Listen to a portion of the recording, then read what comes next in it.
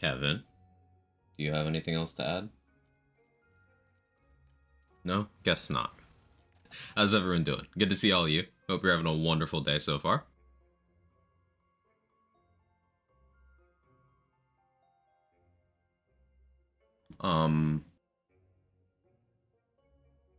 Yeah, back to Wonderlands today.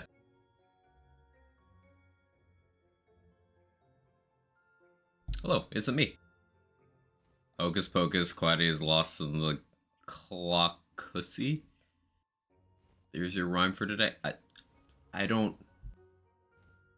Hi, Glenny. Kevin, are you gonna let me start stream? He's just meowing very aggressively. I literally just changed your litter, dude. You're fine. You woke me up for food 2 hours ago. You're fine.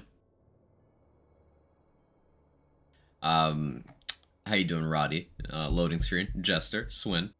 Glenny. Goliath. Urban Mech. Okay, I'm gonna... Cat. Yes, I love you too. I need to play the video game.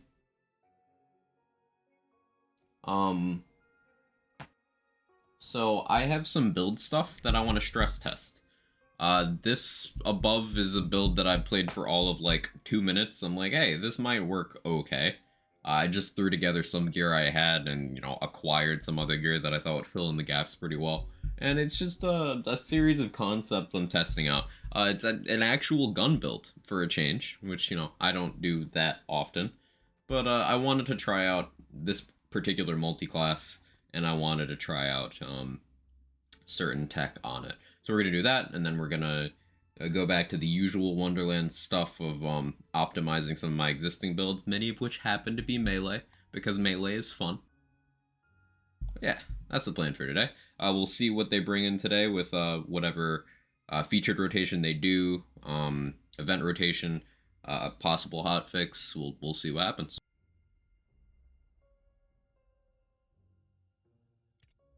I will say it took me a bit to adjust to playing this again, because I'd only really opened the game to Theorycraft for a few days. I'd been playing mostly Dragon Age and Cyberpunk for my actual time when I was gaming, and going from Cyberpunk to Wonderlands, very different games, I must say. I have a lot of my keybinds set up to be loosely the same things, but very different games. We Wiglet stands. Glenny, Wiglet kind of terrifies me. Like, something about Wiglet is creepy.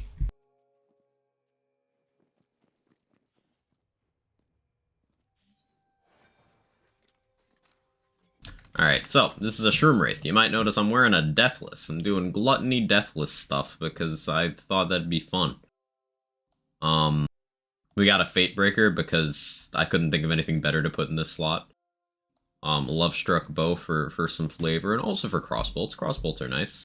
Using Skeep with Deathless because it's got the nice tech of if... So, you're always below the threshold for the Skeep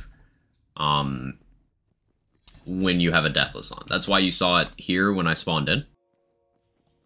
But because you're already below the threshold, it doesn't recalculate until your health changes. Now, when your health is 1, you can only change from being alive to not alive. This means that whenever you go down with a Deathless and you have a Skeep, as long as your Skeep's off cooldown, you just get it and you instantly get up. Like that. So you can do that every 30 seconds. It's pretty neat. Now, you could obviously pair that with something like being a Clawbringer with Indomitable. So you get another extra life, basically. So if you're a Clawbringer with Deathless and a Skeep, not only are you tanky, but you have 3 lives. So originally this was going to be some Clawbringer stuff, but I decided to turn it into Spore Blight at the last second. Featured? Sure.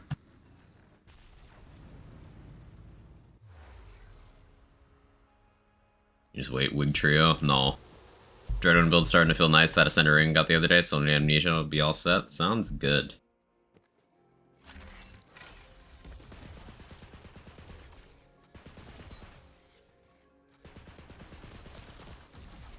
It works about as well as I thought this would.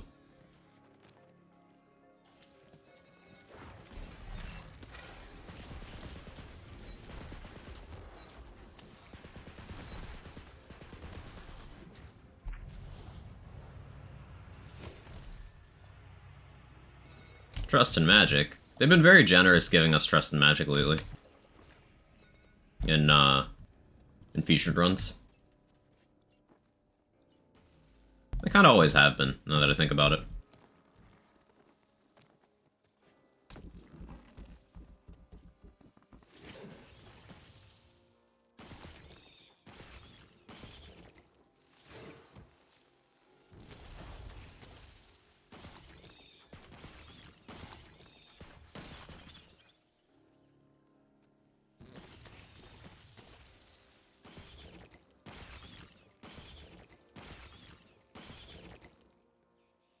Spoken at the Dragon Age Keep for a little for a new Inquisition playthrough, realized you made Alice a regular warden.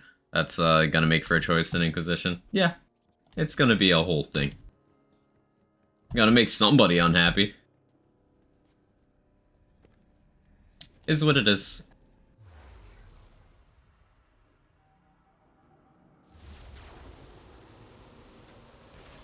For Decay Ward. Back at C35. Meaning no Ascendeds.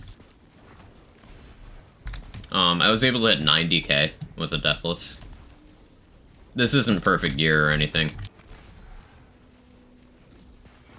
Nor is this the optimal spec for raw capacity.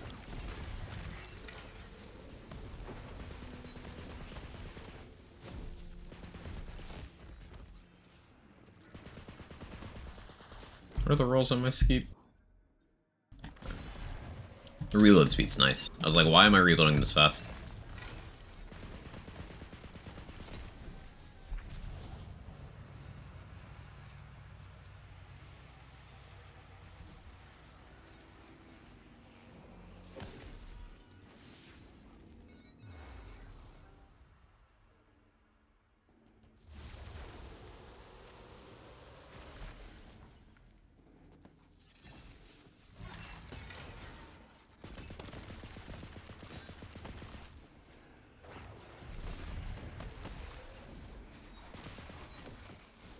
It's not bad. I like the tactical aspect of knowing when to shoot the Gluttony versus chuck the Gluttony.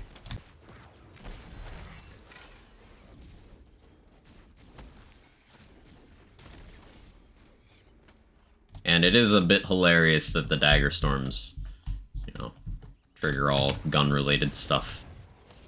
So we get Geist in the Shell, we get, you know, gun damage stuff.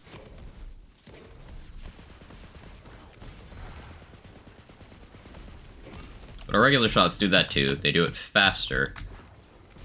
And they can play the angles.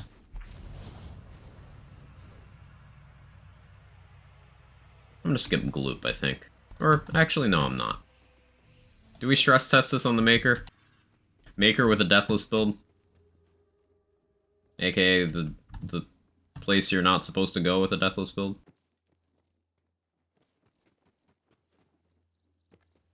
Do it. I think I will. How you doing, Sora? Hope we get Amnesia and the Vendor again soon, 31 mil just waiting. I think Amnesia and the Vendor was pretty recently. It was like in the last 3 weeks. Also, 31 mil will only get you up to a Volatile, I think. I think Primordial is 35. If I'm remembering correctly.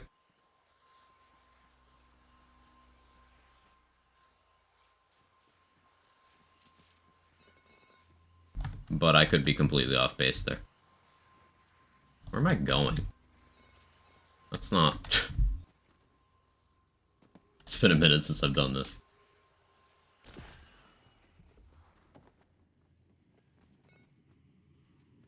Yeah, we'll go break it up.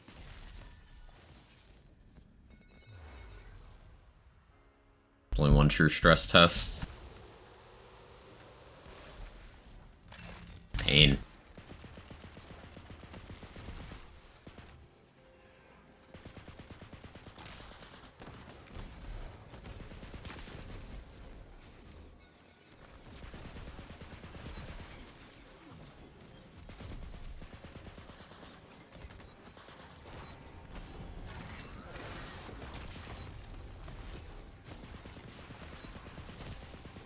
Yeah, pig work can be the true stress test.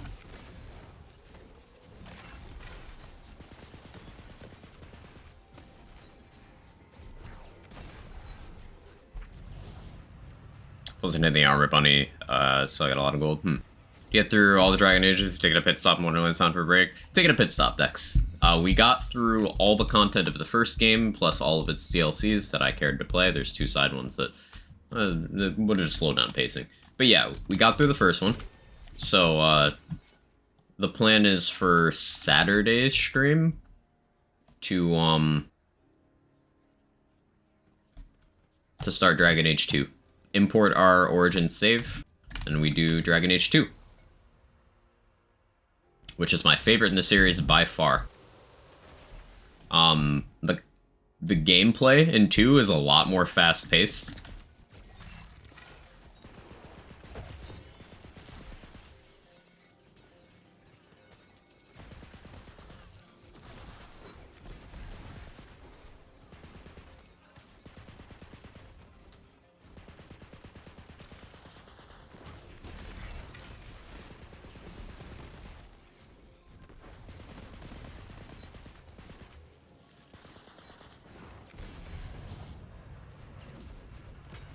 Spell damage, spell radius, action skill duration, shotgun reload speed. It tried. That's what I should hit for. I should hit for rings. I really didn't prepare ring-wise on this build. Yeah, these aren't great. Keep in mind, Sharksbane's conditional damage to sharks doesn't actually scale. It's just always 50%. Or whatever the non-chaotic one is. But it is a double gun damage roll. Instead of having a third passive.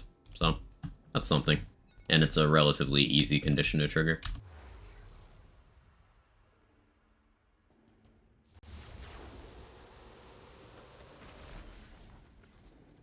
Could be Hotfix Day, what a coincidence. That's why I went long on Tuesday, so that the stream schedule would work out this way.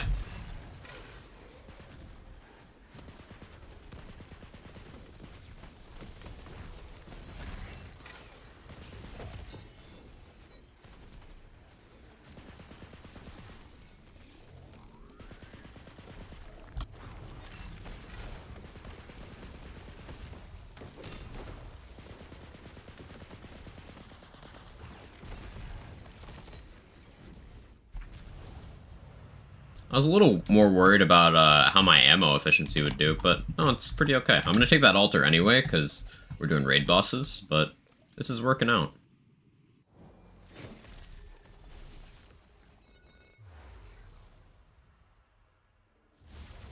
I figure that class balance update's coming eventually. Out of curiosity, Milk Wizard, do you think there's enough that warrants a class balance update? Because people say that all the time, like, what does that mean? Could you define that?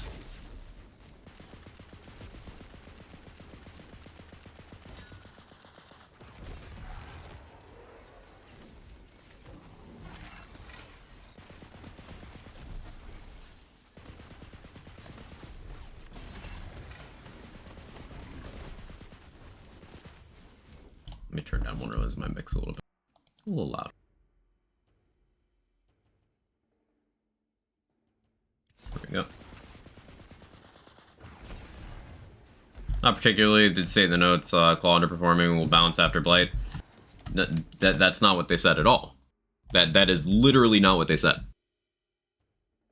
They said that Clawbringer was underperforming to what they wanted on a note to a Clawbringer buff.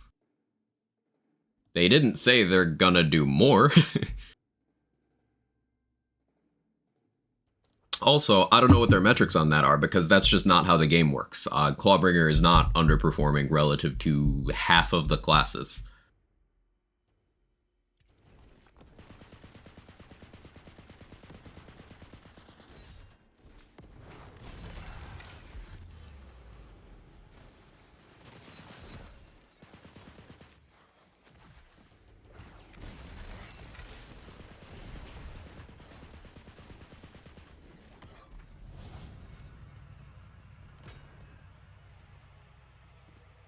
Never gotten around to it. Excited to see it. I think you're gonna like it a lot, Swin. Expanding on what I mean about Clawbringer relative to half the classes is Spore Warden is the uncontested weakest class in this game. Now, Spore Warden is a very popular class, but it is, in terms of skill tree, it is the most limited. It has the least build diversity. It is just the most limited. But still fully viable. Graveborn as a class, compared to some of the others, on the weaker side. Example, Graveborn gun builds. You don't see that many of those. See a decent amount of Graveborn spell builds. You don't see that many Graveborn melee. I've been doing some Graveborn dot stuff, but that's Blightcaller 90% with Graveborn picking up a little bit slack. So like, and then Sabomancer. Sabomancer is good at enabling whatever other class you're doing. Or doing Ghostblade stuff. On its own, you know, if I was using only the kit of one character, I would definitely use Clawbringer's kit over Sabomancer's kit. Love to see a launcher buff. Launchers don't need to be buffed, Tyrex. What do you think a launcher buff would do? Again, this is one of those commonly repeated talking points. What's the goal of that? What launcher buff would you like to see? What do you think launchers aren't doing? Because I don't think buffs would do what you think they would there. Rather have AR buffs, maybe the bad melee weapons as a class balance, because you can see Spore is probably the worst class you're using right now. I am. Greed Claw's fine, especially after Oath of Fire and Oath of Thunder and triggering Awe. Well, I don't agree that that was a good change. Oath of Fire and Oath of Thunder triggering Awe does not increase the ceiling of power of the class, not even one single iota, not even a little bit.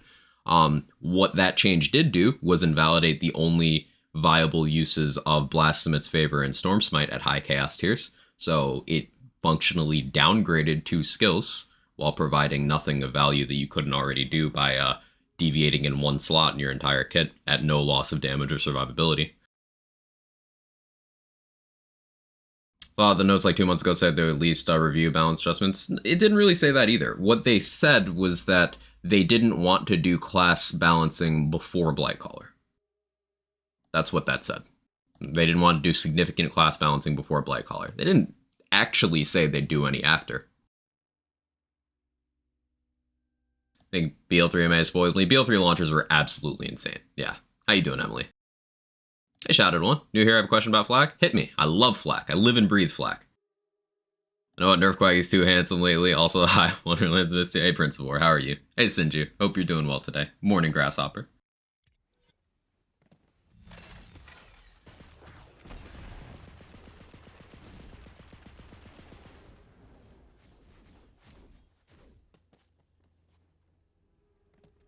You good? Read the Bunkers and Badasses book. Ooh, nice.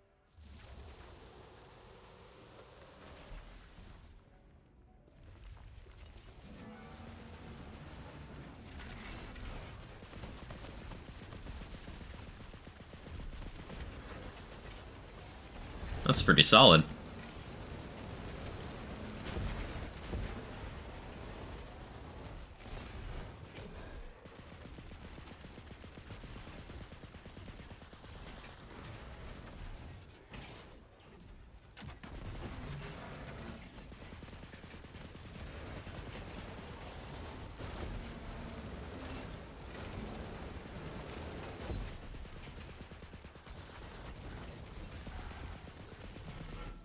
Not bad.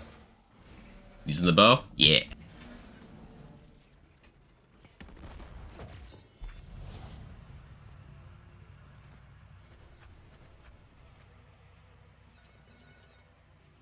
Oh yeah, working our featured buff. I forgot I'm doing the featured.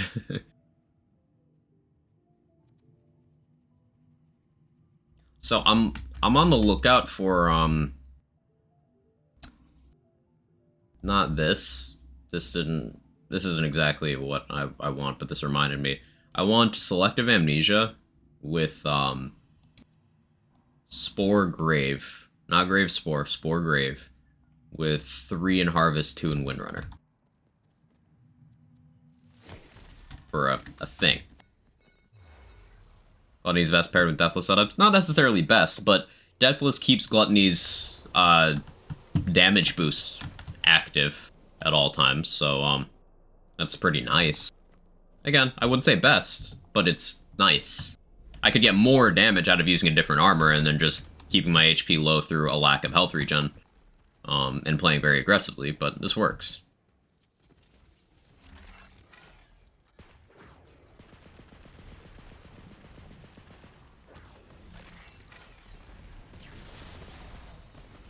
Ooh, that was a big play, the angles.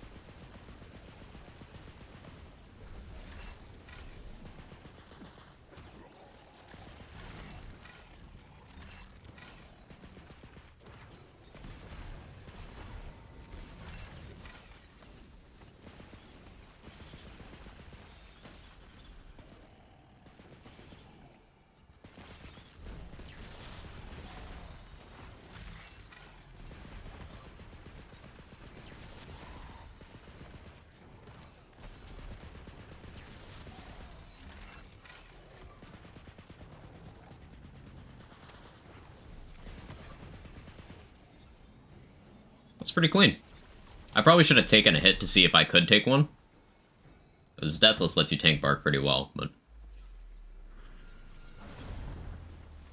My new favorite place in town, it's actual Cajun, not just named Cajun. I want to cry. Ooh, that's awesome, Swin. Good find. Held my cat captive and hugged for 2 hours. She never hugs me, so I'm doing amazing. She's not harmed in the duration. She wasn't happy with me, but I take care of her, so hug is reward. Well, as long as she's okay. Since BO3's release, I only learned recently what pet bonuses were, and I want to know for the Jabbers, visual bug or do the bonuses he gives not increase with Yawp. The move speed keeps staying at 5. It is a visual bug, Shadowed one. Yawp does work on the Jabber bonuses. Notably, Yawp does not work on the loader bonuses, but it does work on the Jabber bonuses, even though the card does not update. The card updates on the Skag and Spider Ant, and it works on those. It doesn't update on the Jabber, but it does work, and then it just doesn't work on the loaders.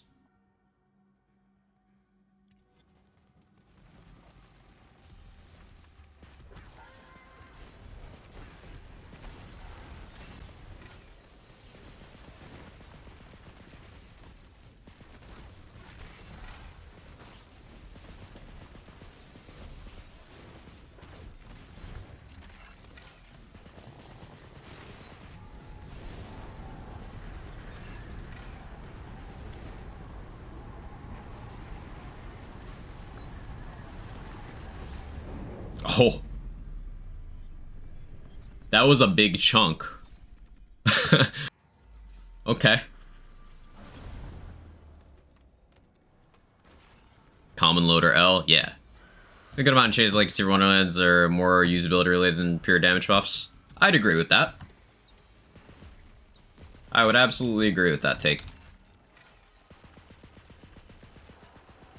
What did that? So, Geist in the Shell is a double dip that can crit. So, we shot the crit spot, got a Geist in the Shell, it hit the crit spot. That's that.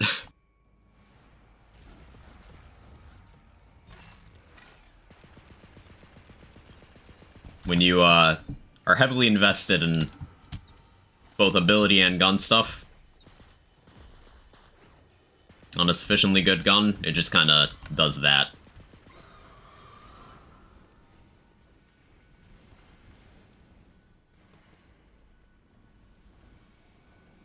was my guess. No, that was just Geist.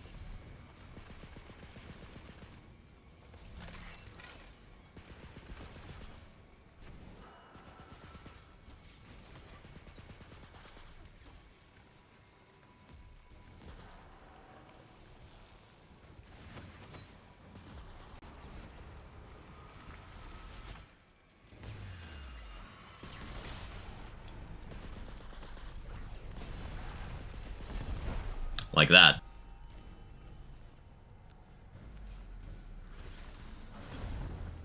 Think about Wizard's Pipe and Orbs, which tracking them is a little bit tighter so they don't whoosh past an enemy in front of you. That's understandable. Oh yeah, I should turn dialogue on. I had it off because I was playing an Amnesia build.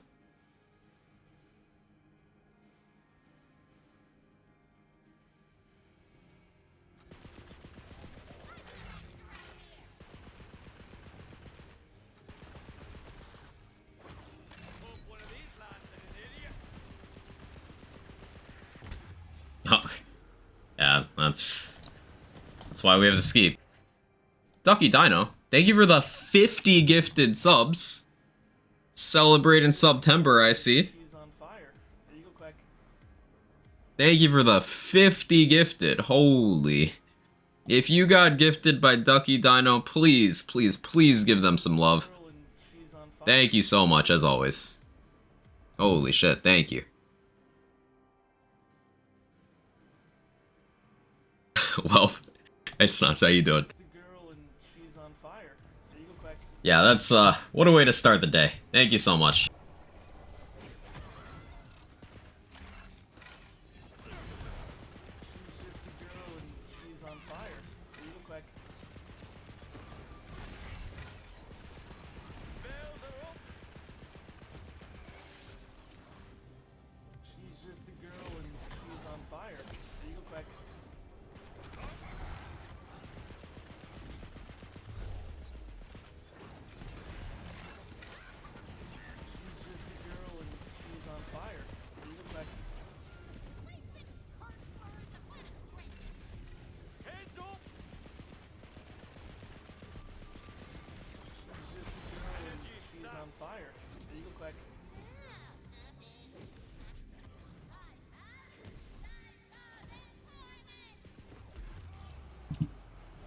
Skeep.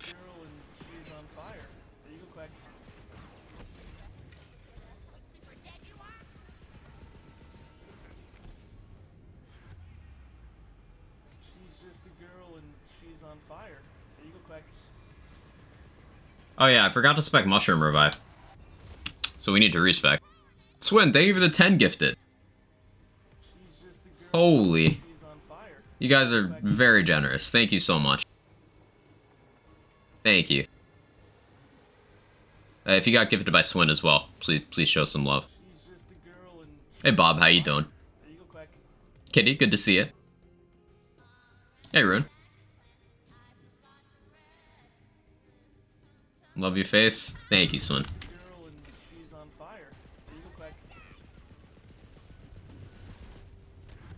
Whoopsie.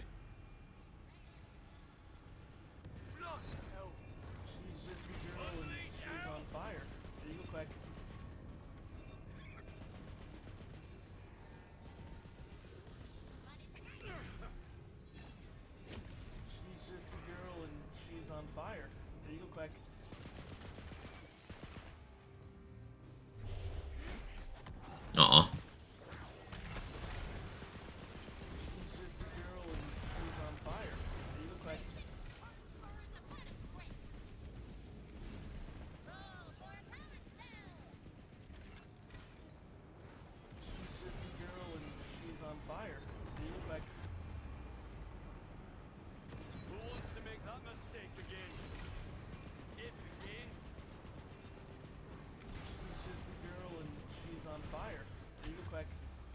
Ouch.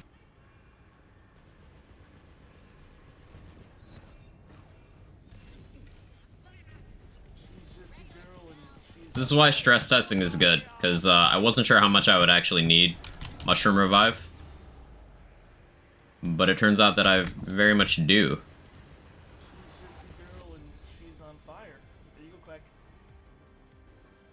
My chat settings got a notify thing on the Twitch chat window. I don't see what's new there or anything. If you have better Twitch TV or Franker Face, it might be a notification of something new in those settings. Such an anti-quag build, guns, barrage, I guess the Deathless balances it out. Yeah. She's just a girl and she's on fire. There you go, Quack.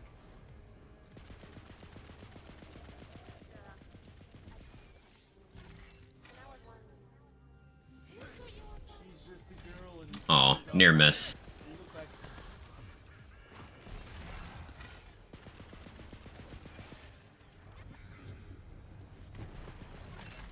She's just a girl and she's on fire. There you go, Quack.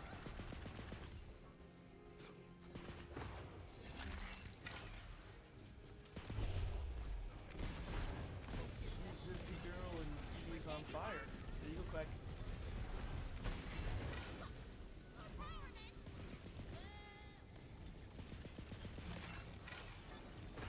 She's just a girl and she's on fire. There you go, Quack. Skeep. She's just a girl and she's on fire.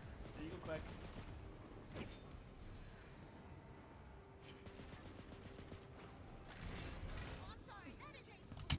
20. She's just a girl and she's on fire. There you go, Quack.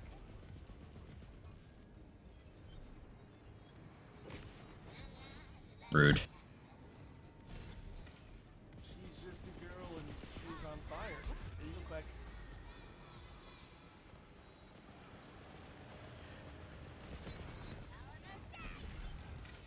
I've got vintage on my girl and she's on fire. There you go, Quack. Magic.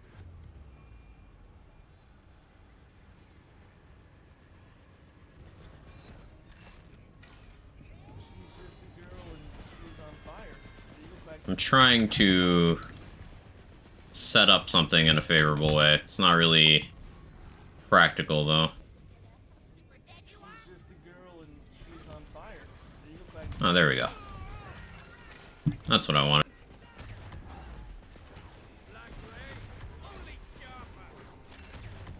just a girl and she's on fire.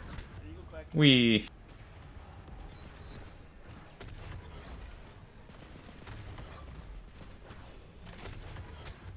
She's just a girl and she's on fire. There you go, Quack. Okay, cool. So yeah, I definitely still want Mushroom Revive. But that's okay. She's just a girl and she's on fire. That's just moving one skill point.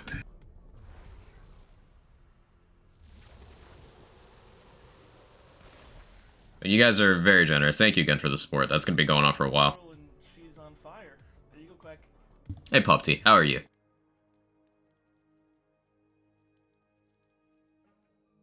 Ah, thank you for the insight there. She's just a girl and she's on fire. There you go, Quack.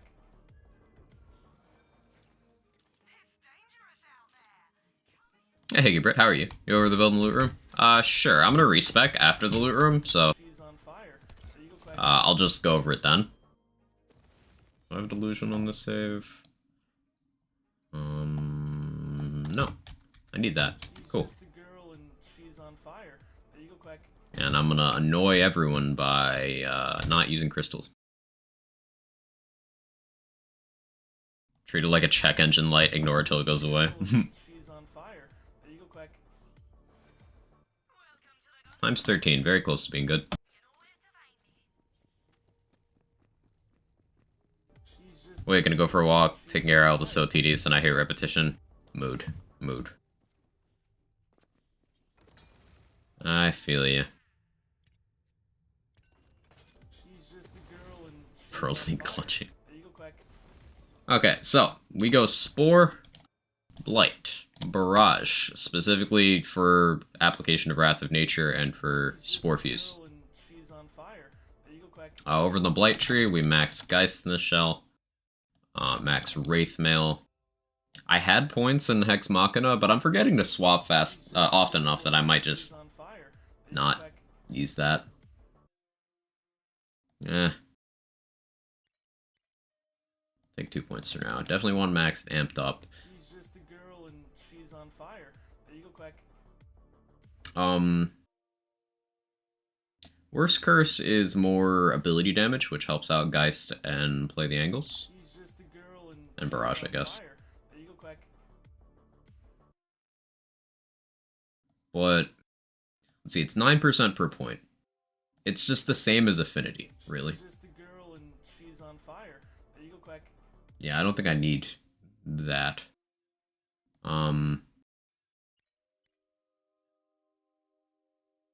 She's just a girl and she's on fire. There you go, Quack. Take the gun damage over here. Take that.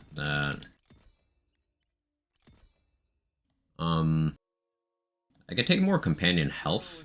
She's on fire. Keep the mushroom alive, and then I could actually take the spore taunt, but I don't think I'm gonna.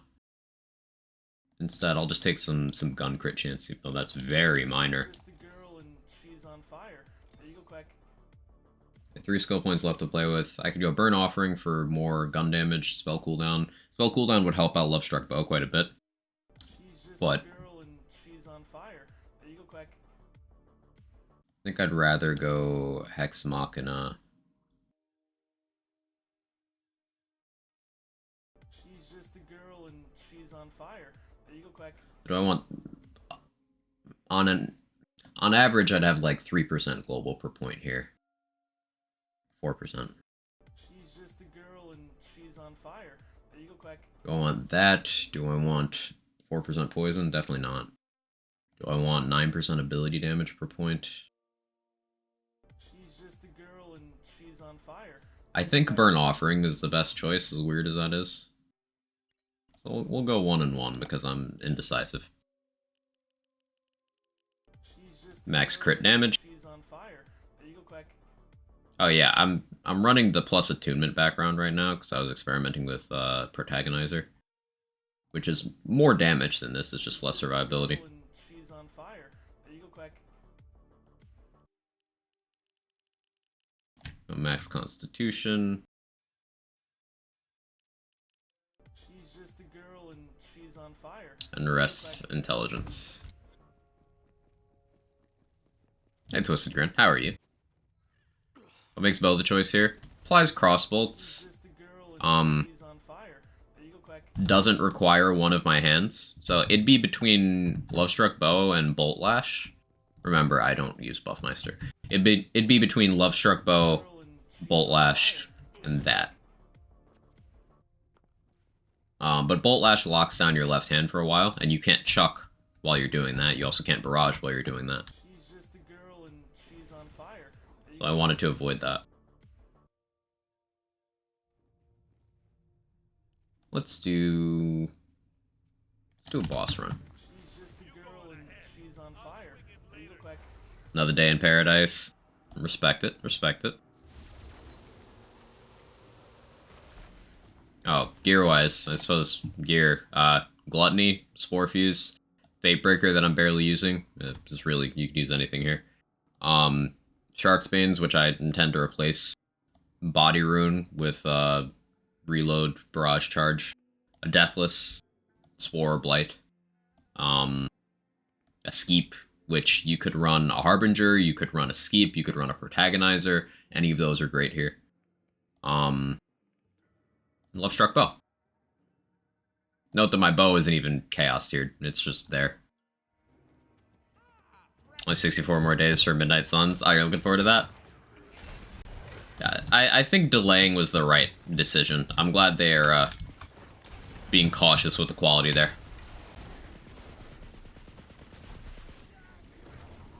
I might end up checking that out when it comes out. We'll see.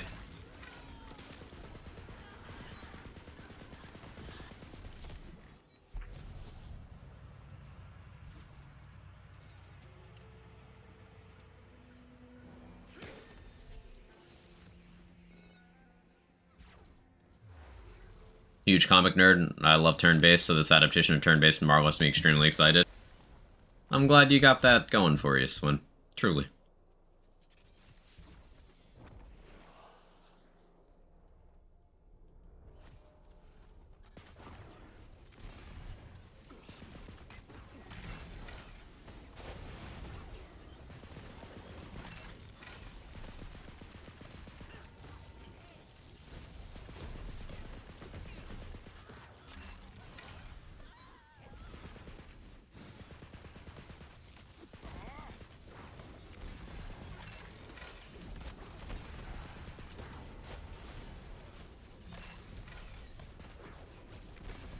Pretty good. What is this? Midnight Suns is a turn-based, officially licensed Marvel game. It's published by 2K. So if you guys had enough interest, I could get hooked up with some stuff for it.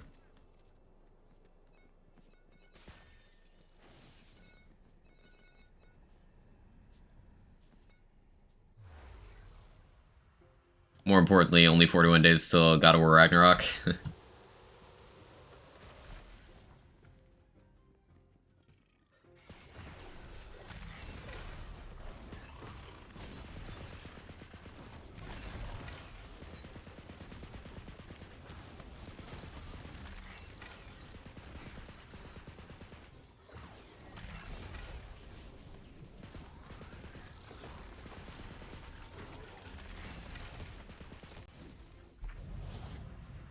I believe it's also by the guys who did XCOM.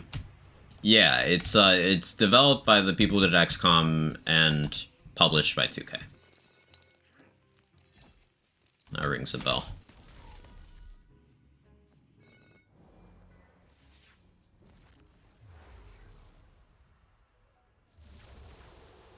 I'm kind of pleasantly surprised by how well the Gluttony's doing on bossing here. I thought it would hit more of a cliff, but it just didn't.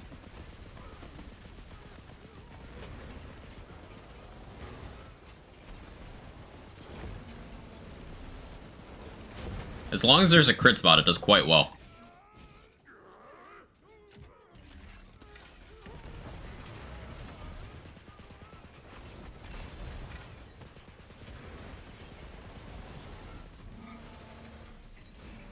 Yeah, as long as there's a crit spot, it does quite well.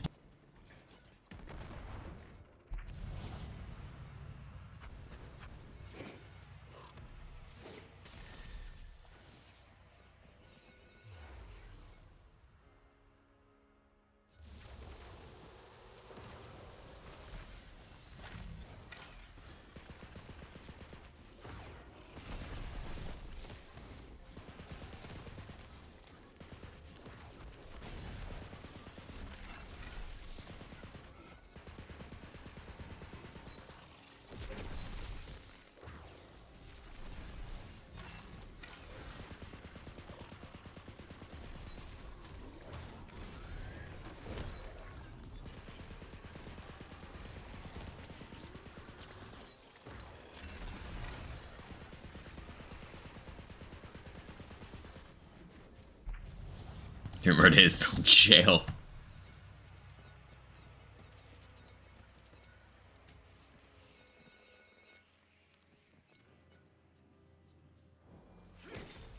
Morning, Archimedes. Good to see you. How are you?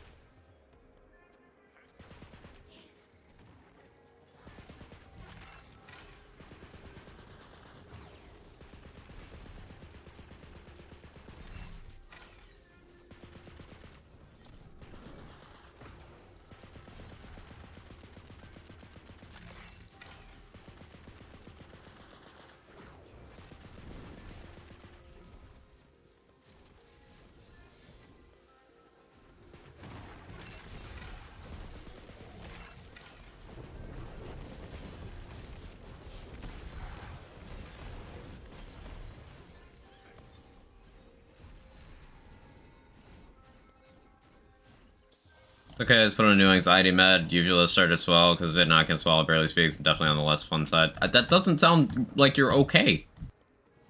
Hopefully that either subsides quickly or they can get you on something else that doesn't have a crippling side effect like that.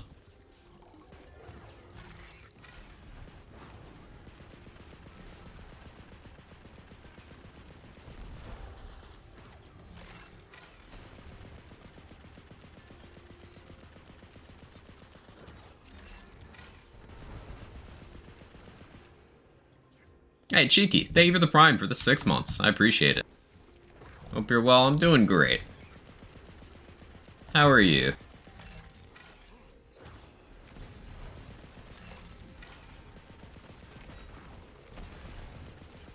See, the awkward thing with running the Skeep for safety is that if I'm doing fights where I'm not in danger, I'm leaving damage on the table by not running a Protagonizer.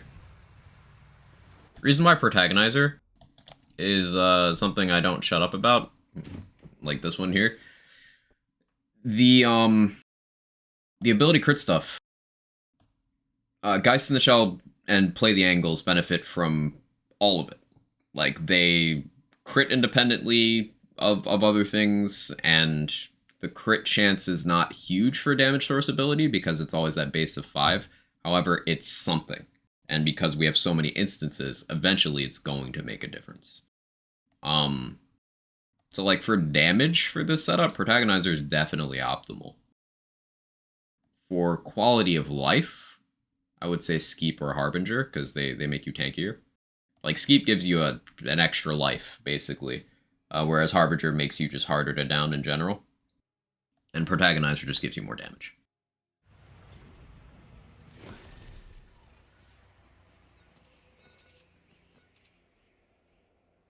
Kind of bunkered down in Orlando due to the hurricane. Here on vacation from the UK. Oh, I'm sorry. The timing.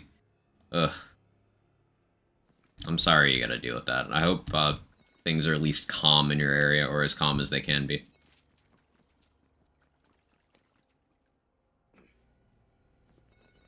It's a real pretty Protagonizer. Thanks, I didn't farm it.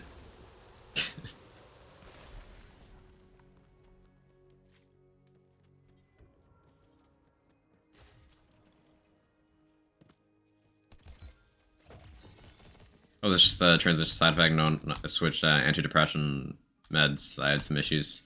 Yeah, antidepressants are... and anti-anxiety and ADHD and ADD medications are all like that. I have personal experience with all of those. I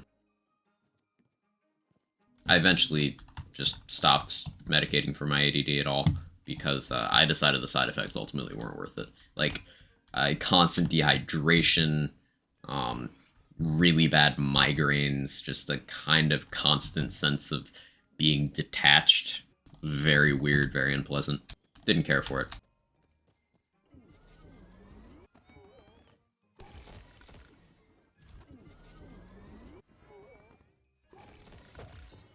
Things happen, worse seems to pass now.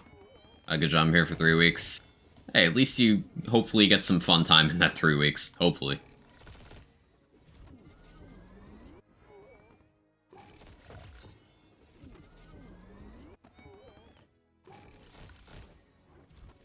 Yeah, no, go to the meds actually make you feel worse, and I was a constant urge to chew something. Tear the inside of my cheeks up for months. Yeah, I've had that as well. I just kind of do that as a habit anyway. Like, I caught myself doing that this morning. Like, checking inside of my left cheek. I've been chewing on it a lot. I gotta stop doing that. ADHD meds make me, like, pass out levels of drowsy. It's a decent lethal catch. Shame it's a lethal catch. He says right before he finds another one. Gun damage, action skill duration, pistol crit damage, sniper crit damage. Shell casing.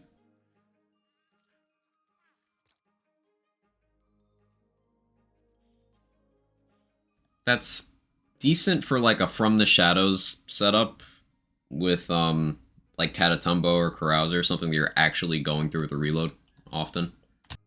Yeah, I'll pick that up.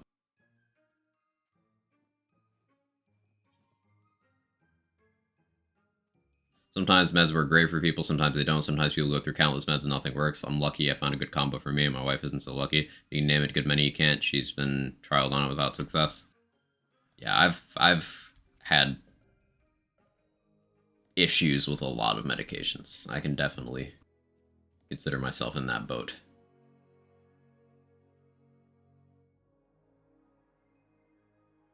Spell damage, assault rifle mag size, assault rifle crit damage. I could do like a spell shot gun build with that.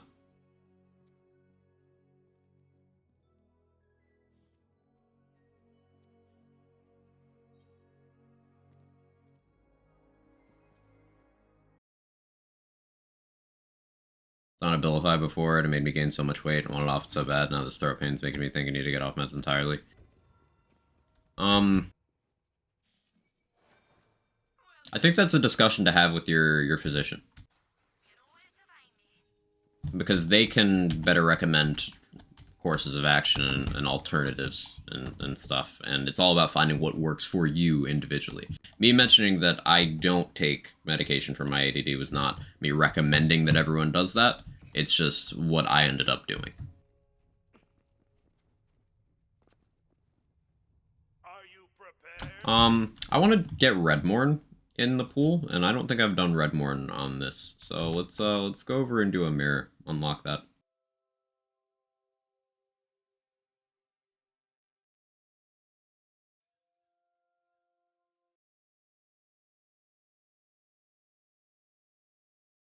Want to do something new to Torier. I haven't had time or found a good one. It benefits very heavily from getting a ton of fire rate. Oh, there's my connection. Shitting out already. Love it. It benefits heavily from fire rate and ammo refund stuff, because the more trackers you apply, the stronger the gun gets. So you want to apply a ton of trackers in a single target. And the embodiment of everyone else's fears, too.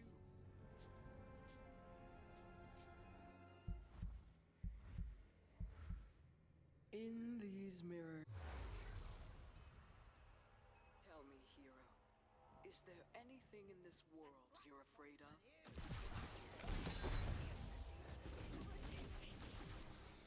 Do I have Chaos Bug? If my Fate Breaker one-shots enemies, then I have the Health Bug. Yeah, I do.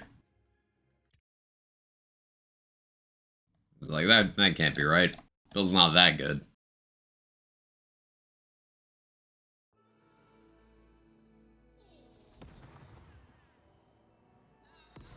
It would seem you're not done here. Delightful. Ugh, fish. They drink their own bathwater all day and never leave a drop for anyone. Bonk?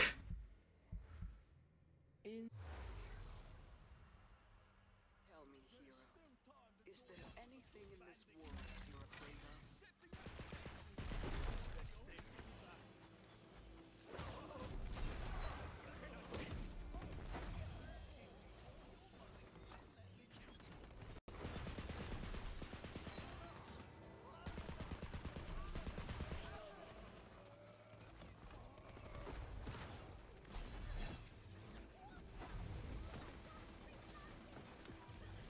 Don't forget the interest.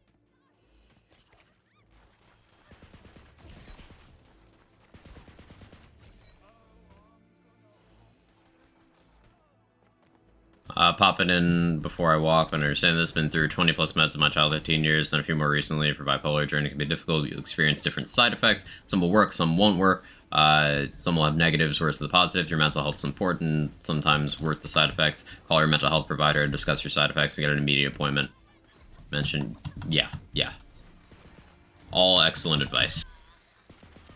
And take it from someone who has personal experience.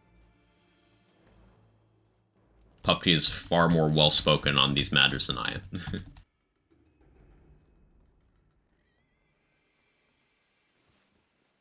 I can use an ADS, I don't feel comfortable. I do it sometimes.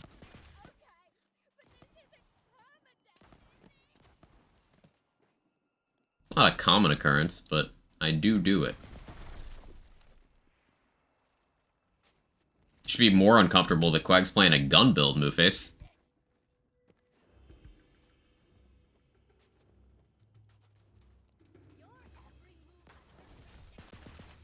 This vengeance thing is helping my self-worth and my net worth. Gold goes so well with my robes. Bit of denial about that. I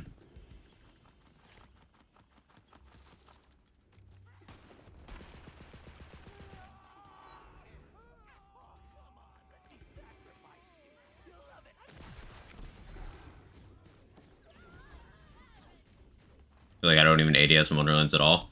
I don't do it very frequently.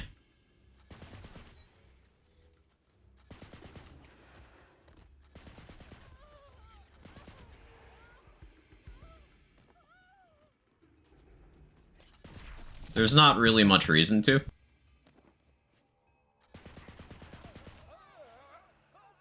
But the same is true of every Lands game, if you really think about it. I know people like to pretend that, oh, I would ADS all the time in Borderlands 2. No, you didn't. You didn't. You just didn't.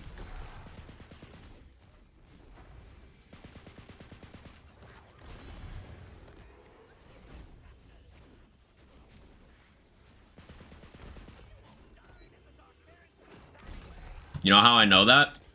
Because the most popular character is the guy who can't. Who can't ADS.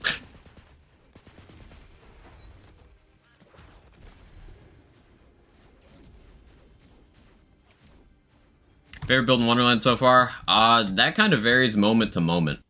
Mock and Fun Days. It's a feeling, to be honest. The thing with, ADSing in this game is, for a while there was the issue of ADS sensitivity was fucked, but they fixed that a few months ago. The big thing is the map design. There's not really ever a sightline where you feel the need to ADS, nor do enemies kind of just hang out in the world waiting for you to get to them, so there's no opportunity for you to really get the drop on them. They just spawn in melee range of you and start doing their thing. Or at least in close enough range that you don't need to ADS at all. It's an enemy AI and a map design thing. And it's not so much that that ADSing is worse, it's just that you don't feel the need to. But I'll let it slide.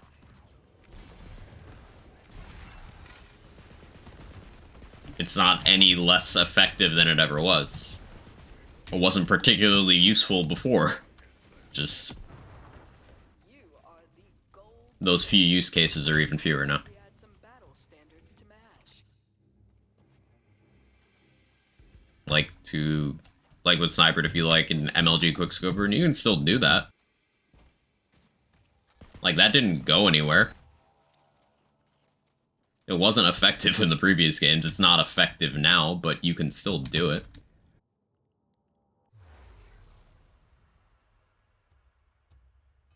Didn't even realize you were playing a gun build Wonderlands, the melee and spell game. You're right. So as he robbed me of my self-worth, he turned all my old standards into actual giant flags with his face on them. And they're protected, of course, by skeletons in my closet. They like to play dead, even though they're always lurking in the back of my mind. I found myself ADSing a lot in BL3 out of FPS habit, and the Guardians came out and stopped shooting guns altogether. I don't really ADS in BL3 either. I don't need them You don't have a lot of reason to.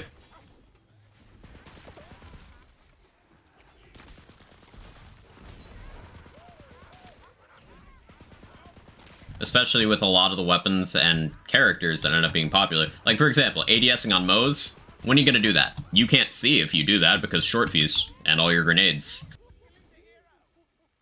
ADSing on Zane? Sure, because one of his skills promotes it, but Spore Warden has a skill promoting ADSing in this game as well. It's just that, you know, Zane's was good and Spore Warden's shit. you are.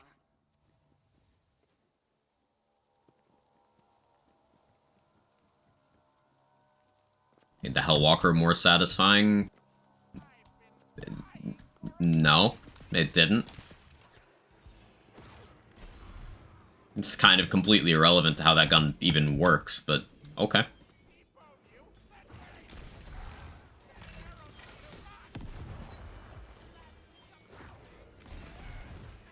Like, it did nothing for the Hellwalker that it didn't do for every other shotgun.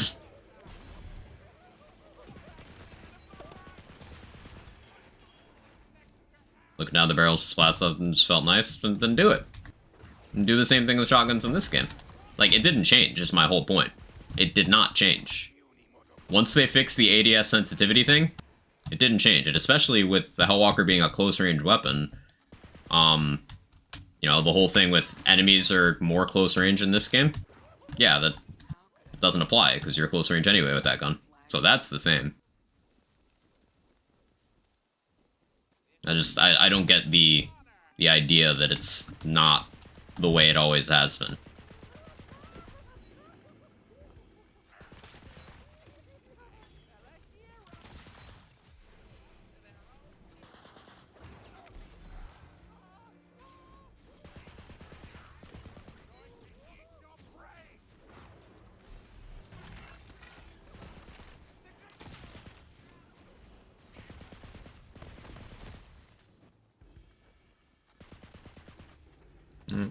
Still one over here.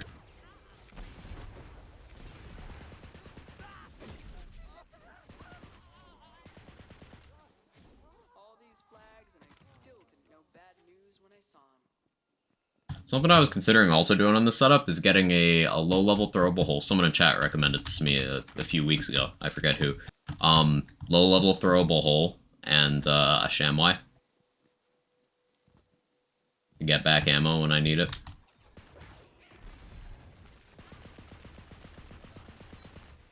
Might check that out, honestly. Remember the ASMD had ADS as a mechanic, but they nerfed it? Yeah. ASMD, would auto-switch modes if you ADS. Now, you could still manually achieve that, you just needed to hit an extra button. Zane had one skill that promoted ADSing. And then Hyperion weapon shields, which are still in this game.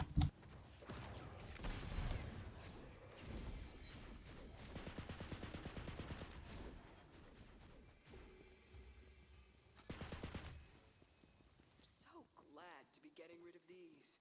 Doctor's appointment now to get my throat looked at. Here's to hoping it's not something serious. Thank you for taking care of yourself, truly.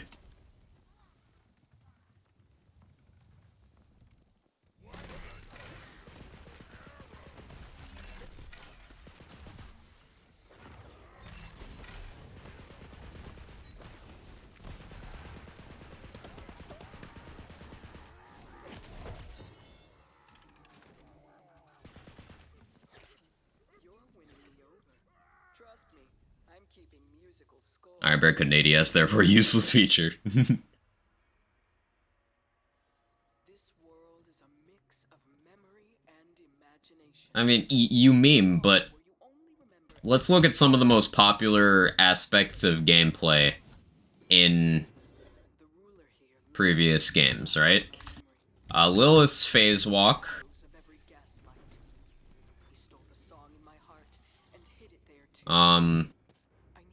Krieg's Buzzax Rampage. Salvador's Gunzerk. Nisha's Showdown. Moses Iron Bear. You can't ADS during any of those. And those are large portions of your gameplay. Hey Stone Swan, how are you? I knew this place like the back of my hand once. They scattered my memories to make sure I'd stay lost. But the further you go, the clearer my mind gets. Which is why I can point you to a Amara doesn't need to ADS, steady hands go burr. Yeah, Amara has enough accuracy that she just doesn't need to use the mechanic ever. Moze has such heavy incentive for throwing grenades and such bad visual pollution that, like, you're gonna just have your left hand busy throwing, so you can't ADS, but then you can't see if you ADS, so you won't want to anyway.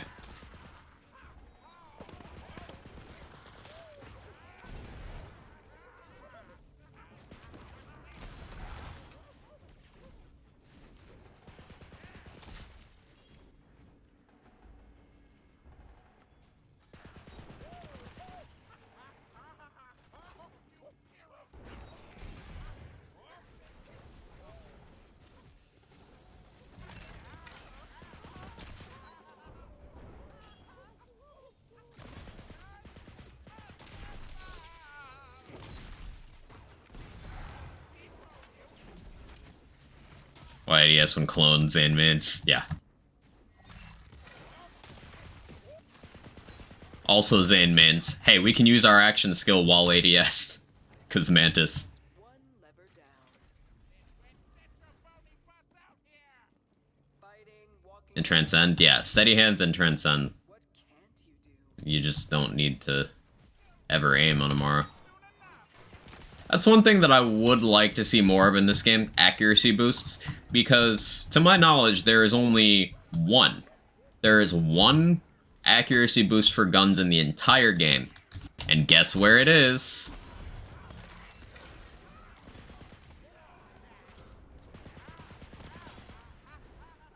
Sorry, I suppose you could say 2 if you include the fact that if you hold down the trigger of a Hyperion gun, it gets more accurate as you fire.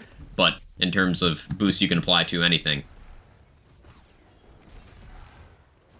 Urban Mech got it. The only universally applicable accuracy boost in the game is on a Pew Buffmeister.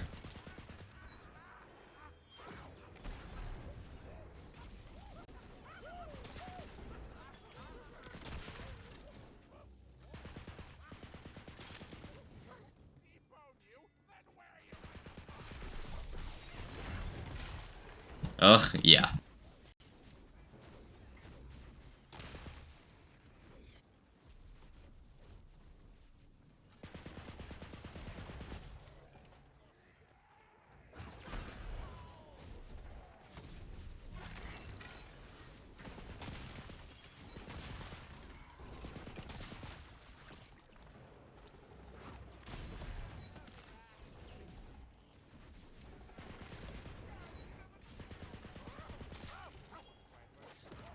Hey Irish, how you doing?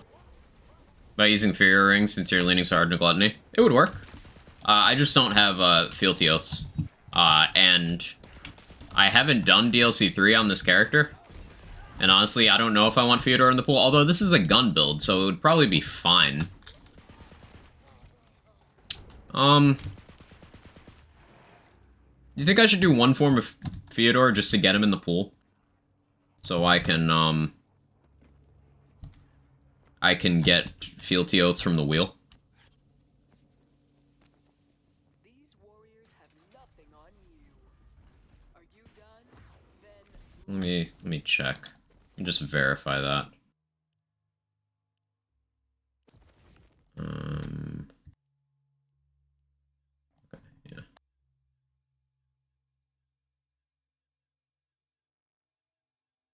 Yeah, I've done Form 1 of Chums. And that's it. Maybe do 1 of Fyodor.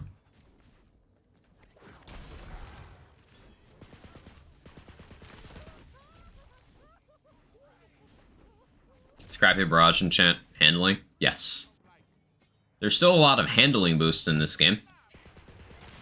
You can get an insane amount of handling, in fact. I think you can get the most handling you've been able to get in, like, any of the games. But the least accuracy.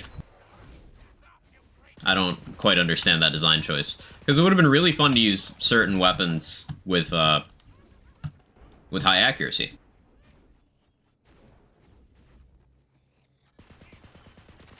Stacking accuracy for Jacob's shotguns is very popular in BL3. I would have liked to have done the same with Black Powder in this one.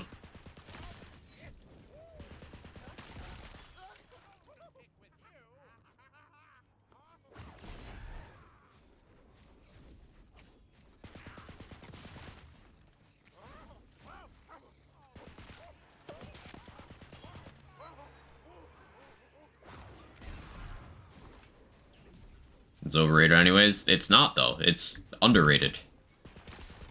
The reason why accuracy is good is not, hey, just aim better forehead. No, that's not it at all. It tightens spread, meaning it increases the effective range of certain types of weapons.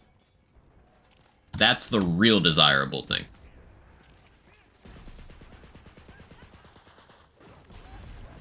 I'll give a BL3 example.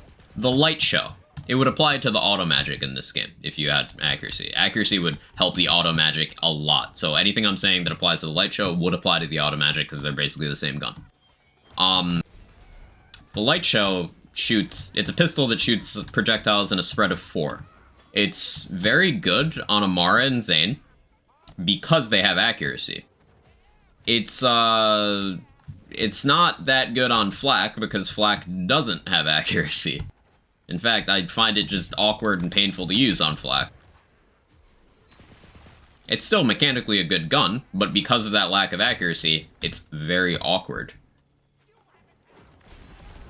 Now, with, say, 50% accuracy thrown in there, well, suddenly that light show has got much better usability. You make that look so easy. Want to sniper shotguns, please? Give me accuracy. Yeah, safe and sane. That's the idea. The treasure room is open. Go and reap the Projectile speed. Projectile speed would be interesting. I understand why they left that out, because we have like the crossbow projectiles, or them being slower is a huge balancing aspect, because crossbow weapons in general just tend to hit harder. Seeing your eyes light up in there reminded me that they stole that light from me, on top of everything else. And I know where it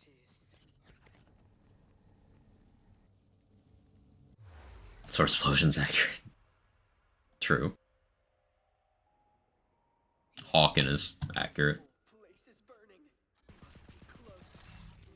If I seem cold, it's because these monsters stole my soul fire. We all need a light in our lives, and mine was ripped from my heart. By the looks of it, I'm keeping it here.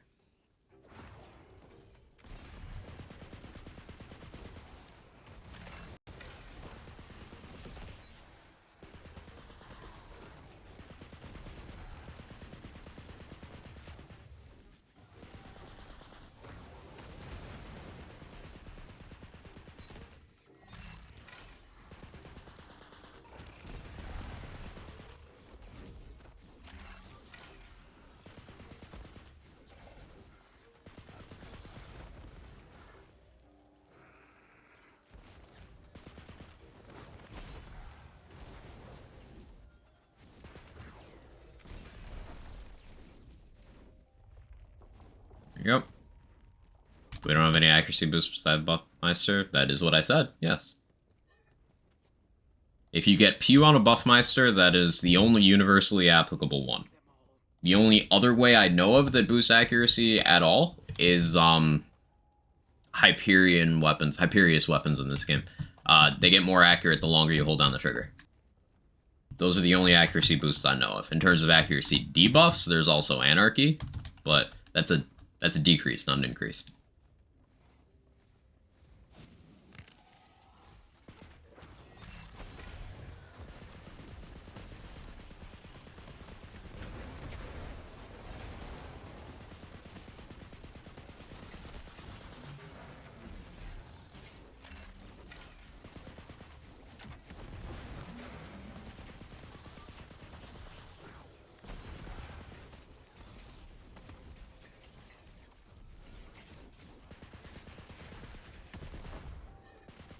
My powers!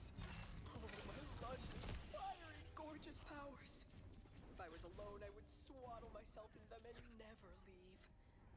As for now, we have Sounds fun to turn every gun into a laser. It's another layer of gameplay you can do, yeah. one piece of advice. If I played a spell Deadshot build and super geared up Blade Caller, any recommendations on other fun, powerful class combos to try? Maybe thinking a gun build to open any.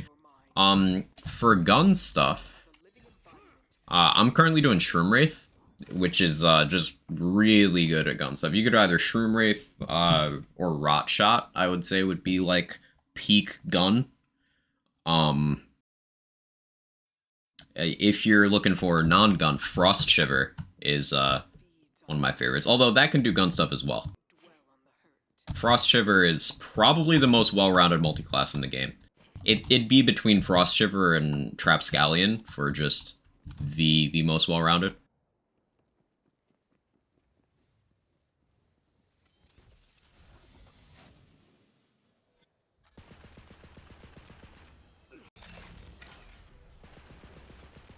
It's Frost Shiver combo. That is Berserker Stabbo.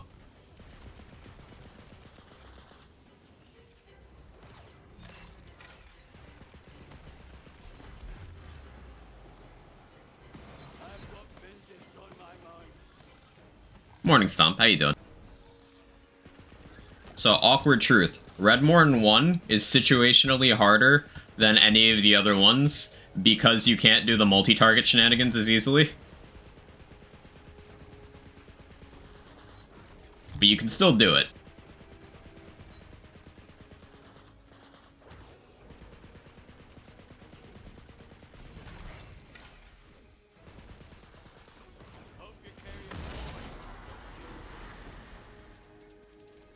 Incredible.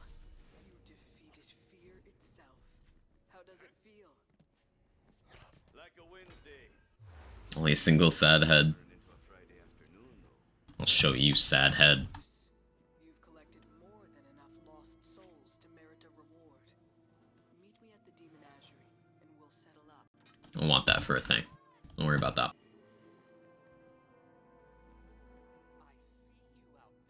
Theodore 1. Let's do that. Redmorn 1. Yeah, no, it's just only the one head. We all want to protect. Something I just learned, Ponyboy from The Outsiders plays the Reverse Flash in animated DC movies. Neat. On that gate lies So you just shooting Gluttony, does the Chuck not get impacted by remaining mags? Or another reason you do that? Shooting the Gluttony with its boost on is one of the highest DPS guns in the game. Like, the Chucks are good, but the gun is also good. It takes multiple cannon shots to destroy those. Time to go find some conveniently placed cannons, then. And the bullets can play the angles. They're also faster plays the fool, but he wants you to come and have better range. soul has ever gotten out.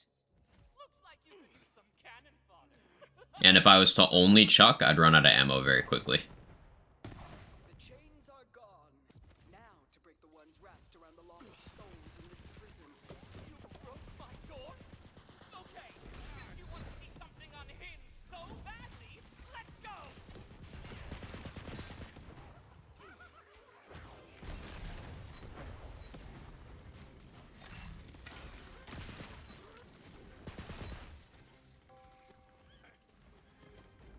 A word of Sad dead? No, sad head. Theodore is a fan of puzzles.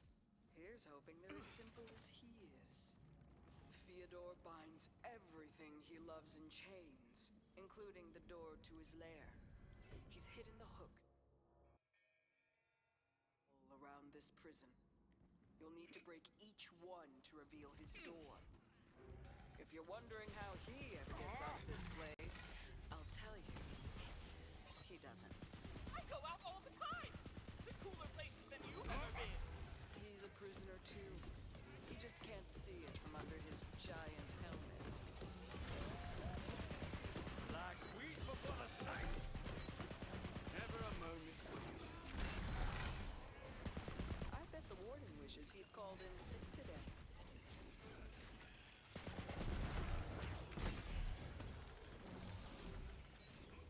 Let's go take a nap later, people. Take it easy, Sora.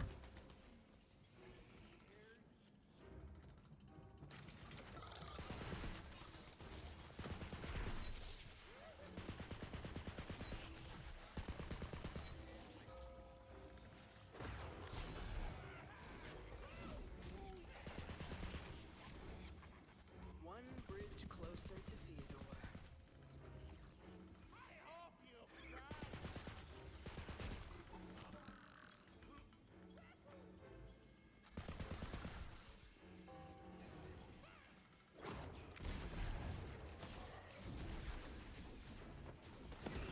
What if both parties are sobbing? I feel like that'd be significantly more difficult for one of the parties than the other.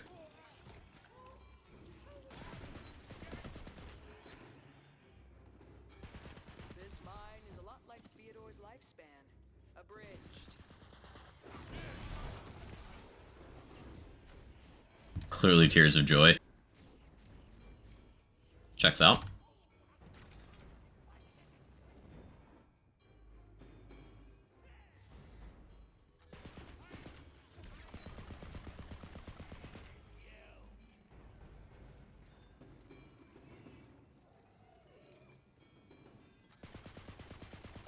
One step closer to Theodore. Murder, I guess. Mayhem? Sure. But why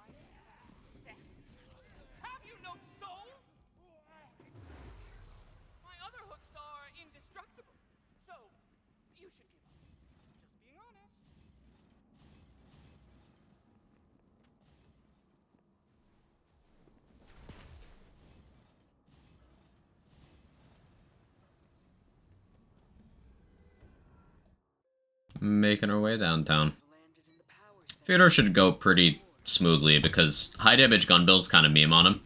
Hammers, pistons, and burning lost souls. And in phase 1, I don't think there's, or form 1, I don't think he does the floor novas, Exactly what you need so Deathless won't really be a liability.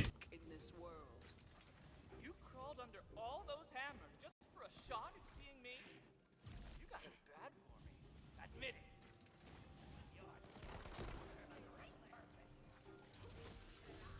I call on thee, Hydra! Yes, Hydra.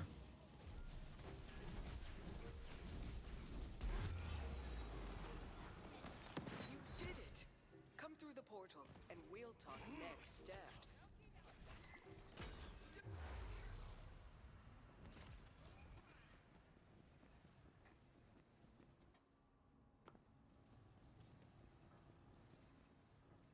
There's still another chain to break.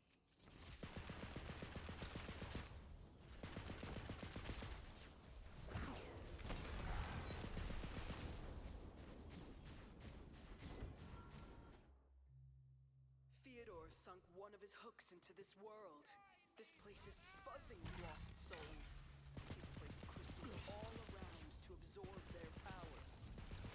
If you destroy those crystals, the lost soul's energy will be released.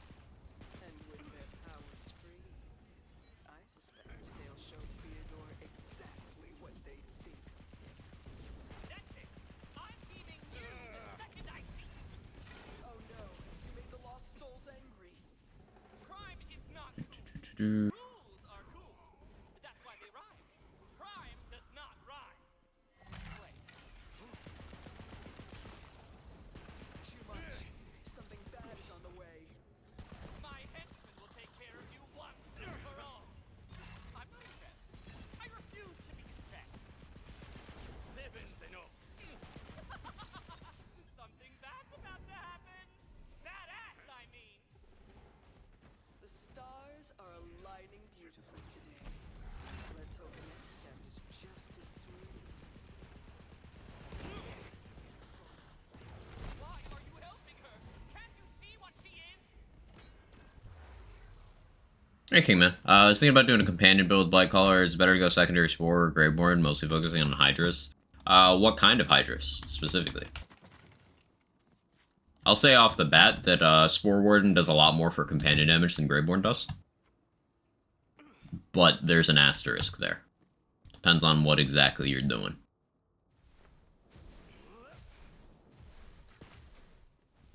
One of the very few things Spore Warden has an abundance of in Tree is companion damage. Because you have 8% per point from Kindred Heart, and then you have 30% per point from Thrill of the Hunt.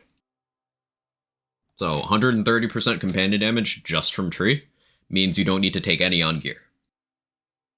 Meaning you can take on gear whatever the other beneficial damage source for the Hydras or whatever you're using would be.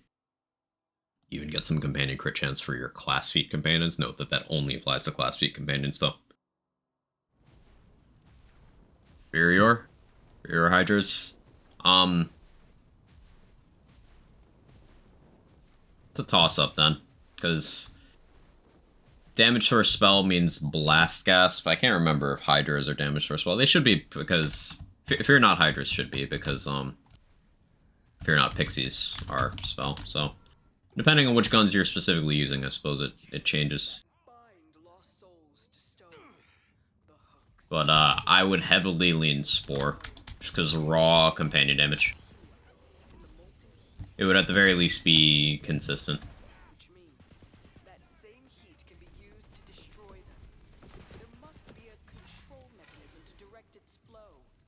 Find it, and turn Fyodor's hook into a molten metal.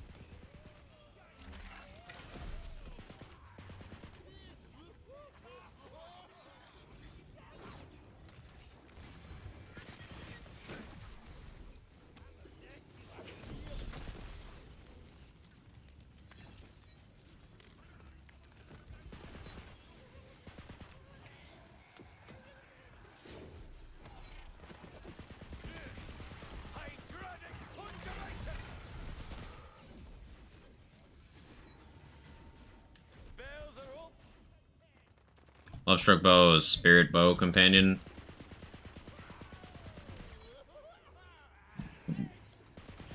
I don't understand the question. Is that metal melting, or is it just my heart? Oh, I love this. Go over Hotfix already. Anything worth noting? Are the notes out yet? Let's look.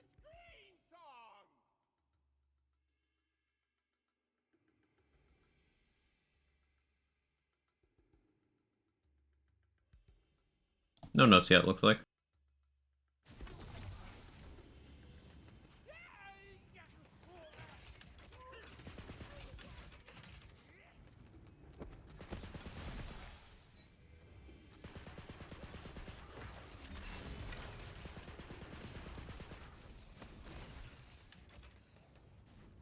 I see notes.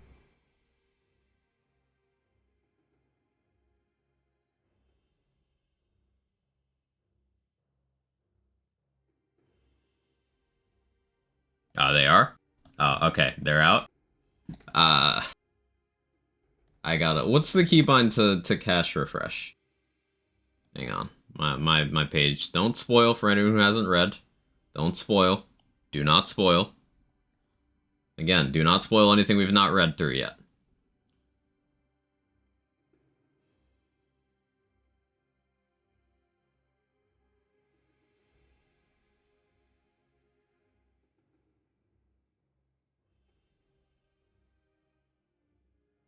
One second.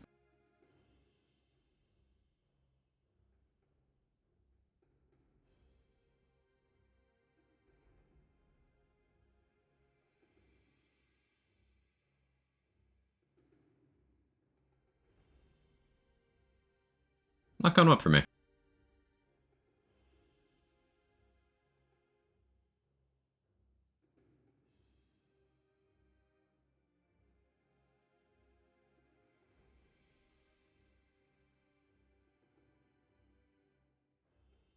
Chrome, you wanna do the thing?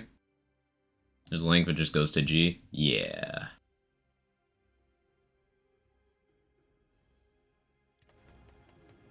Did they tweet him out?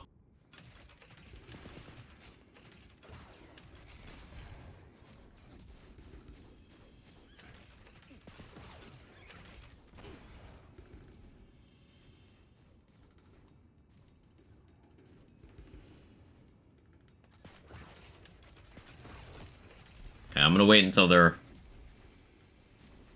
available.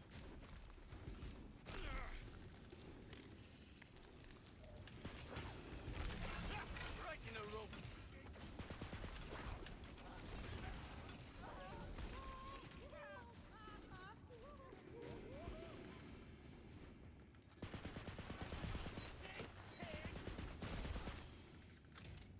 I love update days.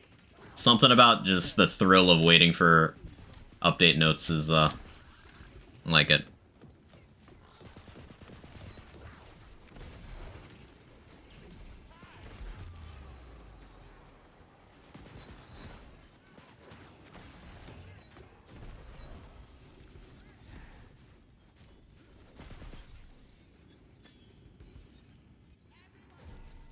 You see him? Celebrate now.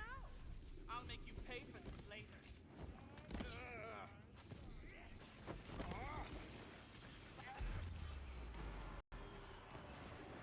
You can tell him I'm cool.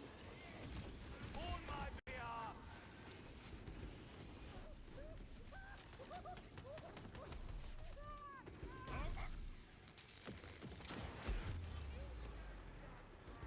Not refreshing for me. Good job, Mushroom. An update weekly? Yeah, they do a hotfix update every week. Now, those could range from small to big. Patches are a little more infrequent. How many portals she makes for you? You won't make But yeah, the game is updated every week. You did it, though. Broken. Theodore's time imprisoning us is coming to a See them on my phone. I want to look at the notes. Let me see if they tweeted a link.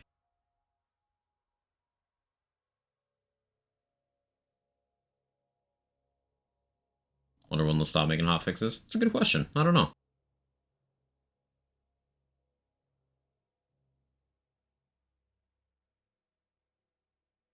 You're a Hotfix update? No, you, Don. How you doing?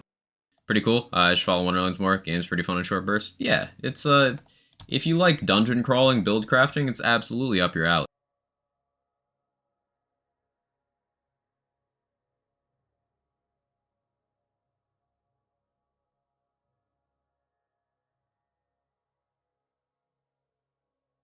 Shift F5. Yeah, not updating it for me. Tried Shift F5, Control Shift F5.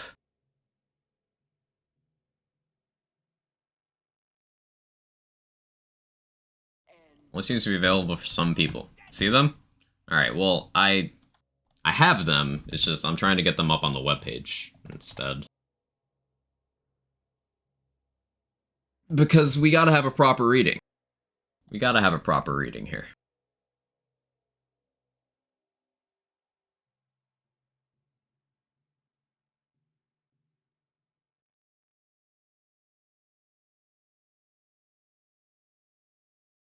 Let me try.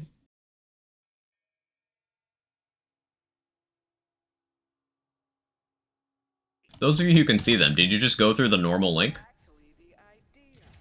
Oh, this is exciting. The gate's open. I hope you're ready to. Hey Brendan, how you doing? Yep, interesting. 20 minutes. Let Could you come back tomorrow? me try. When you're ready, hero. And fight. For all the lost souls who can't.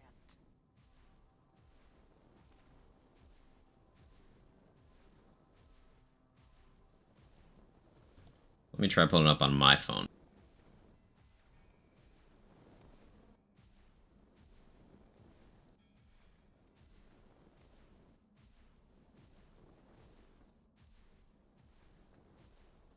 Nope.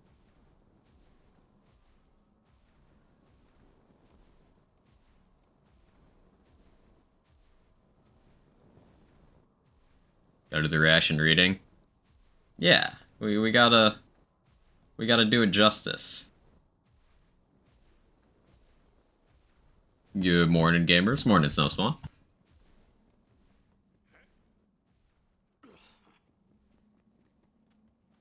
H isn't even shown on the news section of the website. Let's see.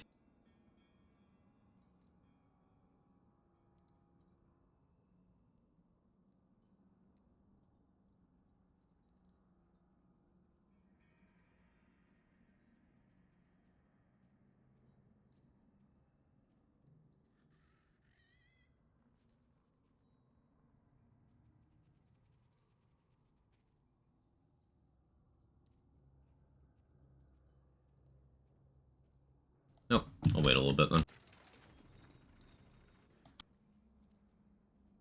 Shows G, but the notes are different. I'm seeing G, but it's the notes from last week.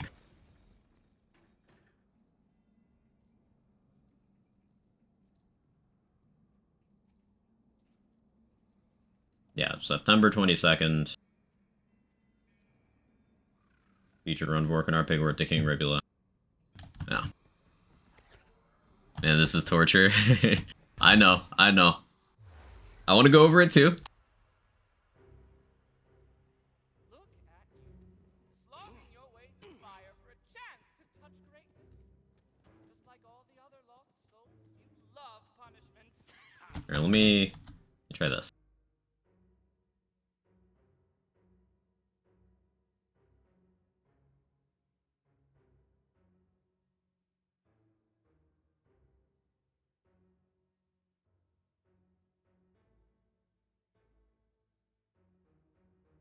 Chuck Mobile, see the notes, a lot of stuff. Yeah, please don't spoil for people who haven't tried clearing cache. I did several times.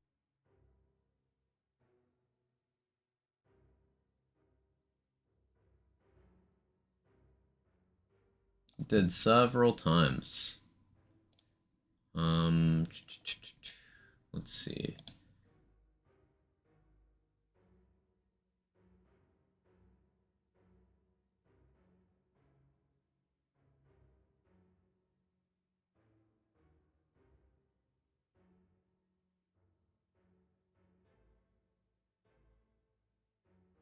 Oh, I guess I'm cursed.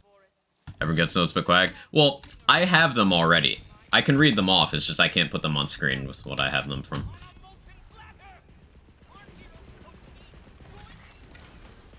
I'll finish this fight first, and then try to turn it off again, on again. That's what I just did.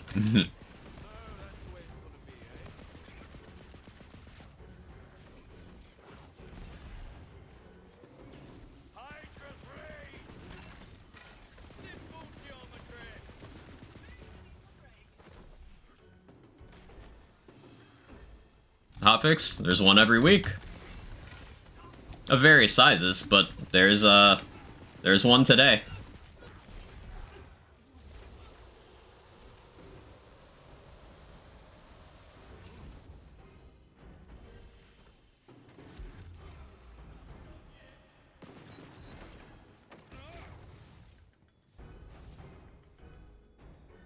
Just got back to the game as a blight caller. Great time to jump in.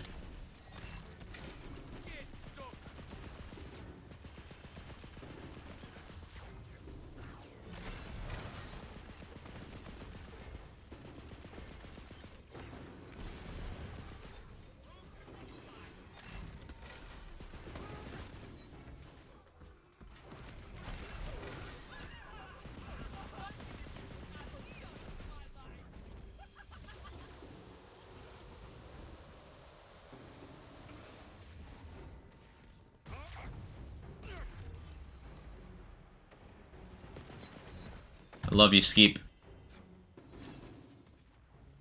Oh, my connection's shitting out a little bit, too.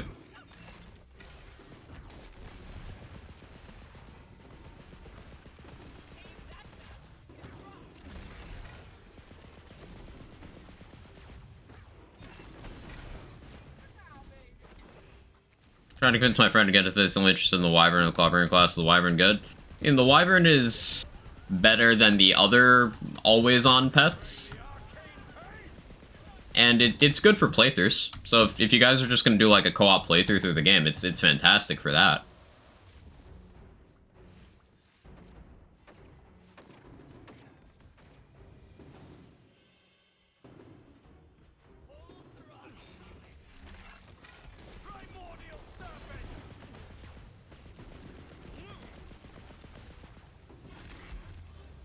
Ouch. Thought you had me, didn't you?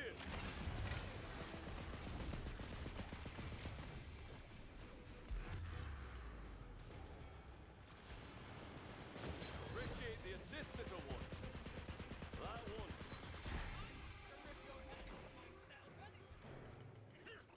one. How good it is late game, though. As you get up through the chaos levels, it starts to fall off. It's not something I would consider a dependable main damage source in the super late game. But for leveling, it's fantastic. So is his hold on all these lost souls. Hey, Uncle Noble, how you doing? We had such a long run. I never imagined it would end. Okay. I dreamt it. I wished it.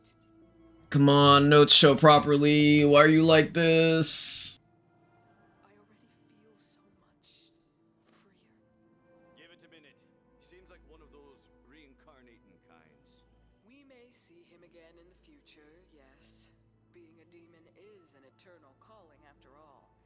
But next time, it'll be on our terms. Thank you, hero. You've helped me in more ways than you can ever know. Come, I owe you a reward. Go to news page, see if it shows for you there. Yes, the most recent one for me there is G. I'm looking at it right now. Here, I'll prove it to you. G. Click. Last week's notes. See? This is last week's. There's more new notes out there.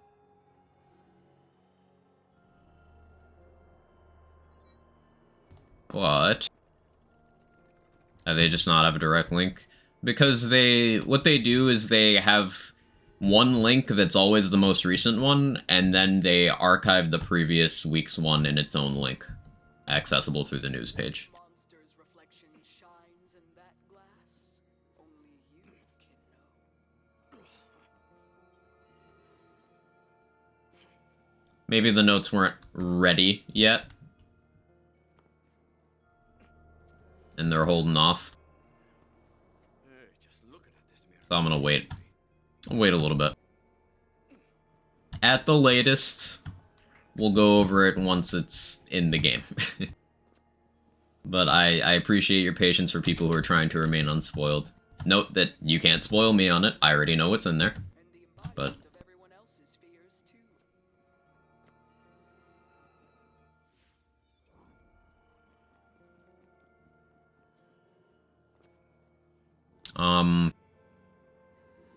okay, so what did I want from Theodore? Why did I put Theodore in my pool? I wanted a thing, but I don't remember what. Will add spice to your life. It's protagonizer? I wanted? I don't recall. Maybe the notes were the friends we made along the way. Fealty Oath, that's it. Fealty Oath a week 1 item? Hopefully.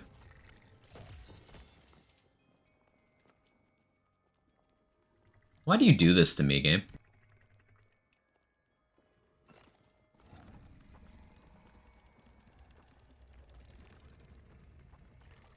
Hey, Big Bog, how are you? Kind of a quiet one, though, don't you think? Primordial Sharksbane, but it's not gun damage. Oh, it'll fit. One way or another.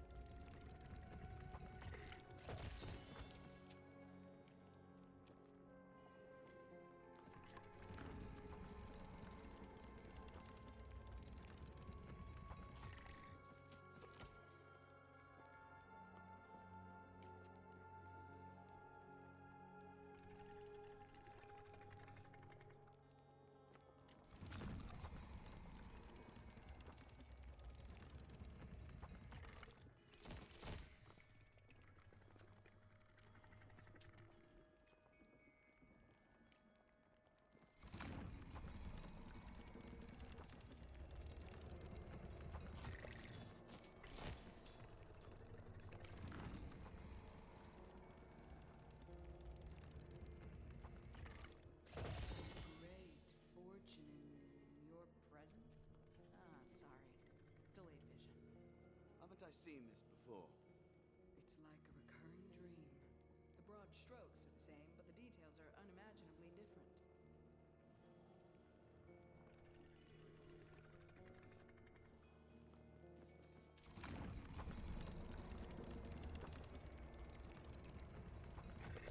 It was obvious. Guns with Wings get companion damage? No, they do not. Oh, I hope this little thing fits. Got it now in browser? One way or another. The Wheel of Fate likes you. I understand why. It's very lonely. This will sell well, at least. That was someone's dream and you're going to sell it? I thought you were I a don't. lawyer, not a writer.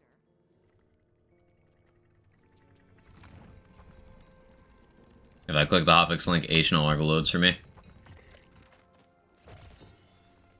Yeah. They might have pulled it. Are they the same as Pixies? No, they're very different from Pixies.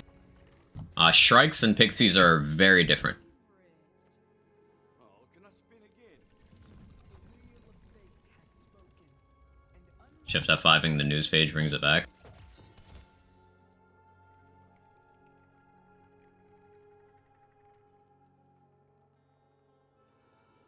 Yeah, I see H, but it links to G.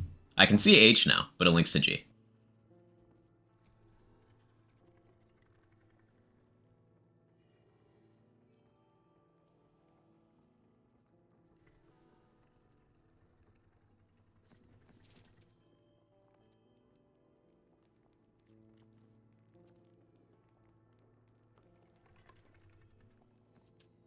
So, I'm gonna wait until it works conventionally.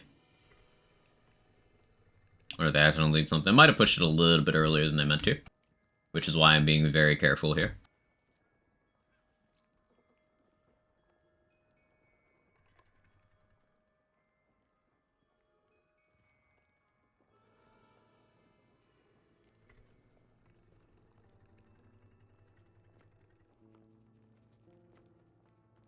I do want to build around Catatumbo. Hey, Fear or Fealty Oath. Unfortunately, it's a bad roll. That's a really good Riveter, though.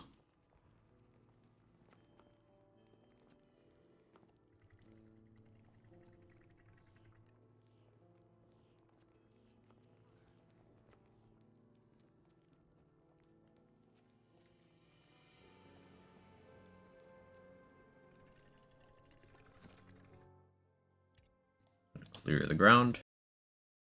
Craft Knight, do not spoil for the update that is not available. Not gonna spoil what you're spoiling right now. You're spoiling right now. Not gonna spoil, you say right after you're spoiling. Stop it.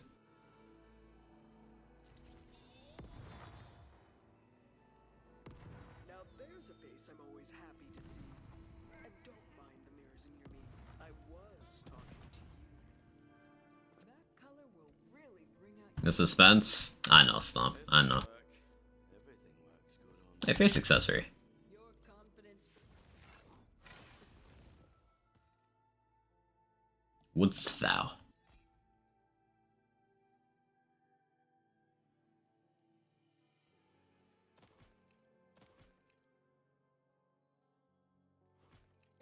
Making room. Using Gun with Wings, my companion build, at least because of the crossbow thingy. Yeah, so the thing with those is they're not companions. They are just guns. But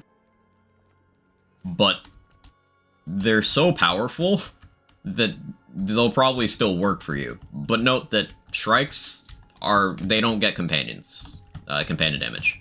Pixies do, in the conditional damage category. But Shrikes don't. They're just guns. Make me spell it out for you. They're just very, very good guns. We can use that. With your talent, undoubtedly. And I don't say this to everyone. Insert name.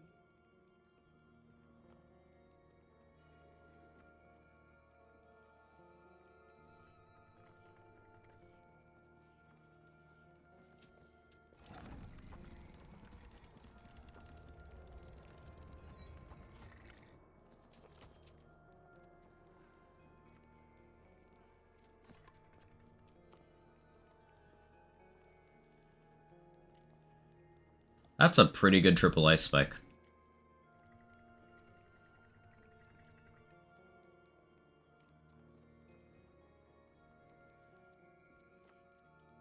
I just kind of want a decently rolled Inferior or Fealty Oath, if we can manage to get one.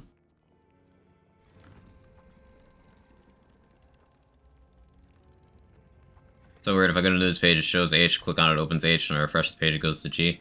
Yeah, I've been trying between each wheel hit here. Just so I can get my, my review to you guys as soon as possible.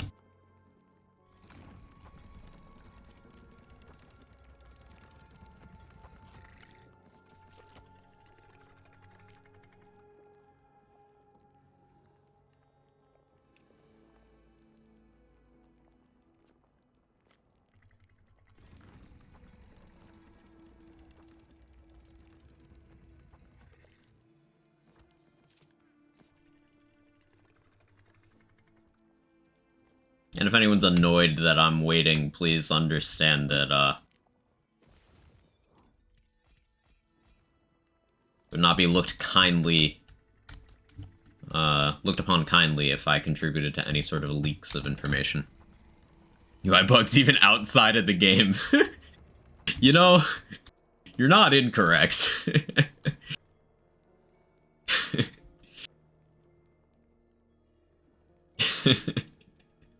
I didn't think of it that way, but... I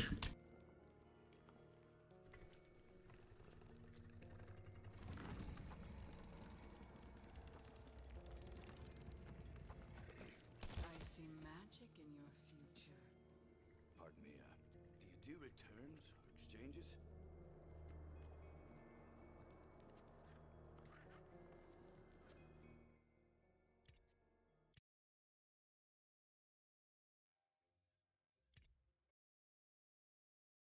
I have read your question, Stump.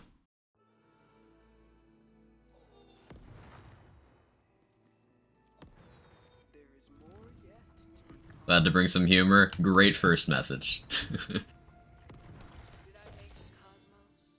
The stars? Everything is borrowed. Dreams, time, even life. Rune, you find ways to annoy yourself every day. You willingly go to the Wonderland subreddit specifically to argue with people. Glass houses.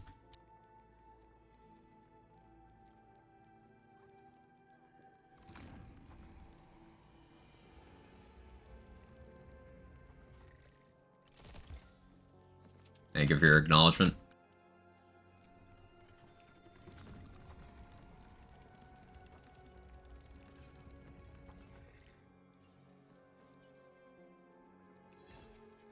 That rate's pretty good. Shotgun crit damage, action skill, duration, ability damage is good for like a play the angles type thing, but meh, I have better ones. Dark magic protagonizer, but stab power, bad passives, not chaotic. Ugh.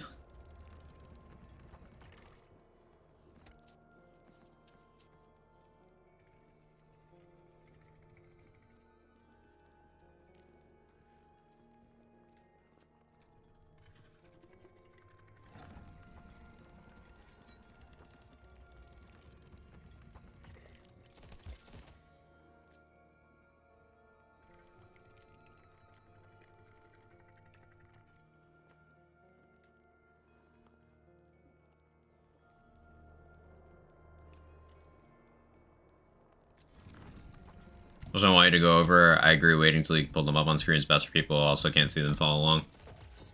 Thank you for understanding. Space! Scared the shit out of me. S, there's no going back. I got you. I got you. That was also well timed. Actually just scared me. Fuck. Wait, I unbound it while I was walking backwards, so now it's just always on. Oh no, this is so much worse. Well,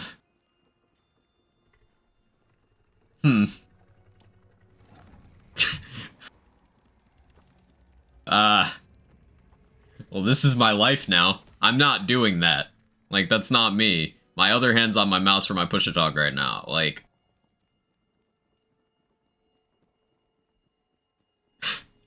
but I want to look at my loot. We can't go under 60 miles per hour backwards or we'll explode. But I want to look at my loot. Well... Okay, we can stop here, but we're on fire. I'll think about this for a minute.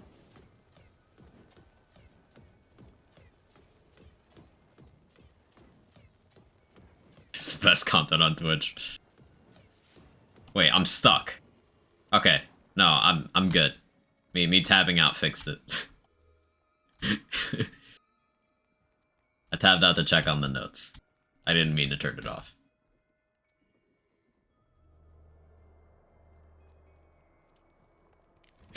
Bro, just look at your loot. Boo, I know. Challenge run, can you beat Wonderland's only moving backwards? There'd be some legitimately difficult sections because anywhere you need to jump, doing so backwards is very difficult. I think you would need to stack enough movement speed. You would probably need to pick a class that has enough movement speed that you could dodge certain attacks and do certain platforming. And it'd have to be like on-demand movement speed. So Spore probably wouldn't cut it because you would need to kill for that. You'd be forced into Berserker or Stabo, I think. I guess Blightcaller would be an option as well, but if you had no enemies to apply lightning dots to, then, yeah, you'd have to play Berserker or Stabo. Hey, Pericles, how you doing?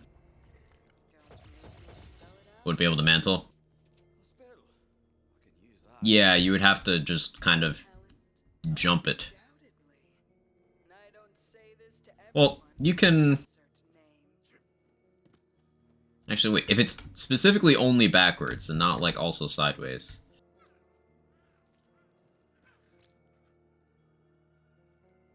Huh. Yeah, that'd be an interesting challenge. I don't want to, like, commit time to it, because I don't know if it's doable. But it'd be interesting.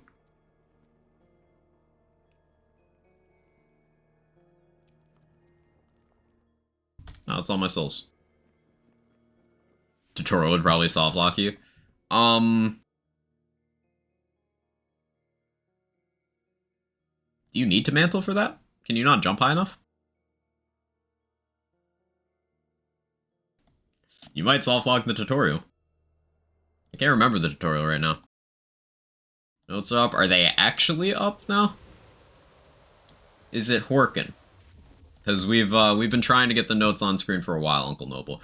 They were briefly accessible for some people, but some people cannot see them, including me. Hi, I'm some people. For me, anyway. Yeah. Please be mindful and don't spoil for people.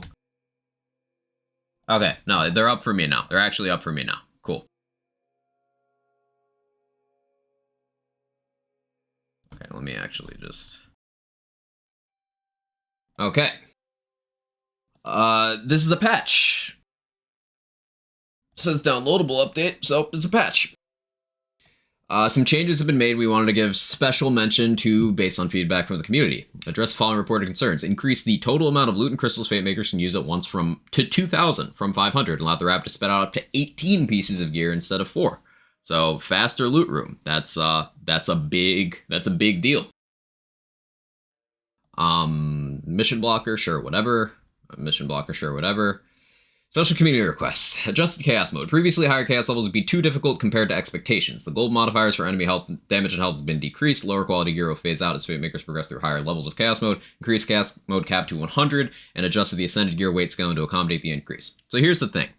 Making the game easier makes me mad, because they keep doing it, because people don't know how to use a difficulty slider. So that's annoying. However, increasing chaos cap to 100... hopefully 100 is harder than current 50. Because remember, difficulty levels are elective. And with Ascended Gear being available 50 plus and the cap going to 100, what that means is you can get the best gear in the game at Chaos 50 and up. You do not have to be on Chaos 100. So keep in mind, no matter who blows smoke out their ass about Chaos 100 bad for the game, it is a matter of self-control. If you don't want the game to be harder, stop making it harder. I am personally very, very, very annoyed that one of my favorite things about this game, it being harder than Borderlands, has been constantly chipped away. Because elective difficulty is elective and people need to understand that. Play on the difficulty you are comfortable on, not on the biggest number if you are not prepared for the biggest number. Your choices don't need to negatively affect other people. You can make the choice to play where you're comfortable, where you have fun. And with a chaos cap of 100, that means there's 303 elective difficulty levels in this game. Because you have relaxed, balanced, intense, and then you have the 101 chaos tiers of 0 through 100. So 303 elective difficulty levels. You do not need to play on 303. You can play on 250 if that's where you're comfortable. Do kind of hope that they make you go up by more than one at a time. We'll have to see how that works out. I don't know how the catch-up mechanic is going to work, but we'll see. But keep in mind, with Ascended, Irish, go back and look at the last 30 seconds of me talking if you're going to ask questions that I'm literally answering as you're asking the question. Like... Just go back a minute and listen to everything I said. Chaos catch-up will not always work as intended. But think about it this way. If the top gear is available on 50, then that means that any runs you do to unlock further tiers up to 100, you are still gearing up. Just treat them like normal runs, where you're just playing the game to play the game and gear up, because you still get it. It's not necessarily a bad thing. It's not even ambiguously a bad thing. It's not a bad thing at all. This is a good thing. If you think this is a bad thing, it is a self-control issue. That is all it is. It is a good thing. Was the difference between trial and a normal run? Nothing, except the trial is fixed. It is not random. Other than that, it's the same thing. Moving on, character progress occasionally revert to a previous point after hours of gameplay. I'd never had that, but good that that's fixed. Golden Dice achievements gained from other characters on a player's profile would incorrectly give XP awards at the start of the game. I didn't know that was a thing. I'd never benefited from that I know of, but okay. Progression blockers. Spinner traps and chaos chamber would not allow Fate Makers to enter Save Your Soul. Interesting. Did they just... If you died to that, would it just kill you instead of knocking you down?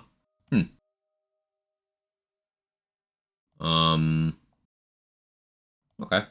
Various UI adjustments and improvements, that's always nice to see. Performance and stability, that's always nice to see. Nativizing micro patches, always nice to see. Did they add additional tiers of items? No. Nope, still Ascended. Which is why it's good. Mistrial bug fix, cool. That's closing an exploit. I'm glad that's gone. Effects of class ring would occasionally end early, making class ring more consistent. This, I'm not sure how this works. Words with a vibing enchantment would deal crit damage added to the attacks rather than multiplied by the attacks. Vibing gave a conditional damage bonus before. This sounds like they're moving it category-wise, if you read between the lines. So I suppose Vibing needs to be retested. This is like the best ward enchant in the game, so I think retesting this is going to be high priority. Anything big yet? Yes. Very big. Gas mask. We got Chaos 100. Also, global difficulty rebalancing. A bunch of good bug fixes. You can put 2,000 crystals in the bunnies and get 18 pieces instead of 500 for 4. That's all good stuff.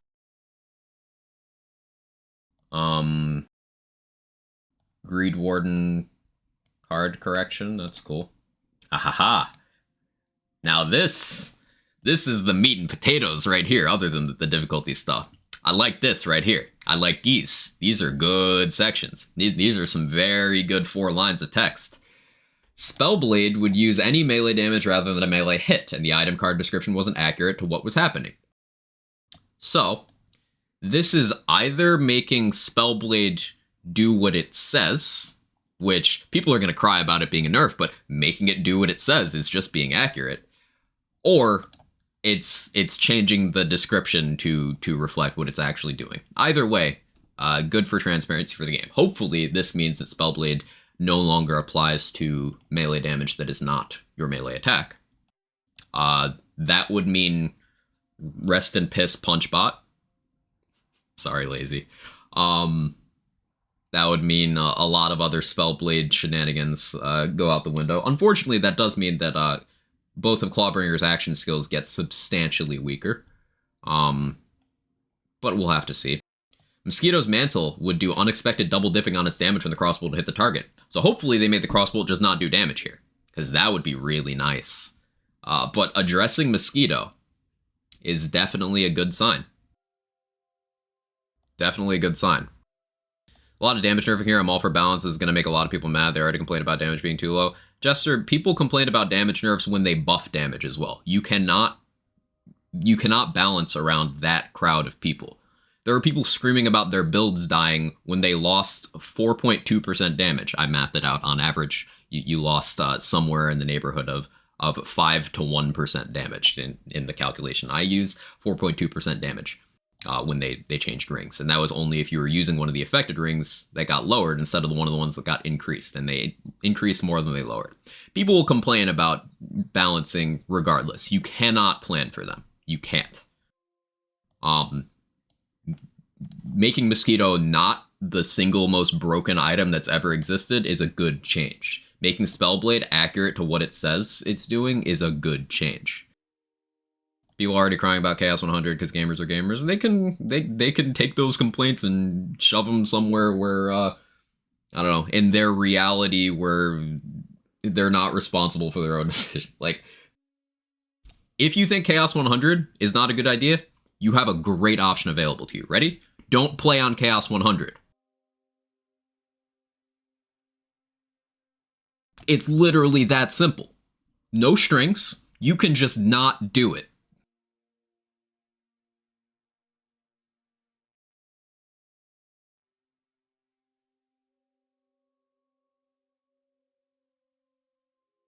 Want to see if the new stats are at 50 first? I'm curious about that as well.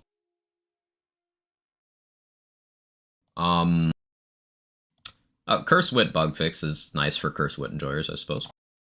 Skipped over that, but that's in there. Better hitbox for Drill for Ghostblade. That's cool. Hopefully they extend that treatment to Banshee and Imelda and Soul Cells eventually.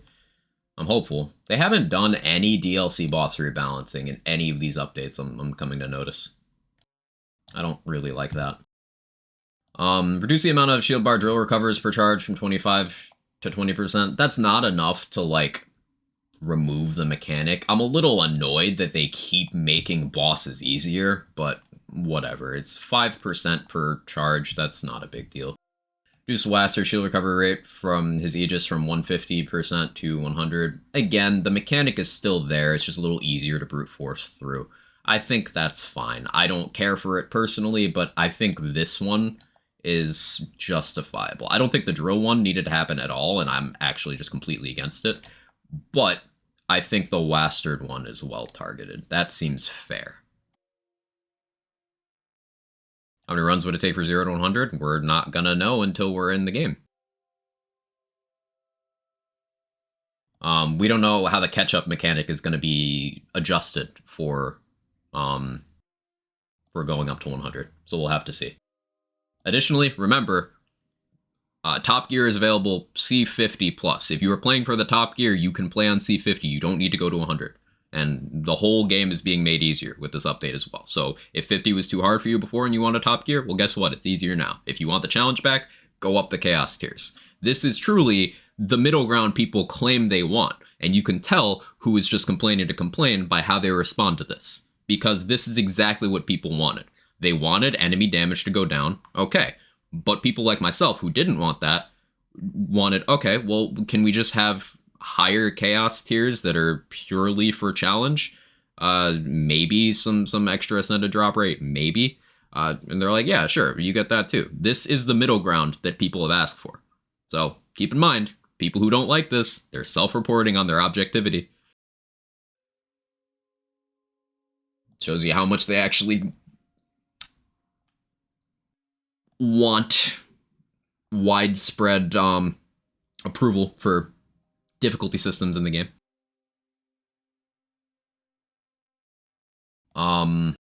Wastard would ignore his timer to summon the Aegis if Fate Mirror's killed before the cooldown succeeded, which let him continuously spawn ads. So I guess he can't bird spam anymore, which is good. Nerfing Wastard's damage again, I don't like. Because remember, enemy damage across the board is also going down.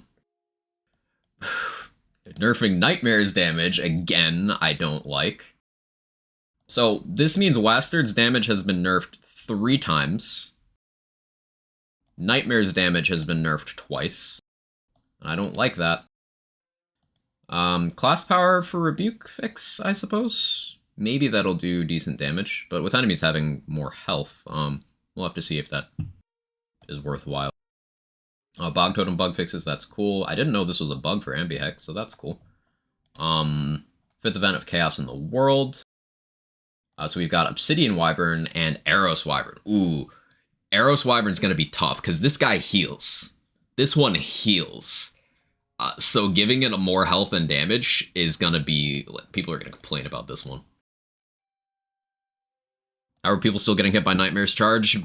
Because they refuse to participate in their gameplay and then complain when the game actually is capable of telling them to do something. Like, I am beyond wanting to dance around. Just, like, some of the criticisms of this game are just fucking stupid. Like, sorry. I'll say it. Other people in my position might be a little more career-minded to not say it, but I'll say it. Some of the complaints are fucking stupid. If you get hit by Nightmare's attack, you deserve to. if you have attempted the fight more than half a dozen times and the charge still hits you, you deserve to be hit by it. You can invest in survivability to make it so it doesn't kill you, or you can go on social media and complain about it, but you see which one people do.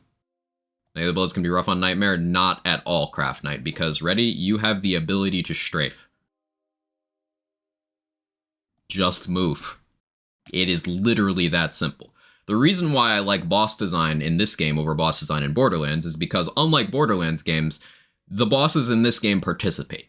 There are attacks you need to move away from. There's bosses you need to chase.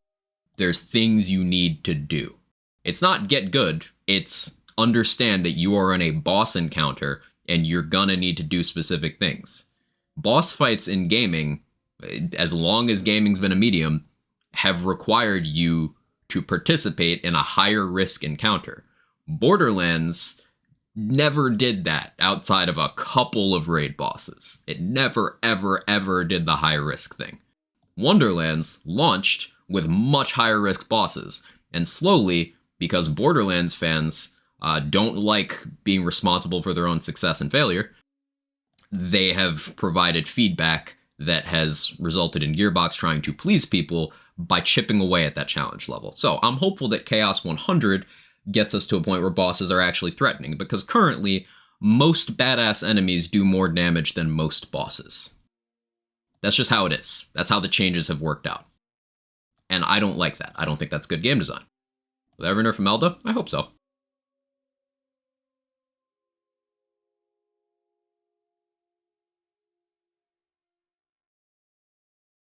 At least the boss nerfs will help more casual players. Serious players still go up chaos levels, right? This game has a lot of casual players and do Borderlands players. That's my hope with the chaos levels, Buick. I'm hoping that these changes equal out to people who are staying where they are getting an easier experience, and people who are pushing up higher are getting a harder one. Remember, you do not need to push up. You don't need to. It's optional. It's not even better gear. It's optional. W patch for me, excited to get back to grinding. Me too. 100% agree. This has got me motivated. This has got me real motivated.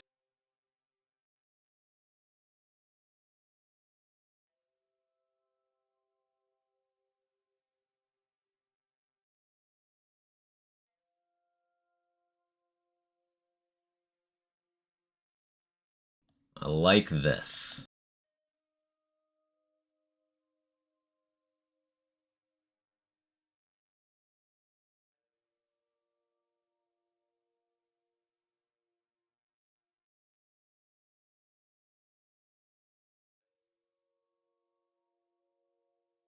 I shall wait to tweet. Wait to quote tweet if the Wonderlands account tweets something out. Our time's release should be in about 9 minutes. Bit confused about the bunny changes other than that very pog update. Basically, they're making it so you can put in more crystals and get more rewards. So you'll spend less time hitting the bunnies. You'll spend the same amount of time sorting through the loot, but you'll spend less time just having to hit the button at the bunnies. So, for example, if you guys remember when we had the 29 room long run, it took me like 40 minutes of just hitting the bunnies. That would take a lot less time with this change in place. So that's cool.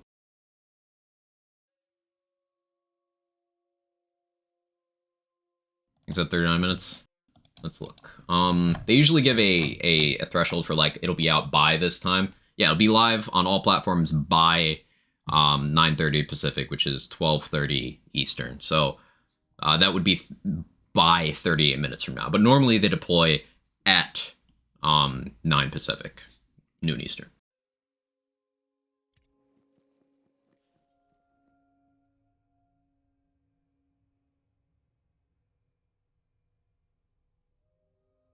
Well, if this is my favorite killer fungus.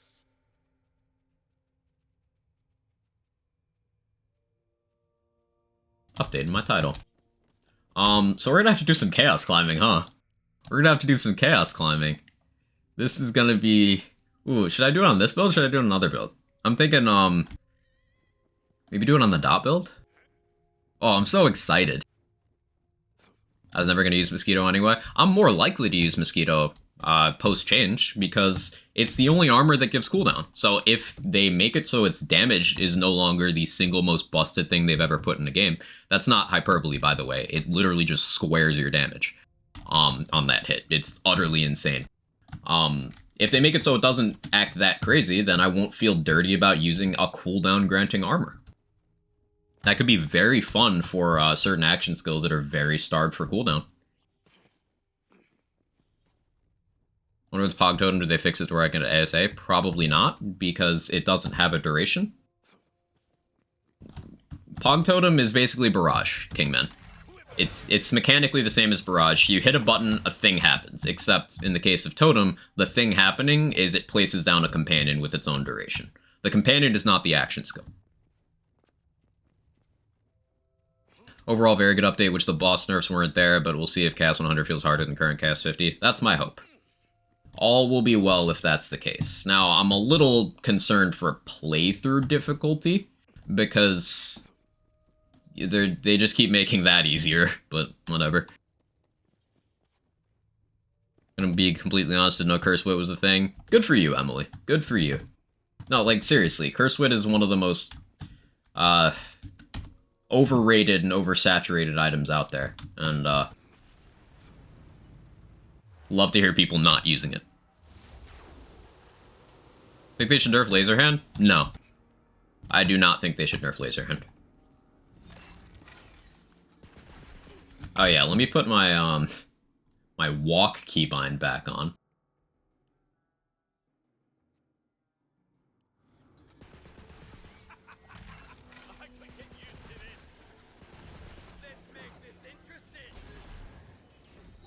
No, they shouldn't nerf Laser Hands. We play with all of 3 spells endgame. You play with all of 3 spells, Thermal.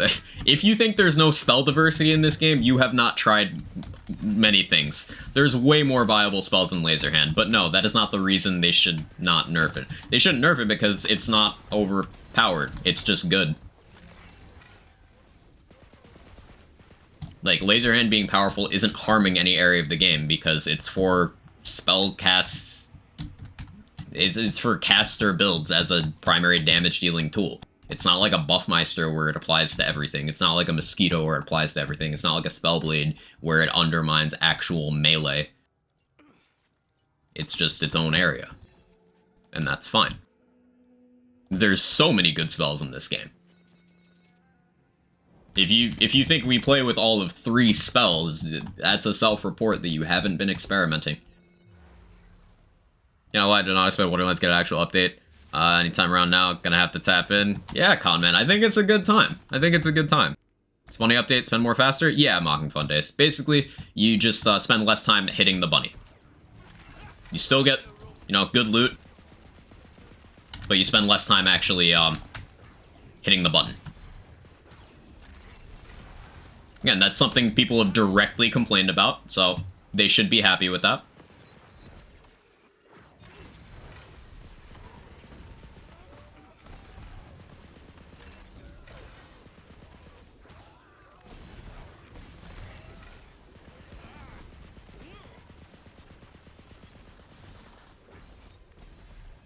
Need to test Spellblade, see if I need to change up my builds. Yeah, there's, Spellblade is something that should be tested. Vibing Enchant should also be tested.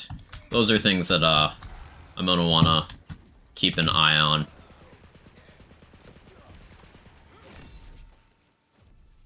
Taking a Wonderlands break to play Dark Souls 3 and Elden Ring, maybe time to hop back in and grind. Out of some hopium, I did kind of set up my stream schedule for this week so that I'm also doing Wonderlands tomorrow. Depending on what we end up getting into today and tomorrow, I might do Wonderlands Saturday as well. We'll see. But I have been working on build stocks in the background, and this is great because now instead of being like, hey, this build's Chaos 50 viable, now I can kind of go back on something I said about how maybe we could have builds for different, like, Chaos brackets. So like, hey, this one's a good starter, this will get you up to like C35. Hey, this one's good on C50. And then like the best of the best are the ones that hang out on C100, you know? Most ice spikes and most sigils outside of legendary spells are pretty viable. Yeah, ice spikes as a whole, sigils as a whole. Quake and Sunders are fantastic. Large variety of eruptions are good. There's some good arc torrents. And then in the legendaries, most of them are good.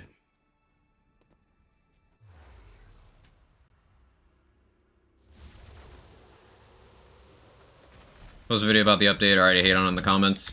I'd like to note there, Kingman, that regardless of the opinions of creators, like, even if they have a positive opinion, like, for example, K6's video on DLC 3 was positive opinions, people still want there to hate Circle Jerk.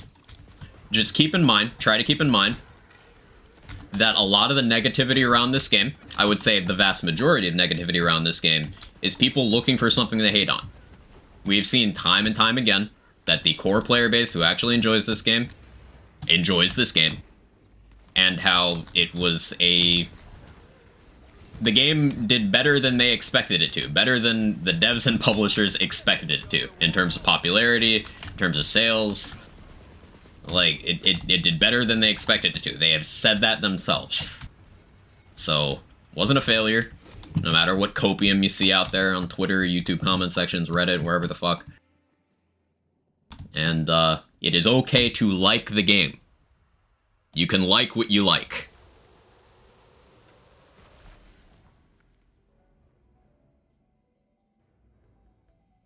Do you think DLC is pretty mad in terms of added content, but the bosses are fun? I think the DLC season is definitely a mixed bag, Lizzie. I think that's totally fair. I do not care for DLC 1 or 2 at all. DLC 3 I like more. DLC 4 I think is quite good. But that is a mixed bag by definition.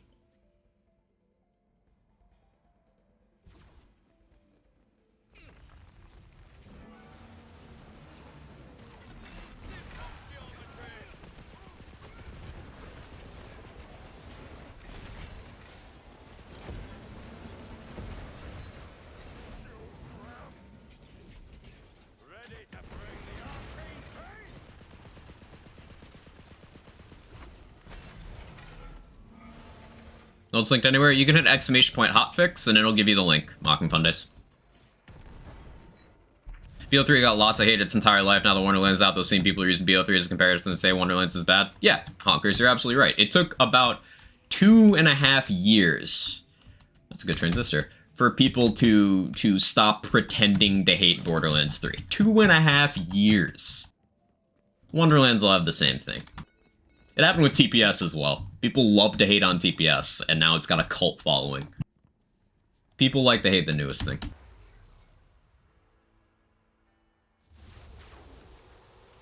Link still puts up G? Huh.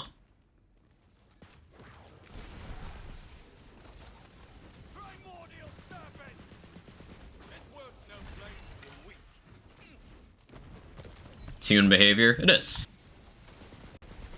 And that isn't limited to just like Borderlands, Wonderlands stuff. It happens with the Call of Duty franchise. Happens with the Halo franchise. Happens with RPG communities. Hell, it happens with Dungeons and Dragons editions. Even if something is an objective improvement, people will hate it because it's new. And then they'll pretend they didn't act that way years later.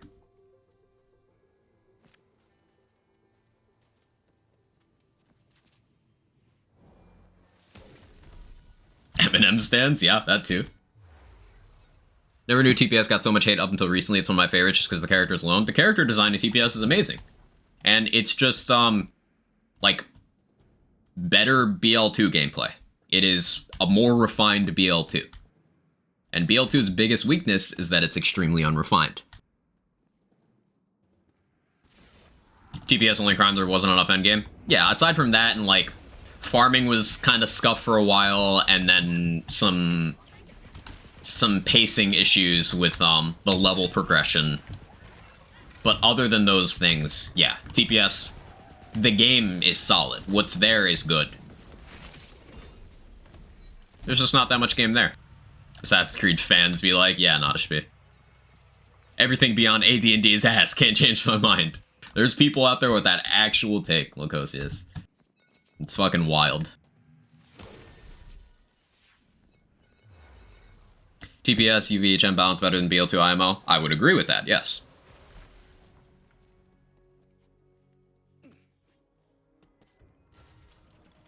Update just popped on Steam for me. Ooh.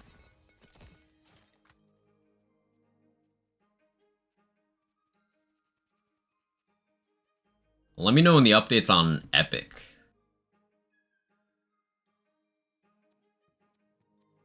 Because I'm very excited to jump into that.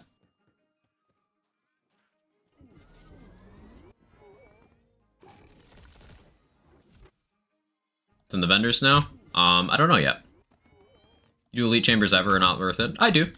When I'm showcasing a build rather than just kind of casually going through while I'm chatting. Yeah. Leading rooms is absolutely worth it if you can still clear efficiently. It really has a huge impact, not only on your difficulty, which I'm a big fan of, but also how much loot you get at the end of the run, because you get a lot of crystals for doing a full elite run. It is very worthwhile if you're after the loot or the challenge.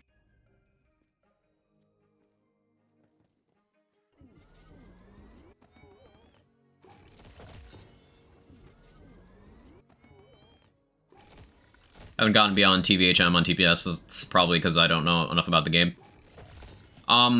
Leveling in TPS is slow.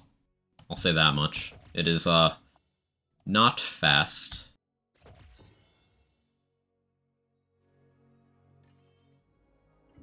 Download available on Epic. Thank you, John Doe. I appreciate you.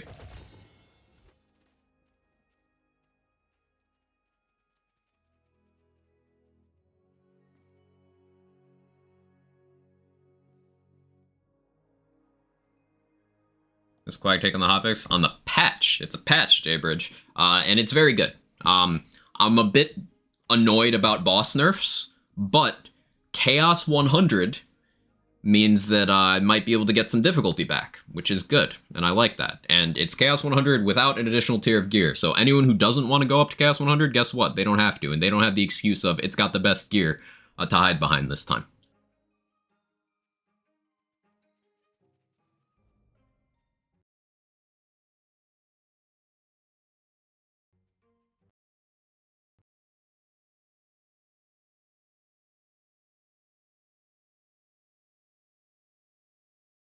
Okay. Updating. Beautiful.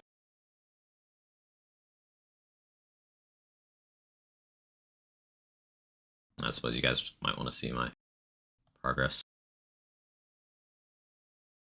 Ah, there you go. Yes, I've been playing a lot of Cyberpunk. I have 15 days in Cyberpunk now. 23 days in Godfall. I've been wanting to play that recently. You and Lazy gonna race the tops? I'm not gonna race, but I'm just gonna kind of enjoy. Stream the rest of stream today and stream tomorrow is probably gonna be largely chaos climbing.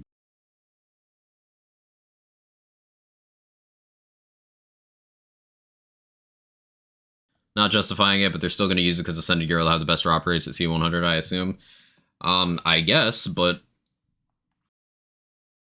that's just where the goalposts are going to move to. What's new in Cyberpunk Blade at release? They actually got a really nice update recently. They've been updating every few months. Fun fact about Cyberpunk, it's got its, like, largest... Oh, update's done. Cool.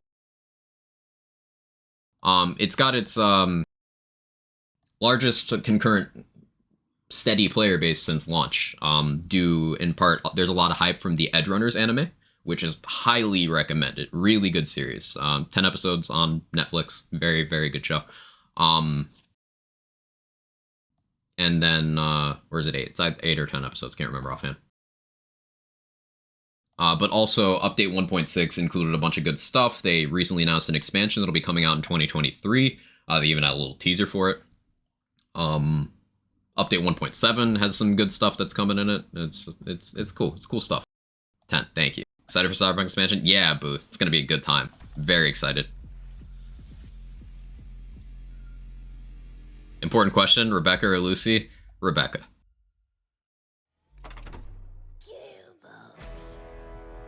Hope the difficulty changes. There's a point between 50 and 100 where it's basically 50. Yeah, Lizzie, I hope so as well. The key thing I want is for 100 to be harder than pre-update 50.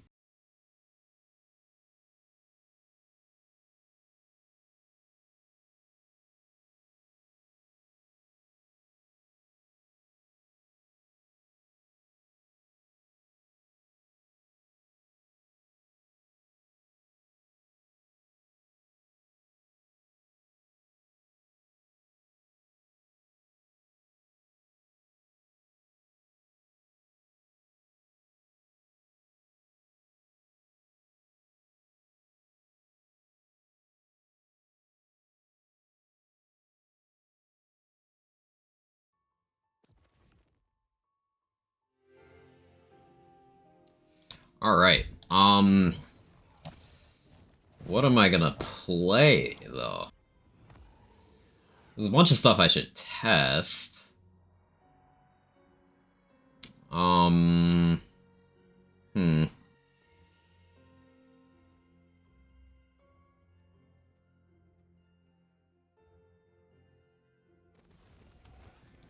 play the Blightgeist. There's something about Chaos Catch-Up. Don't want to spoil about the go-ahead. I think I know what it is already, Rune, but yeah, go ahead. Go ahead.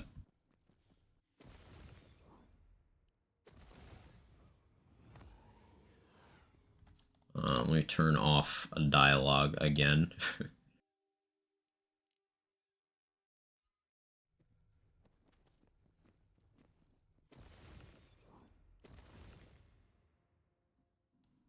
2.47 at 50. What's the enemy health? Enemy damage just plus 100. Okay.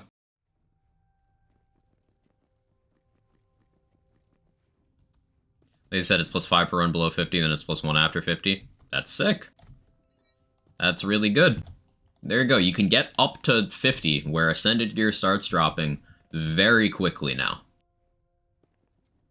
And then keep in mind, runs above 50, you're not unlocking any extra tiers of gear. It is just difficulty. So you can treat it like doing normal runs that you happen to unlock a higher difficulty afterwards. You are still gearing up, and you are still playing the game. So that's good design.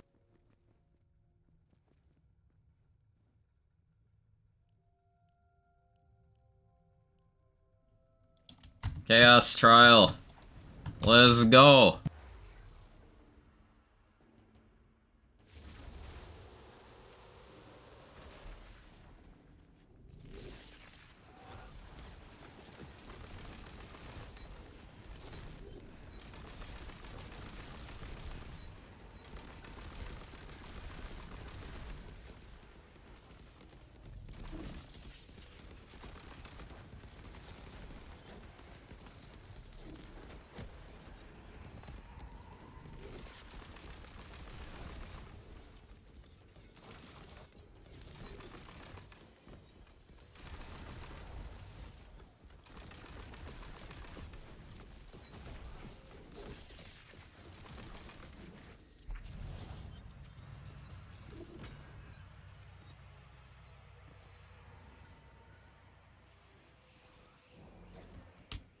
What's the loot table referencing the bunny crystal change? Basically, how many items and what rarity of items you get per crystals put in. Hey, Jack, thanks for the 27 months and the tier 2. I appreciate it. It said various UI improvements. They fix shots to break. No, that one doesn't appear to have made it in. But good question, Lewison. Guns power stay the same above 50? Yes, guns will not get any stronger. Nothing will. So it'll be a build check. AR, is that... This is a hooligan. Is text-to-speech gonna actually do that one? I hope it does. If not, I'll have to read it. There it goes.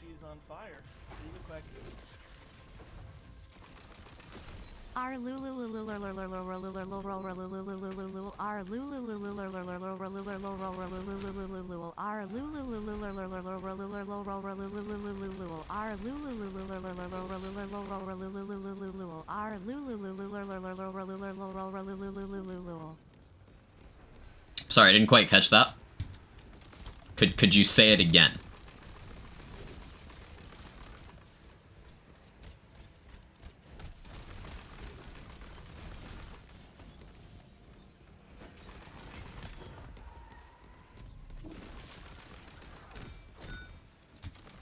Banks working better? Ooh, that's good to hear.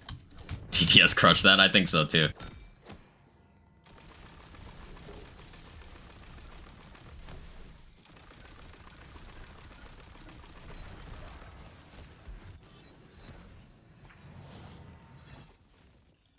I'm gonna...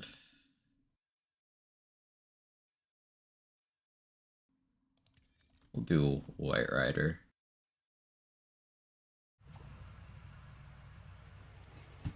So I don't have to pay attention.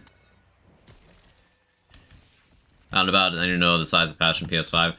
It's gotta be small, hunch. Like, it was done in a few seconds for me. On PC.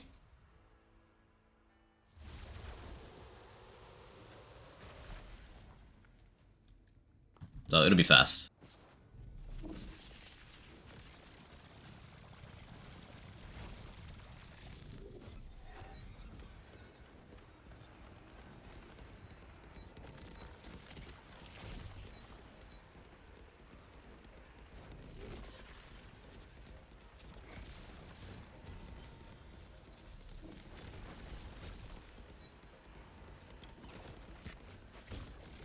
Wow, enemies do no fucking damage.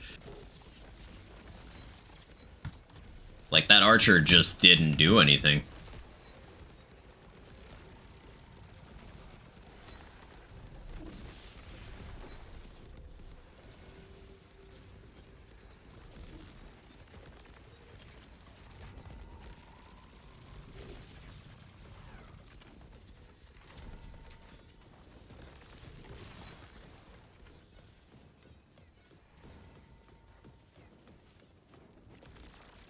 So yeah, back to the whole. I'd like to address all the talking points people are going to use to say this update isn't good.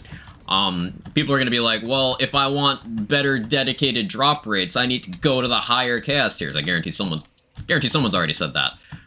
If it's 5 levels per run below 50, then that's way fewer runs than you needed to get to 50 before.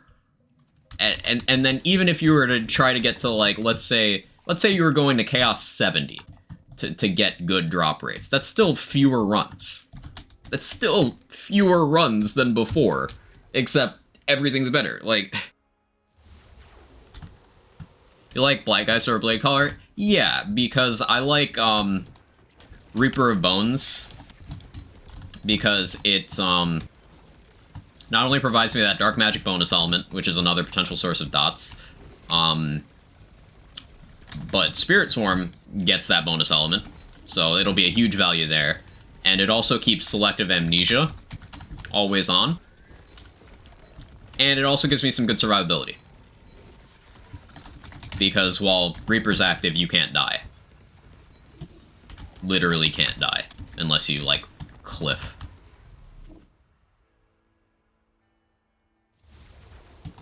Hey, Avi, how you doing?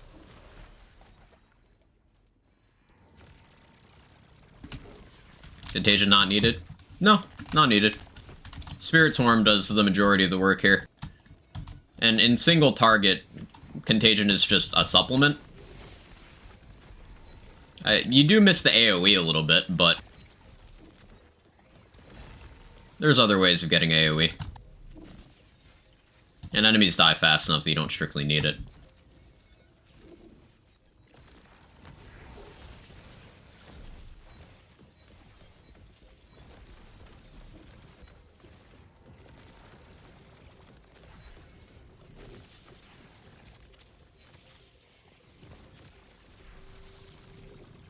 Try it. What's the survivability boost? So, with Reaper of Bones active, your health bar becomes a battery for your action skill, and whenever your health bar hits 0, the action skill ends, and you get 3 seconds of invincibility.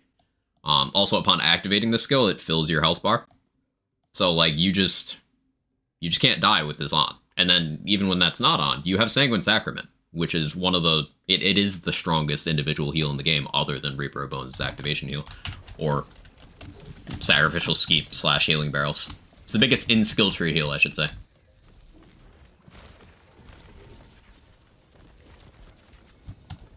Nice having a positive take. I'm happy to provide that gas mask.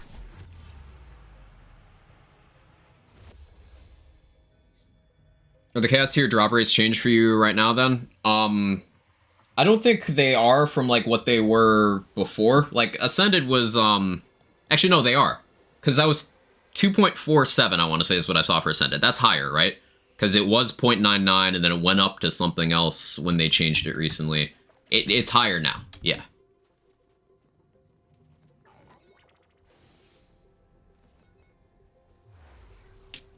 It's up by 1.06, thank you, Craft Knight. Fail to remember where NCC's is a cliff. Maker fight. You can also get knocked out of bounds in the bunny fight, and that'll kill you.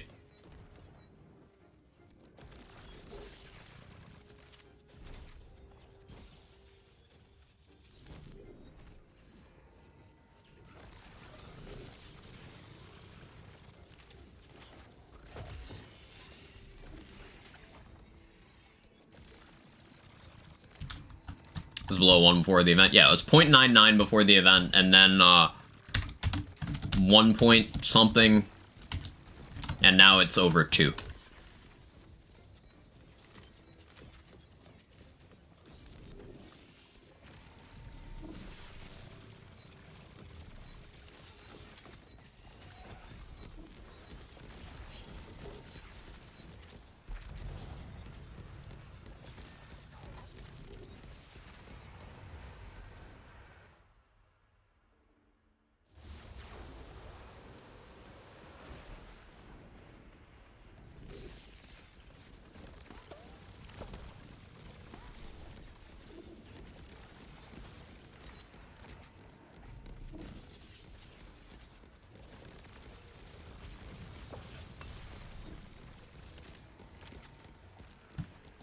Recap hotfix. Chaos 100. The entire difficulty of the game has been rebalanced. Some balancing changes for Spellblade, Mosquito's Mantle, hitbox improvement for Ghostblade. Bunch of bug fixes. UI for the bank has apparently gotten noticeably better, according to a couple people in chat.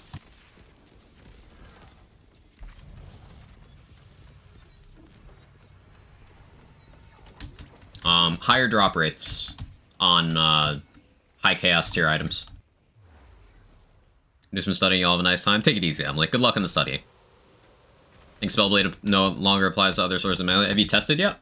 Is that what the results are telling you?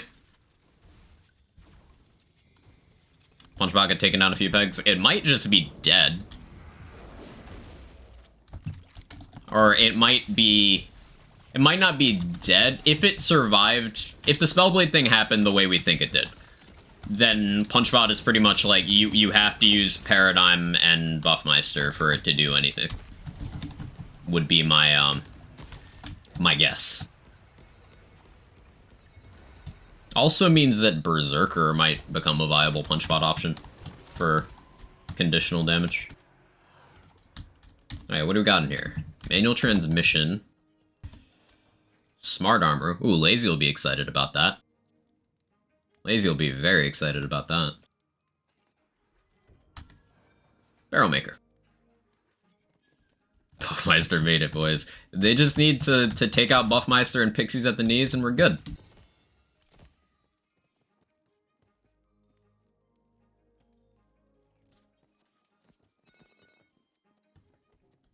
Smart armor's poggers. For the very specific things it can be good at, sure.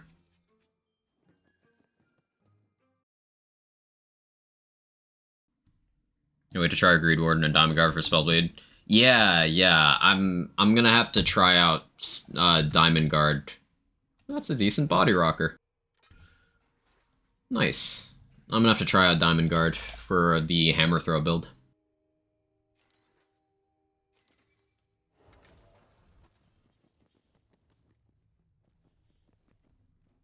Didn't even try the 2K crystals, I'm too eager. Yeah, I mean, I want a Chaos Climb. 51! Now, let's see. So yeah, Ascended Gear goes over 3% on 51. Like, that's already big. That's big. And the change in terms of stats, 2% enemy damage? Yeah, this is fine. This is fine.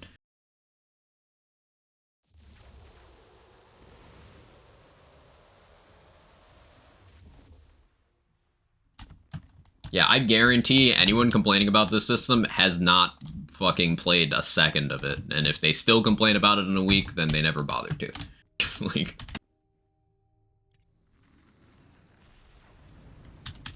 Bug Variant Diamond Guard's a very strong Punchbot option. Sounds like it.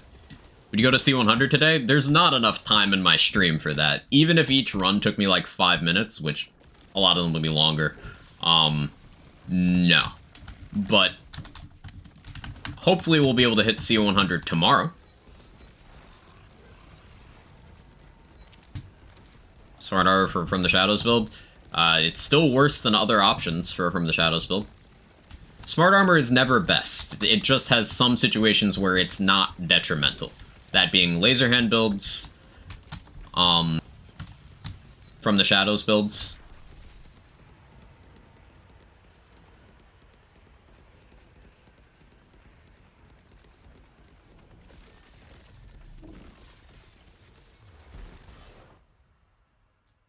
I'd be surprised they had another tier for Hunter like Godly or something. I would be very surprised, and that would be a very bad game design choice.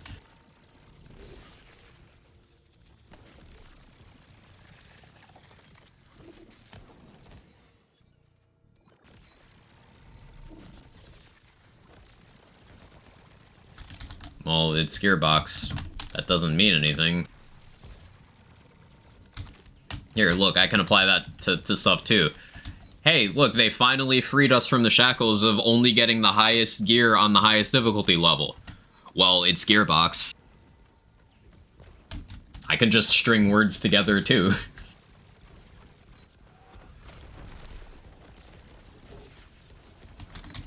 What are the weapon tiers? First you have normal, then you have chaotic, volatile, primordial, and ascended. Regardless of what we get, they're gonna whine? Absolutely.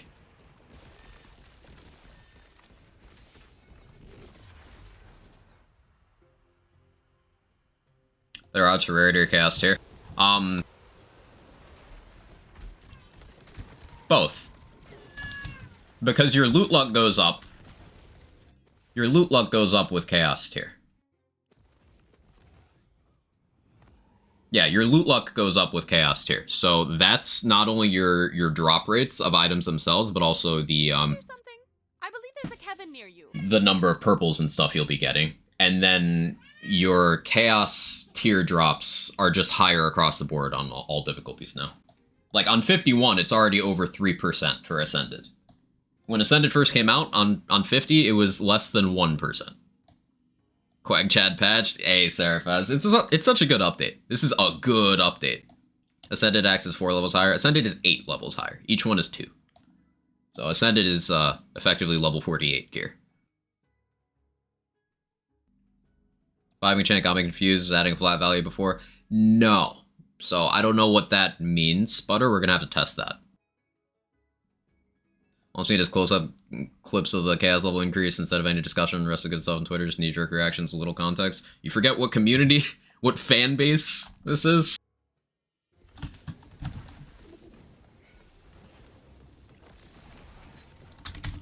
I'm gonna get in a lot of trouble this week for just not having patience for those people. I'll just tell you guys that ahead of time. I'm gonna get in some hot fucking water.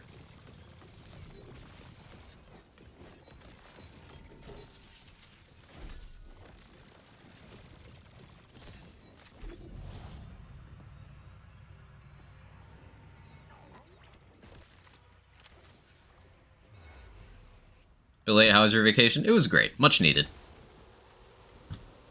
Say anything about actual changes to the gear in terms of rarity bonuses? What do you mean actual changes? They'd actually changed several individual items. You're gonna have to expand on that.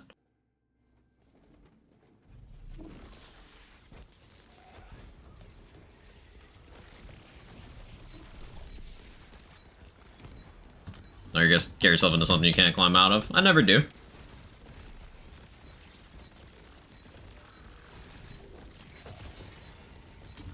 Change with the Mosquito has to be tested, but Mosquito before, whenever its effect triggered, would apply an instance of damage that was basically the single most busted item they'd ever created.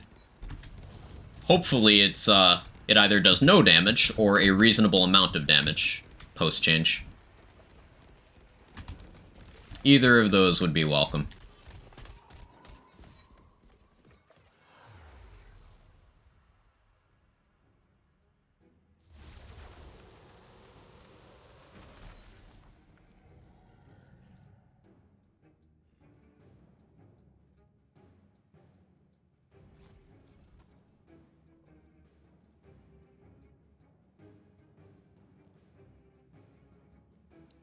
Sorry, I was checking a thing.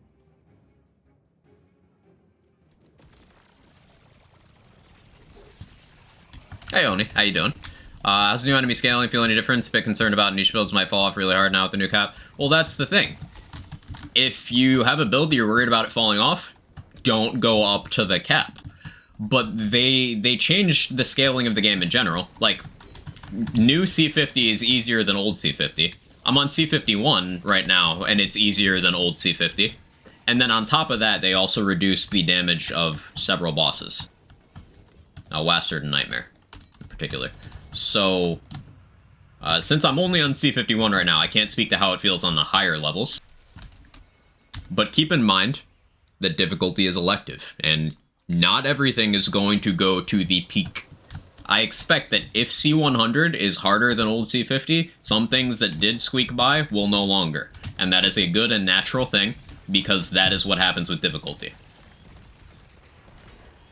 That is the same reason you can't get by with white items, white rarity items, on, like, high chaos tiers, you know, because difficulty narrows your choices.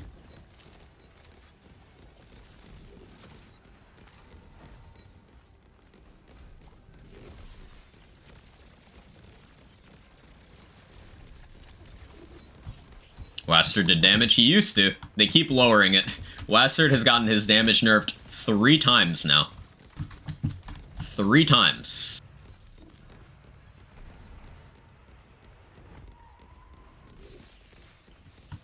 But my build diversity. This game still has more build diversity than any other Lands game not named Borderlands 3. It's got more than Borderlands, more than Borderlands 2, more than Borderlands the pre-sequel. Not more than 3, but 3 is just a bigger game.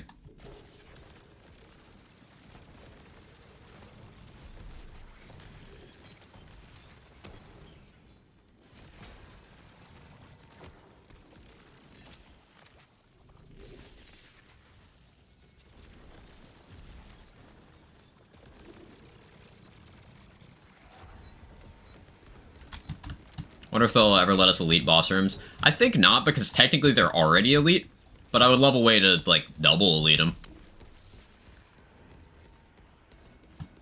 There's also a much older game, I mean, sport-wise. Yeah, it has had more time to mature. Absolutely true. Now, 3's content cycle happened over a longer period of time, so maybe that contributed to that.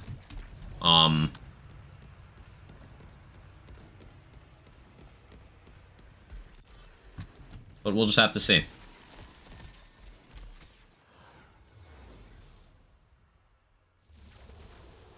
The reason I like having Mosquito Mantle is it allowed you to play however you wanted.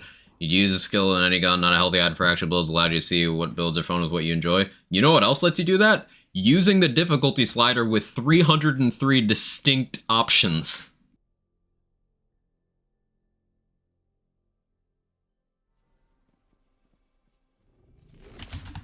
Yes, you heard that number correctly. 303. There are 303 selectable difficulty modes in this game. Before adding in the fact that you can take curses in the chamber, you can elite rooms in the chamber, and you can play different kinds of builds with certain overpowered items that may remove any thought or choice making you need to make in said builds. Like,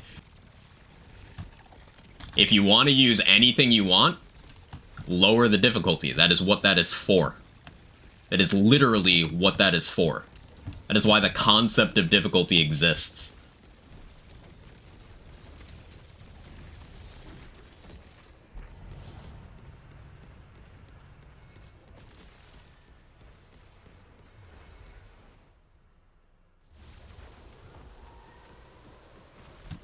I'm just stubborn that way, don't judge me. Well, it's something that I need to forcefully call out, because there's large sections of the Lands community that, you know, they will throw an absolute shit fit anytime you suggest that maybe they don't have to play on the highest difficulty, then complain until it has no difficulty to begin with. Like, you suggest that it's a them issue, and they lose their goddamn minds. But it's a them issue. I'm comfortable saying it.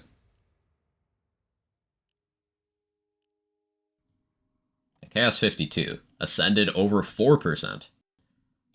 Chaotic down to 21. You like to see that.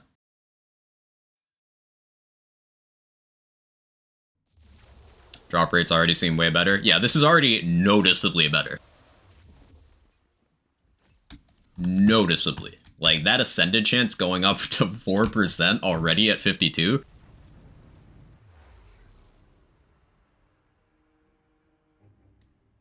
Decided to choose violence on the reactions. The thing is, man, this is the kind of update that is going to allow you to more easily sort through who has objective opinions on how this game is being approached.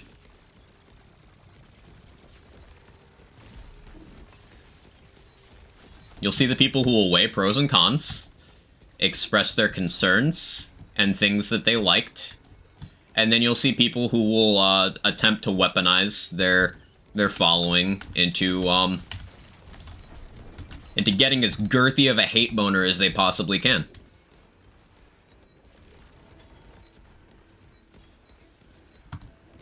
I recommend you filter your content consumption accordingly.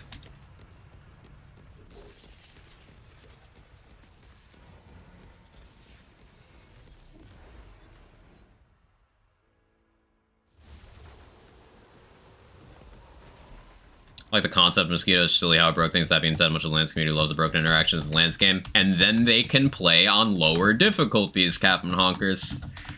You're missing the point. You can just, like, go on the lower difficulty.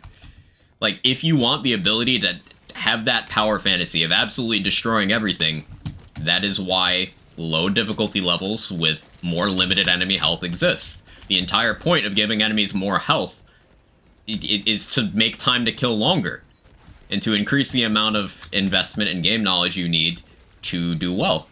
That's the entire point.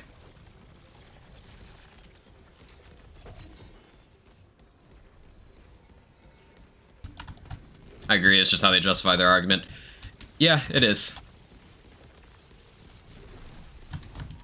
And it is a frustrating thing, because it falls apart upon, like, a couple seconds of inspection.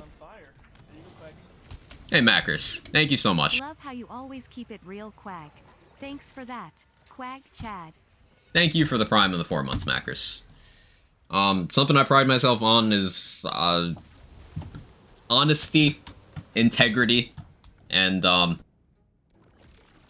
well, you guys always know where I stand on everything. Let's put it that way.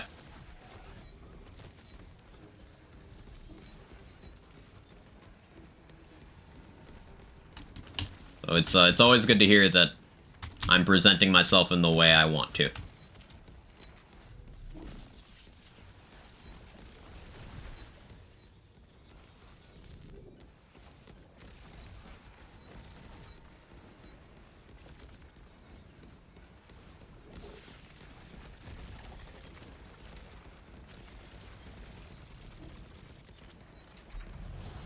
Honestly, I wouldn't mind if Borderlands would do away with insane interaction, make stuff less impactful, more balanced overall. It's going to require a lot of balancing, less spaghetti code.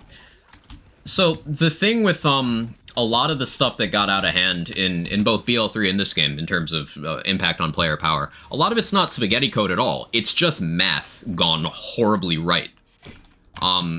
So, I'll give you some examples. Spirit Swarm here. The reason why Spirit Swarm is capable of ticking for utterly insane amounts of damage is because of double dipping. The reason why Geist in the Shell can hit for insane amounts of damage is because of double dipping. The reason why Plague Storm can hit for insane amounts of damage is because of double dipping. The reason why Blast Gasp can hit for insane amounts of damage is because of double dipping. The reason why Barbalode can hit for insane amounts of damage is because of double dipping. I could say that for a lot of different things. Double dipping created, for example, Mose's peak one-shot damage is the highest of any Borderlands playable character combined. You take every Vault Hunter before Mose at their absolute peak, no exploits or anything, combine that number, it is still smaller than Mose because she has one double dip. Short fuse. Now, fast forward a couple years to this game, most characters have access to double dipping mechanics. And there's no spaghetti code there. It is just multiplying a final result of an equation in another equation. That's all it is. And because of that, that's how we get so much damage.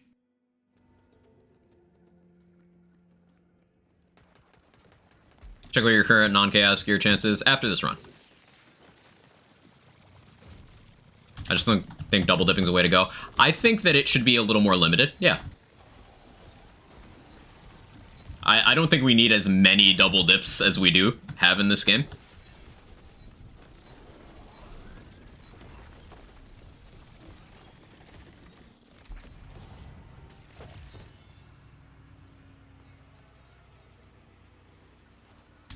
Still looking for that 33 crit carouser. Finally get to read the notes? I did, Urban Mech. I did. We went through it all.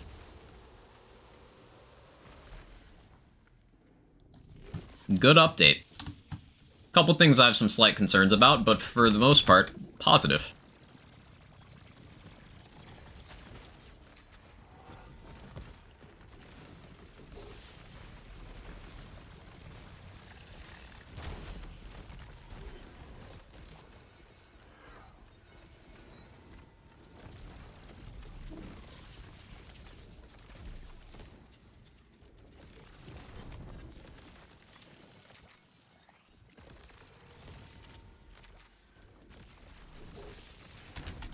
And keep in mind that my perspective on that is coming from an endgame focused player who, let's check my hours in the game, just so I have an accurate figure of, because I haven't looked in a while.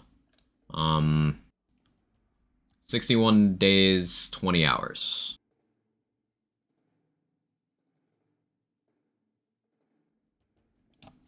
Yeah, so I have just under 1,500 hours in this game. It is my main game I create content for. I'm an endgame theory crafter who digs into the methodology around how a lot of this game works. So I would consider myself qualified. And I always try to explain why I feel the way I do about different things. This is a good update. Slight mixed bag for some areas, but good update. Strength help companions? Yes. If they crit.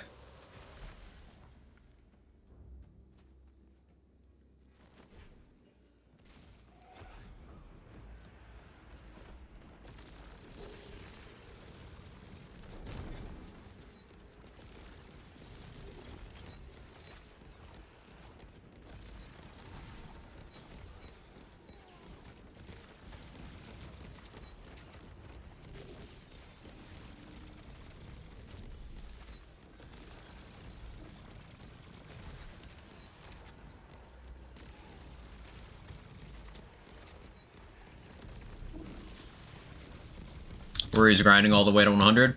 The grind to 100 is not substantially longer than the previous grind to 50. Something that was not in the notes is that the catch-up mechanic now goes up to 50, and it's 5 levels per. So you get to 50 very quickly now. You get to 50 faster than you got to 20 on launch. 5. So, like, the grind is shorter now to get to 50. You could get to about 70, and then it'd still be comparable. And then you have a bunch of optional tiers after that.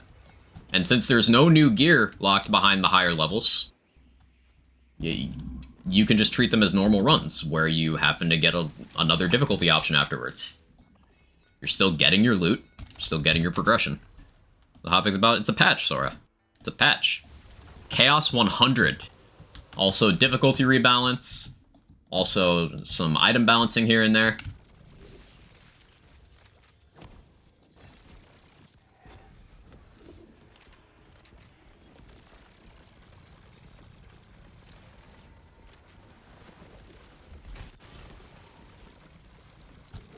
$60-ish run versus about 30-ish before. You need to keep in mind, J-Bridge, it was 30-ish before to unlock the highest tier of gear. It is now, like, what, 12? To get to the highest tier of gear now? Because you need to do 0, and then you need to do... So, you need to do 0, 19... unless they made this work properly, and you don't need to... And you can now skip over those. But if they didn't change that, you need to do 0, 19, 34, 49. Yeah, so like 14 runs or less to get to 50, which is where the highest gear opens up. So 14 versus 30 is the calculation you should make.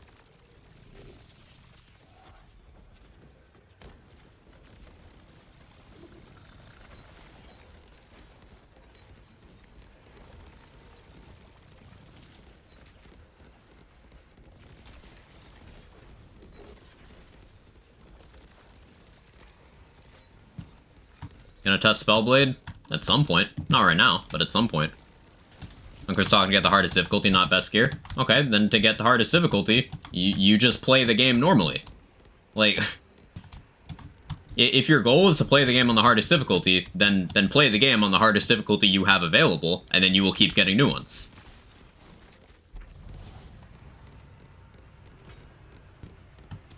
It is intended to be a long-term progression system. That much has been abundantly clear since they introduced Chaos Tiers, and that has increased over time. Now, they do the catch-up mechanic so that people can get through the early parts of the progression very quickly to get to that baseline point of where the gameplay starts to feel samey. But let's compare this game to its most direct analog, that being Diablo 3. Diablo 3's Greater Rift tier progression system goes up to 150. You're gonna have to put in a lot of hours to start hitting those greater rifts that are in the like the 130s. That's where most people just kind of hang out power-wise at like the absolute peak, 130s, 140s. Occasionally something super busted happens that lets you get to 150. But average players, they hang out around 100. And they're cool with it. They're also cool with the grind there. And no, it's not going one by one either.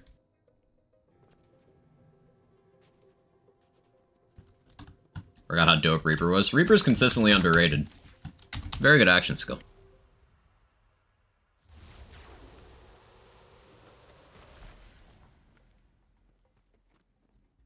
Griffs do go up by 3 all the way up, which I do wish they would do, but I get it. Still comparable. Directly comparable.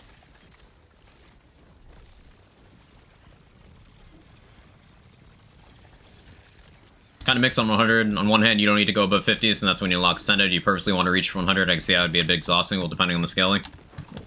But here's the thing. If you don't like playing the game, why are you playing the game? Like, I understand. Sure, maybe by the time you get to your 8th character, you're like, oh, we're doing this progression again. But the progression is the gameplay. That's it. It is the gameplay. If it is not fun to you, then you have a very simple option. Don't do it. It's that simple. With new chaos drop rates and at 50, you're guaranteed chaos drops now. So you're all going beyond that and just increasing your chances of primordial incentive. I think it's ultimately fine. Yeah, let me check the rates, actually. We'll do a 2,000 hit on... Let's hit this. That's a little slow. But you only need to do, like, for that run, what, 3 pulls? That's fine. The animation for this is very slow, though. Like, how many seconds is this?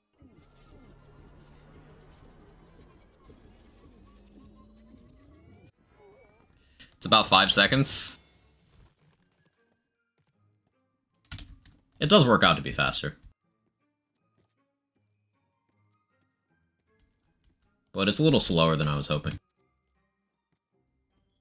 Ascended Amnesia, Stabo Grave. Spell damage, spell crit chance, all damage. Ah, this is trying to do so many things right now. I'm gonna take it because that's like way too good not to, but it's a little confused.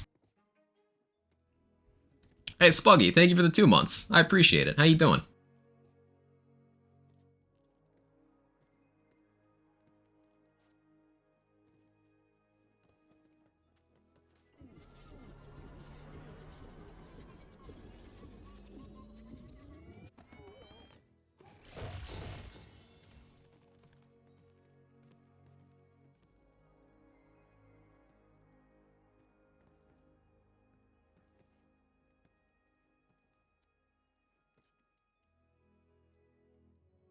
Decent empowering sigil. She's just a girl and she's on fire. There you go, Quack. Tolerate something lasting 5 seconds. Very normal. Hey, hey. Normal. Good dude, currently wrapped up in Cyberpunk Edgerunners anime. Maybe give it a second try. How are you? I'm doing great. I've been playing a lot of Cyberpunk lately as well. It's good to see people enjoying the game, and I'm glad they're still doing some major updates. I enjoy Cyberpunk a lot as well. But I'm doing great. We had a great patch for Wonderlands today, and I'm just enjoying some progression. Yeah, Ascended Gear over 5% at 53. So at 53, we got an even 40 for Primordial. So 75.2, 80.27, and 99. Yeah, so there's no non-chaotic gear. Let's see, what is it at 50? Yeah, there's no more non-chaotic gear 50 and plus. 50 and up anymore. It's all chaotic or better at 50 and higher. And then as you go up past 50, it just shifts away from chaotic and volatile into primordial and ascended. So I assume once you get to 100, everything is gonna be primordial ascended. Maybe a small chance of volatile still. Which is good. Cyberpunk have looter shooter mechanics? Not really. No. Honestly, my PC couldn't handle it on launch. Maybe it's just the bugs of the game. Runs like butter now. They've optimized it a lot. Yeah.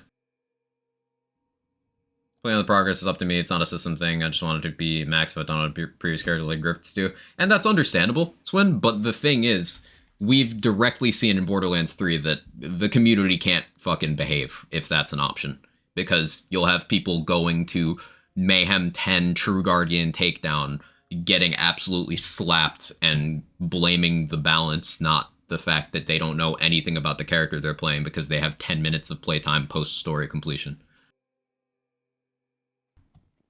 Unfortunately, in all things, life and gaming, we do need to cater to the most stupid fucking people around us, in some capacity.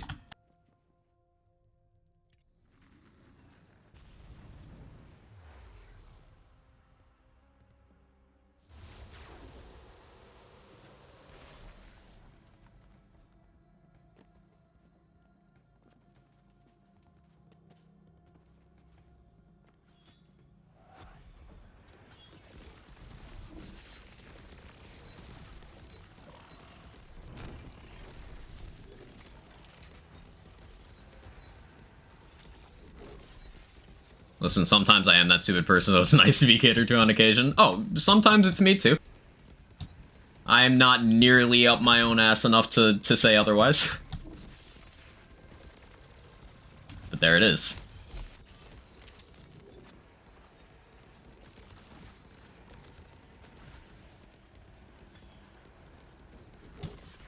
Is my build bad? No, it's the balance that's bad. Every time.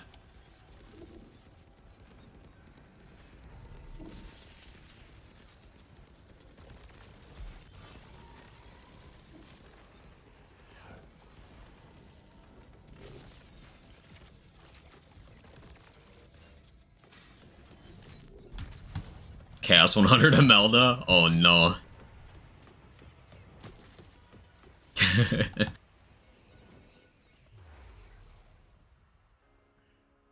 that's why having a class for gifted students is a good idea. Screw the people that say it to make the others sad. Make them want to try harder. I don't quite get what you're getting at here.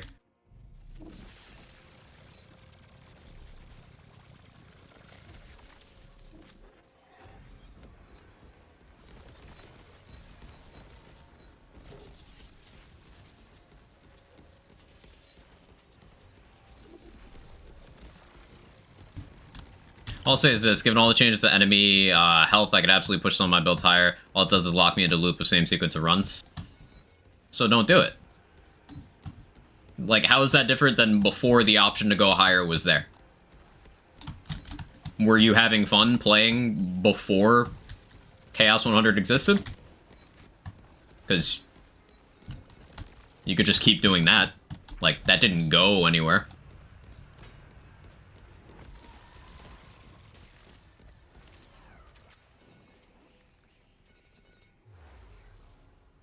It's not appealing to me. That's fine.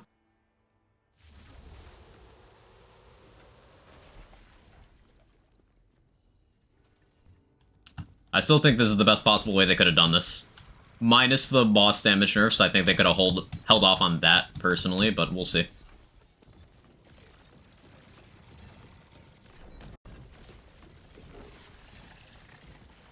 Hey Fusion, long time no see. Thank you for the 9 months with the 7 streak and the Prime. Means a lot. Thank you, thank you. When you have to pander to the lowest denominator, lessens the quality of what you put out. By raising that lowest denominator, it increases the ability to have good quality content. I absolutely agree with that. And the thing is, they have been doing that. For example, the skill curve of players in Wonderlands has subtly been, like, they've been forcing people to get good with this game. For example, lifesteal, not a thing in this game. People need to actually do shit to survive. Little things like that add up. Enemy design. Beep beep, I'm a skeep. I said beep beep, I'm a skeep. Beep beep. Thank you, Confusion. Enemy design in this game. Boss design in particular, you have to move. It's not like Borderlands, you stand in one place, you're good. You have to move. Little things like that get the player base more skilled. So they have been doing that. Not as fast as I would like, but again, I'm not the target of that, so that's fine. Can't push my difficulty up to better chaos with boss or featured runs, which is where the chamber shines. Featured boosts apply to those enemies anywhere you fight them in the chamber. So, like, since Chaos Trials are the other kind of fixed content other than featured, you will still benefit from featured boost as you climb.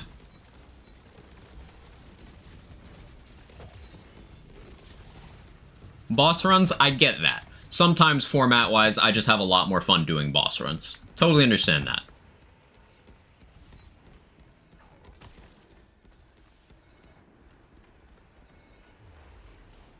Hey, crew. How's the new patch? New rarity? Just send it to get more common.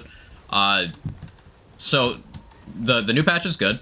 There's no new rarity, but instead, starting at C50, it appears, non-chaotic gear doesn't drop anymore. And as you go up, those rates get filtered more and more towards Ascended and Primordial. So, we're on C53 right now. And on 53, Ascended is over 5% already, which is huge. Also, keep in mind that because there's new Chaos tiers, you can also get more loot luck, which is just more loot in general. So, this gets more gear accessible to more players, even players who don't go up difficulty-wise. Even if you're playing just at C50, you still got the better rates for Ascended, and you no longer get non-chaotic gear anymore. So everybody benefits from this if they're at endgame. And the catch-up mechanic for Chaos tiers now goes by 5s up to 50. So it's very few runs. It's fewer runs to get to 50 now than it was to get to 20 on launch. To put it that way.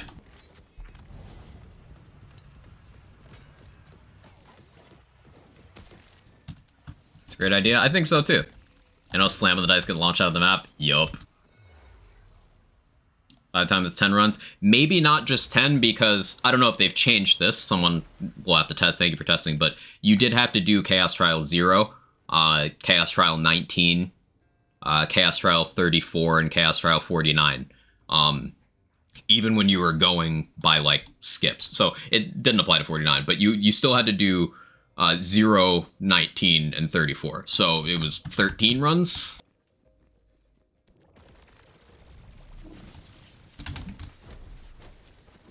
Unless they've changed that. So it's either 10 or 13 runs to get to 50.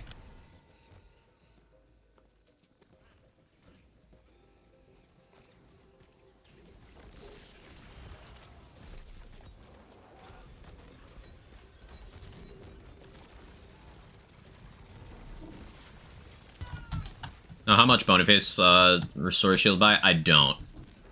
I do not know that offhand, Rude. Everybody accelerated benefits. Can't be having that. Yeah, someone needs to suffer for it to be a good change.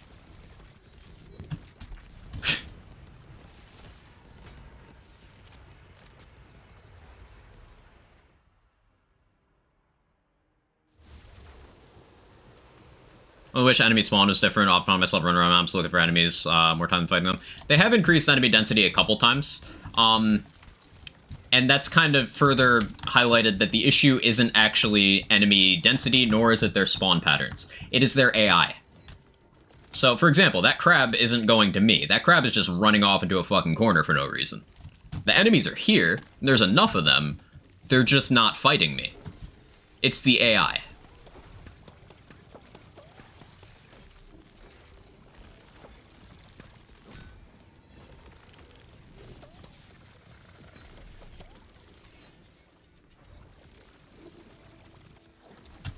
Crab's doing its best.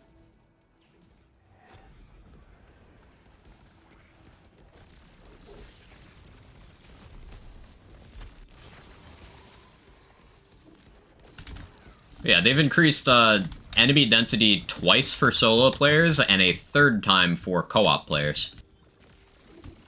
The complaints are still there because it's not the density, it's the AI.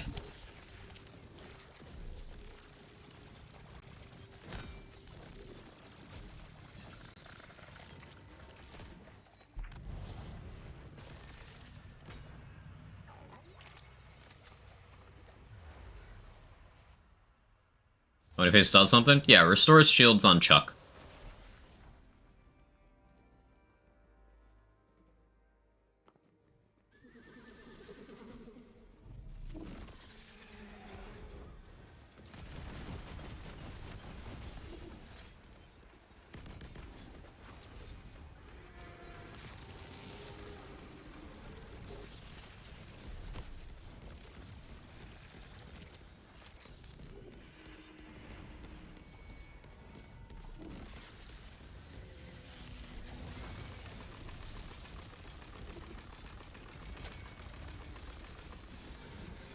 In your opinion, why do you think they shy away from map farms, which I enjoy? I don't mind Chaos Chambers, don't understand the waste of great map design. Kind of waste out of the story. I don't know, just curious, thanks. That's a good question. Also, welcome it. So, personally, I'm the opposite kind of player. I don't care for the idea of treating the game as a scavenger hunt instead of a video game. Because you don't get a high proportion of gameplay going to a random named enemy in a map, killing them, resetting, killing that same enemy. There's not much actual gameplay there. There's a lot of time in just resetting. Some of that's in loading screens, but some people think that removing the loading screens removes that problem. No, it helps, but it doesn't remove the problem where a lot of the downtime is just resetting that because you are fighting. You're doing very little. So part of the reason is probably that. They want you doing more gameplay-focused things. Now, it's important to note that those map farms do still exist. There's more holes in that system nowadays. Today's update actually helps those holes quite a bit. You get better loot luck, you get no more non-chaotic gear cluttering your pool, and much better rates at the higher tiers. So the dedicated farming system is much more friendly as of today as well, through a series of indirect changes. But the system's still there. It's just it's no longer the primary one. It's no longer the way you get things. Now, the most efficient way to get things is through the bunnies in the Chaos Chamber, where applicable. There's some things that aren't in the bunnies. There's some things that are DLC. There's some things that are still dedicated only, as with every previous game. There's some things that are just more efficient to get through dedicated farming than they are through Chaos Chambers. But the fact is that it's not the only thing. And while I'm not attributing this to everybody who complains about the systems, some people view an alternative as a detriment. If their thing isn't the only thing, they can't be satisfied. Now, I'm not referring to anyone specifically in that, but there is absolutely a category of people who think that way. There's another category who are accurately raising concerns about some of the flaws in the farming system in this game. There are flaws. There are, on both the general loot acquisition side and the dedicated farming side. And there are things that could be fixed, lessons that could be learned from previous games, lessons that could be learned from statistics that the community has drawn up. There's lessons to learn. But the fact of the matter is, farming enemies like a scavenger hunt isn't gameplay. It is an experience. You are doing a thing while the game is open, but you are not utilizing very much of the game. And in my professional opinion, I think that would be the driving factor behind them trying to move the focus of the player base. But you don't have to move for most of the items. A majority of items are still sourced, so you can still play that way if you so choose.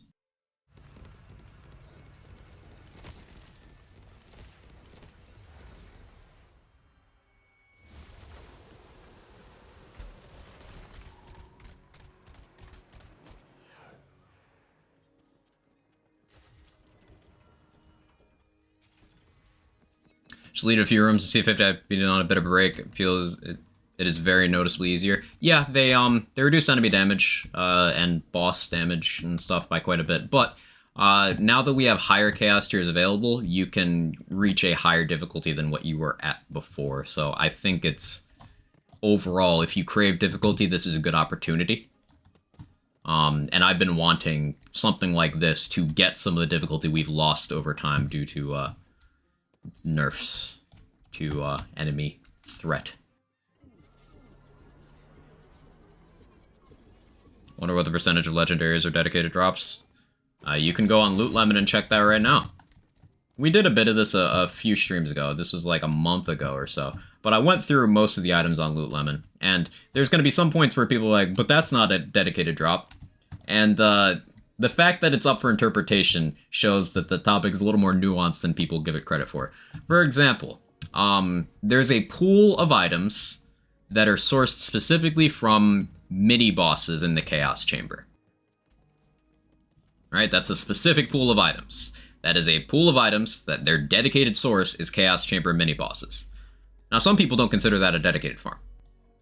But it's very farmable because you can just go into a boss run and have a chance every single obelisk boss you kill. That's a dedicated farm. It is. In the same exact way that all the loot exclusive to chubby and tubby enemies in Borderlands 2, that's a dedicated farm. You are going to the dedicated source and farming it. It's still a dedi farm. It's just not one named enemy setting up shop waiting for you to come touch his shoulder and tell him it's time. At what point have we actually superseded the old C50 we know yet? I don't remember the old C50 values offhand. Does anyone remember those HP totals? HP and damage and stuff?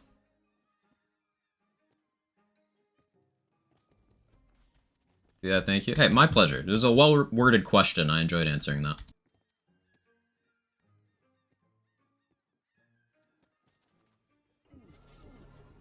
Was 1800 at C50? Okay, I'll have to check, see what C54 is.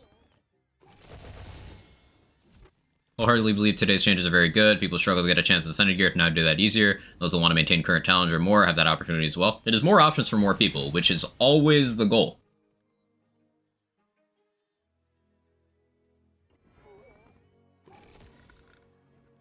I have to marry this quiet guy. I'm a gold digger for Wonderland's knowledge. As quick as I learn all the stuff, he's getting some papers, vow renewal. Can't leave him knowledge.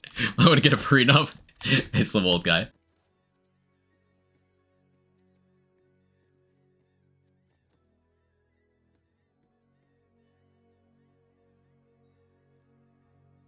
I did want a tiebreaker for another thing. I don't remember what, but I wanted a tiebreaker for something.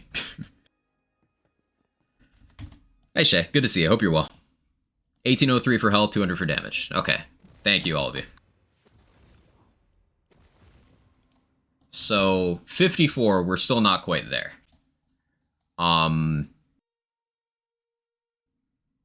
Yeah, I don't know if we're gonna get anywhere close in damage for quite a while, because it's going up 2 per. So, yeah, we're not going to get back there on damage. That's just not going to happen. Which I don't love. But enemies living longer might get us to a point where they can do their attacks. Because, like, a big reason why some enemies in, say, Borderlands 3 some bosses don't end up being threatening is because they don't have enough HP to do their attacks. You give them enough HP without changing their damage at all, suddenly they're threatening.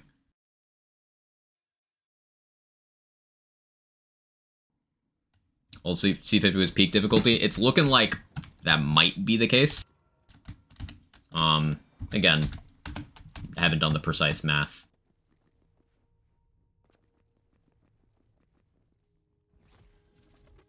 But keep in mind that this is also something that they can further tune.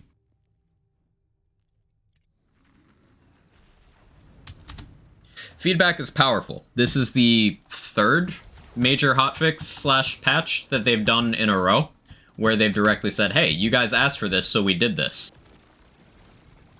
So those of us difficulty enjoyers, we gotta ask for things too. We gotta ask for things as loud as the people who don't like this game and won't admit it to themselves ask for things.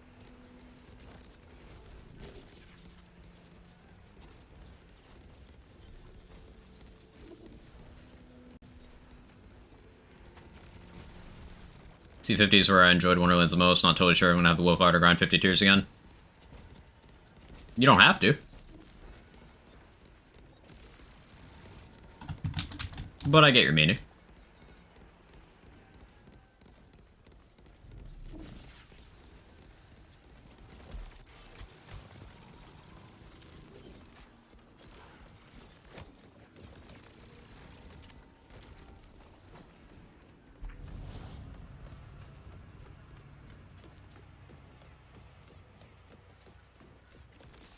At the very least, even if us difficulty enjoyers end up losing a bit, this will make large sections of the game more palatable to large amounts of casual players because of how the increased availability of loot luck and the reshuffled chaos tier chances work. If nothing else, those chunks will please a lot of people. How's new loot bunny drops feel? The pull is a little slow. I've only done a few, but it's certainly a sizable looking loot explosion.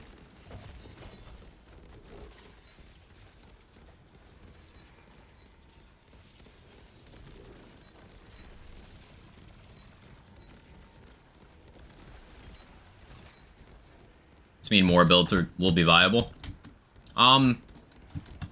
Likely. Likely, yes.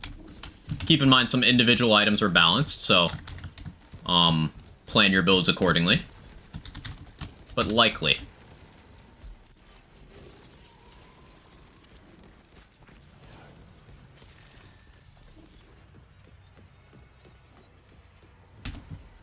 Hey, Coffee, how you doing?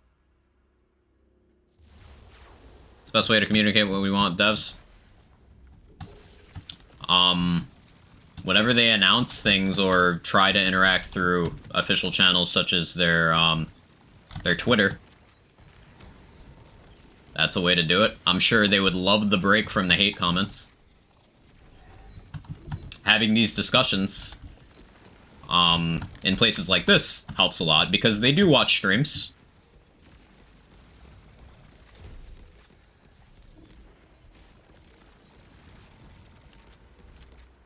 For example, on Blightcaller release day, we did have the lead designer on Blightcaller in here for a little bit.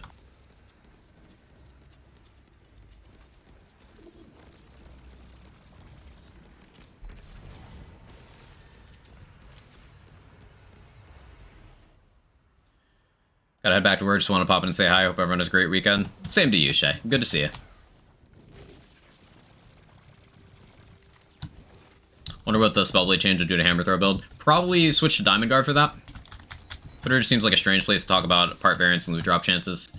There's also the official server. I know you're there already, active there already, Urban Mech. And you do a good job helping people out and facilitating good conversations, so I appreciate you for that. But that's another good place to do it.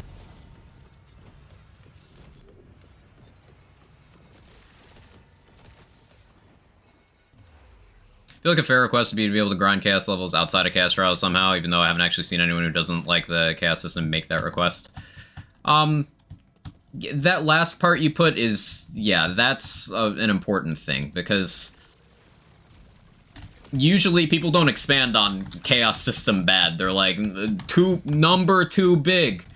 Whereas J-Bridge, for example, has been very consistent in providing, you know, decent reasons. Even if I may not agree with them, it presents a logical straight line of, hey, this is a potential drawback of the progression system. In my own personal view, I think that's, like, acceptable losses, but I get it, and I'm not saying I'm the only one who could be right about these things. So, yeah.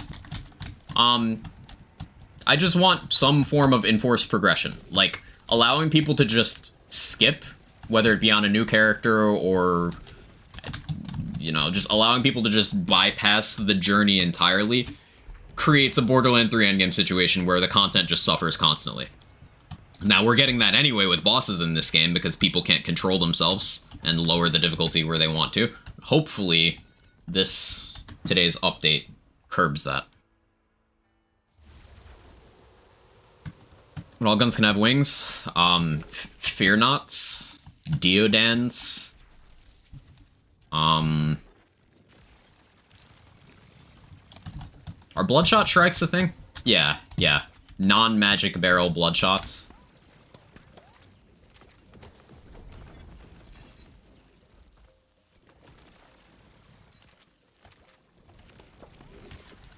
Hey, Jackaboy, how you doing? Wonder how C100 bosses will stack up to C50 pre-change. The more I think about it, the more I'm worried they're just not going to do much damage.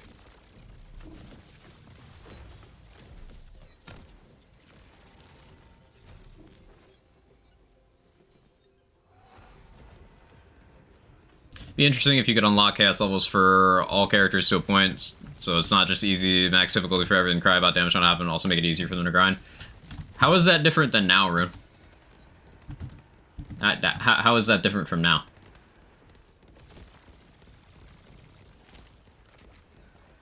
Additionally, what happens if you let someone who just unlocked the Chaos Chamber at, say, level 28, and they do their Chaos Trial 0, what happens if you then say, okay, yeah, you can go to 50? They don't have gear for that. If they're a new player, they don't know how to play their character for that.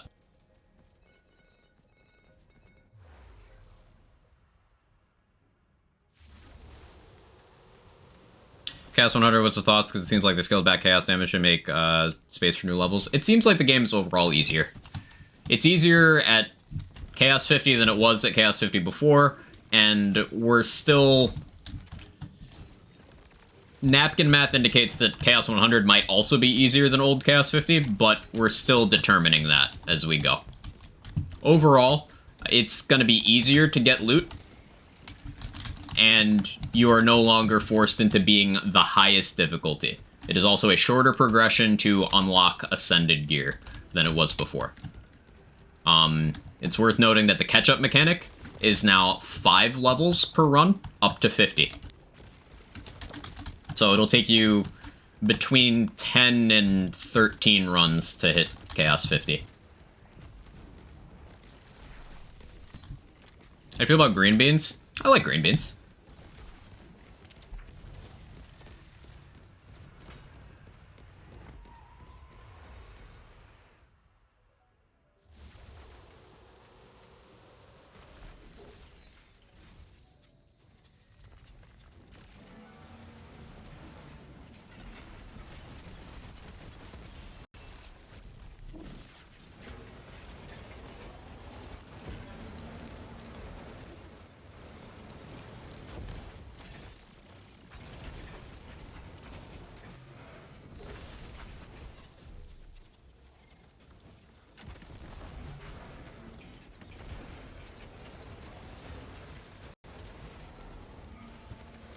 About green loot beams, though? Less so. Like the loot acquisition, but I don't like the fact it seems easier. I don't like that either, but I'm reserving judgment because... obviously I gotta get to C100 to see how that actually feels. Coming with no context, level cap, mostly bigger number, it changes overall in the right direction, fair summary. Seems to be. It definitely helps out the loot acquisition side of things a lot, farming a lot. That side of things, yes. Difficulty is up in the air. It's looking like difficulty trended downwards overall, even on the ceiling, but I don't have the numbers in front of me to prove that yet. It's just a guess based on how the numbers are looking thus far. We'll have to see how they look higher up. I don't want to make a concrete judgment on that yet. But overall positive, yes. How you doing, Hellrider?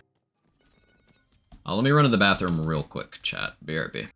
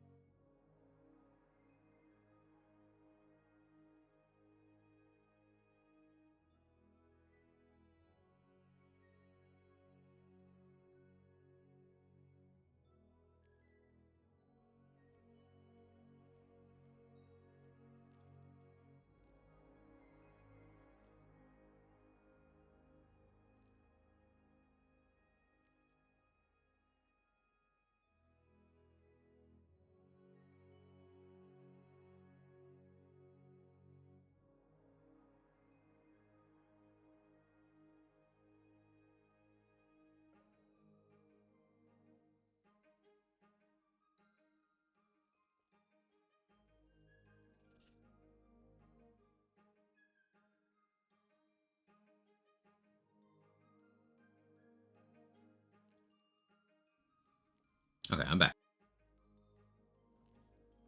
Hey, Beard Birdie, how you doing? Makes me sad seeing can it be saved stuff for games that still have people playing them. Yeah, because it's entirely selfish and myopic, and people say that about successful games as well, wildly successful games.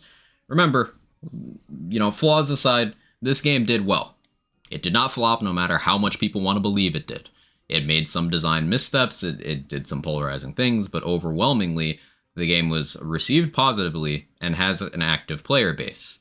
People will pretend otherwise. They are lying to either themselves or you or both. But this weird need to be like, hey, you need to save this by doing what I individually want, ignoring that people already like the way things are in some capacity. Like, It's this weird savior complex thing that comes from a place of ultimately not caring what other people want, but pretending that you do.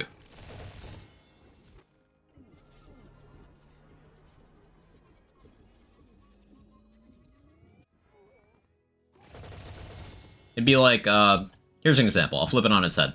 If I came out and said, hey, I think that dedicated farming should be gone from this game forever. Get rid of all of it. I don't like it. It should just be bunnies. Now, that wouldn't affect how I play, because I don't like dedicated farming anyway. I think it's very dull and outdated. But it being an option for other people isn't hurting me. And me coming out and saying things like nobody likes it, well, that's just not true. Lots of people like it. Just because I don't doesn't mean nobody does.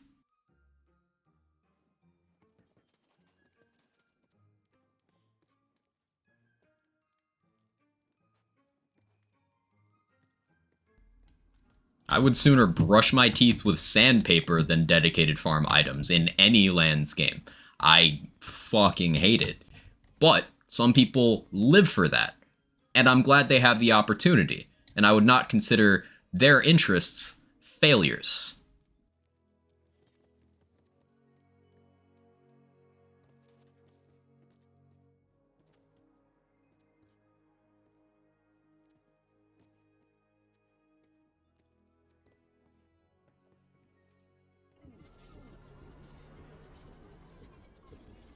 Not to mention saving the game usually involves adding pearlescence, and that's it, or bringing back the good old 80 Hotcast level cap. It's not logical requests. It's... just leave it at that. So my internet's rural. I'm patching was the update about, if anyone can say, it's 700 megabytes. Chaos 100 is the cap. They've also rescaled difficulty as a whole. They've made it easier to get gear in all stripes. So as your chaos level goes up, of course, you get more loot luck, which is more drop rates, higher quality in your loot pool. They've also made it so on chaos 50 and higher, non-chaotic gear no longer drops. They've redistributed that loot chance to the higher tiers, and the split gets more favorable as you go up higher tiers. So currently, we just unlocked C55. I'll show you what the rates look like on C55 in just a moment. Shame that's ahead of the snake.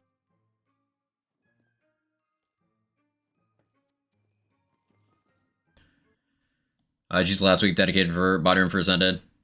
I'm glad I have bunnies. They didn't introduce a new tier of gear, Beard Birdie. The cap went up, but there's no new gear. It's still Ascended is the highest. So you don't need to refarm anything. You just have more difficulty options, and you can go up higher for better drop rates if you want to. None of your gear was invalidated. Let's pull up the Chaos Mode UI. So at Chaos 55, Ascended gear is a 7.04% drop chance. To contrast this, when Chaos 50 first came out, Ascended was a 0.99. So more than 7 times as likely to get Ascended stuff. Chaos 100, I'm done with it because you don't have to. That's exactly the way to approach it. If you don't want to go up, you don't have to. You don't have to. It is optional. That is how difficulty in games works. It's optional. You don't have to do it. You can play where you're comfortable and just have fun. They also improved the catch-up mechanic, where instead of going up by 2s per tier up to 35, it is now by 5s per run. Excuse me, up to 50. Vibing seems to be thrown into the strength category. I'll upload the clip into curse testing in a few minutes if anyone wants to see how I got the results. So they moved vibing from conditional to strength. What'd they do with the gun damage bonus? Butter, did you test the gun damage side of it?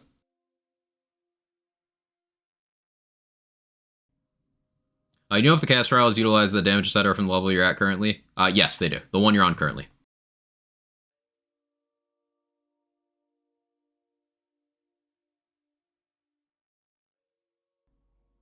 Not done. Down. Oh, you're down with it. Yeah, me too. I mean, I like this game ultimately. But same answer still. But yeah, you'll notice this adds up to 100%. So you don't get non-chaotic gear anymore. And that's true of 50 and up.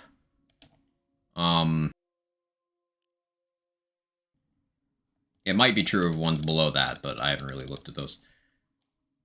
But the point is, at 55... Chaotic is starting to get pretty rare. By the time you get into the 70s, Chaotic's probably out completely.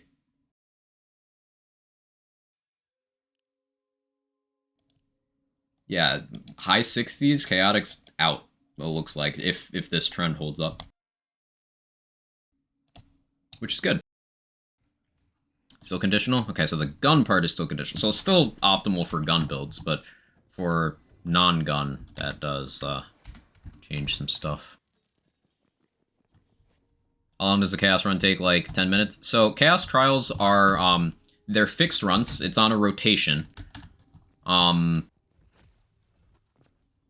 So each one, once you've done it, you'll recognize it again.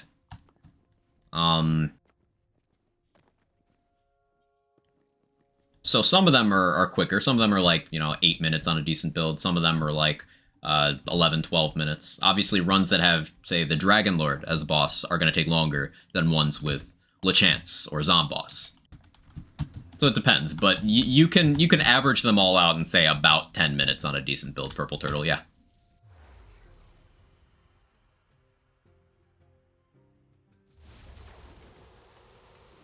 For science, ended up at 200 on one of my PCs to check the stats changes gear drop rates. You mind sharing the numbers, Hunch? Hey, Poison. Good to see you. How are you? Shred Patch knows any chance the bank UI got fixed? A couple of people actually said the bank feels better, Poison. I haven't tested myself. If someone reminds me, I'll do it on the next run. But a couple people did mention that scrolling the bank felt a little better for them. I like this change. As a pure observer, Chaos Tiers felt like RNG plus damage rather than more interesting part idea, Chaos Tiers and gear. Yeah. Hey, Scrun, thank you for the Prime and the 17 months. I appreciate it. Super happy about these changes, as they deprecate many of the Hotfix mods that I've worked on and used. So maybe not super happy, but thank you as always for the support, and I'm sorry if any of your hard work is not relevant anymore. C100 enemy HP is 4,471, damage 200%, everything else 400%. Okay, so enemy HP, chonky. What was it before on, let me scroll up. What was the total on old C50 for comparison? 1803? Okay, thank you. So enemy's a lot tankier. Their damage is comparable, but them living a lot longer means you need to have a better build, and survivability means more because engagements are longer. So that's good. 100 times 10 minutes? No, it's not 100, Purple Turtle. Every run you do, every Chaos Trial you do, up to 50, you get 5 instead of 1. So it's only, now depending on if they fixed a bug or not, it's either 13 or 10 runs to get to 50. And then after that, it's 1 by 1. It was 33 runs to get to 50 before, and now it's 13 runs to get to 50. They changed that. Every time a cap's gone up, they've increased the catch-up mechanic.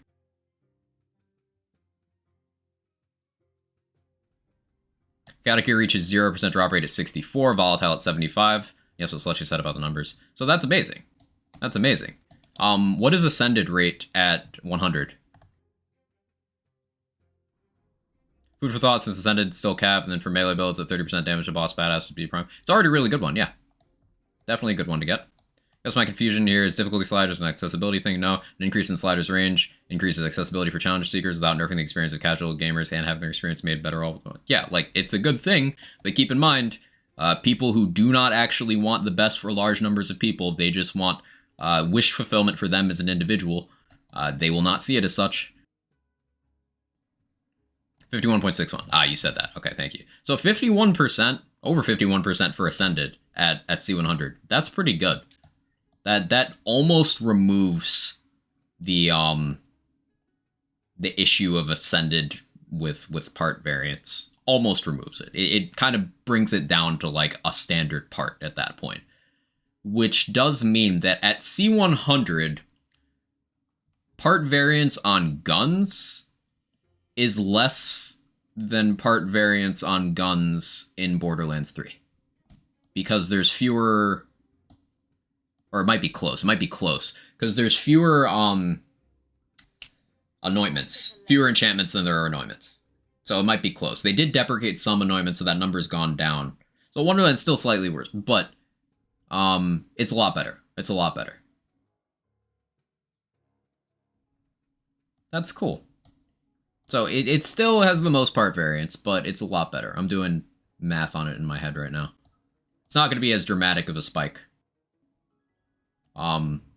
Literally 50 times easier than the calculation I did that ended up with a hypothetical conference call in this game being like hundreds of thousands of part combinations. Like divide that number by 50 and it'll be much more reasonable now. Class mods are still really tough and always will be. Yeah, that's just the nature of class mods and artifacts in 3, and then armors in this one. To a lesser extent, rings are also pain, but to a lesser extent. Glad to see it's more than trivially more difficult. Was worried it'd be a 50 level grind just to replicate old 50. Yeah, that's a lot more HP. The enemy damage, not different, but the HP, yeah, I'm a little worried about the boss damage thing, because if enemy damage didn't go up, but boss damage went down, survivability will be easier on 100 than old 50, but killing things will be a lot harder.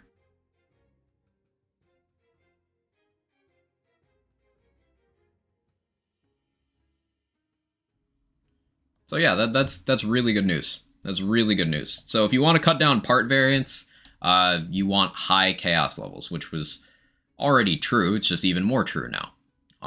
You also get higher loot luck for higher chaos levels, and that's also good. But keep in mind, people are going to turn that into a complaint about, but I don't want to go up all these tiers just to dedicated farm. And you should note that whereas it took 33 runs to get to 50 before. If you're already at 50 now, your rates already went up by the reshuffling of non-chaotic being out of the pool. But then every single one you do above that, you get even more loot luck. So you could do the same number of runs as before. You could even do half the number of runs as before and still end up with better drop rates than before the update. So it has improved. People are going to say it hasn't improved enough, but it has improved. It has improved.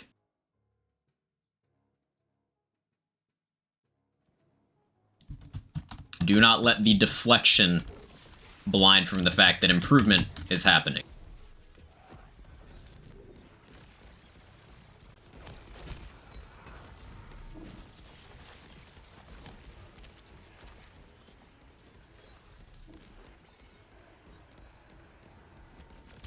Now, there's still a long way to go in some areas, but I do believe that this is a very positive update.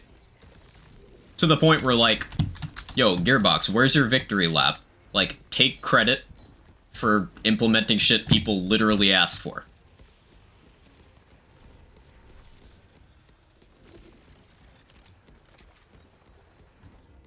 I mentioned a bit earlier in the stream, this is the second or third major update in a row where they've been like, hey, these specific changes were things you guys asked for, here you go.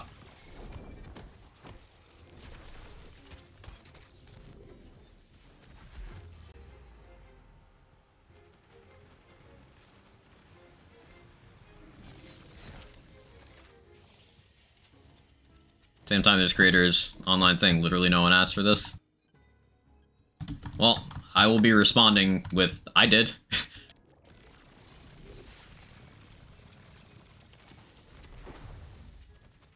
I asked for this. So, like, cool. And so did they. Again, they're gonna lie, but so did they.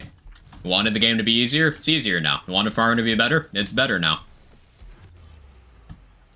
So, they can lie, but you can also call them out.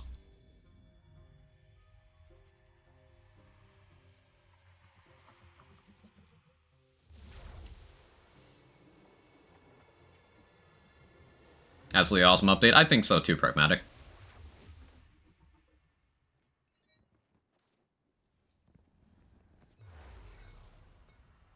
Oh, 2000 Crystal time change got me hyped. Yeah, it's a lot less mind-numbing to go through your loot at the end of a run now.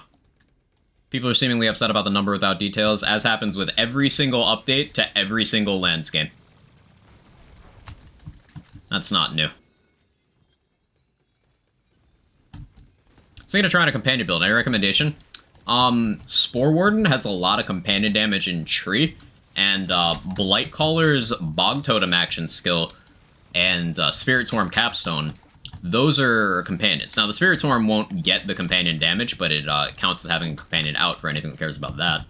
You could do like a Blight Spore thing, place some totems, maybe throw some Hydras around while you do so, or some Shrikes. Yeah, I have a good time with that. People only focus on the C100 change, like saying this guy killed 150 people on a hamster. People then ask, why did he kill a hamster? Yeah. Yeah. I don't know, Spellblades changed from Spell Bold to Spell Bland.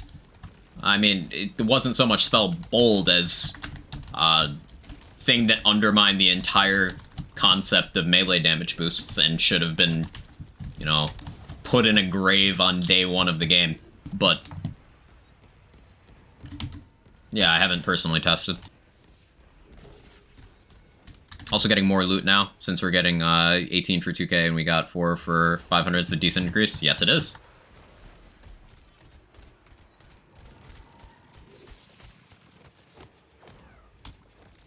Bigger loot piles, less time spent looting, better drop rates, less part variance, easier bosses, easier enemies.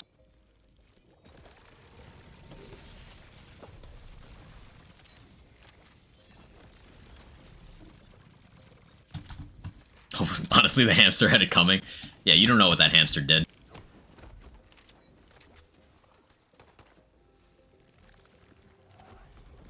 more than twice, maybe the higher percent of Ascended will help with that. That's a good thing to bring up, Hellrider, because old Chaos 50 was not balanced around having, like, full Ascended. Like, it just wasn't. But new Chaos 100, because the chance of getting Ascended is so high, I think you could reasonably assume that someone has an all-Ascended build for high Chaos tiers. Probably like 75 plus, you could start assuming people have all Ascended.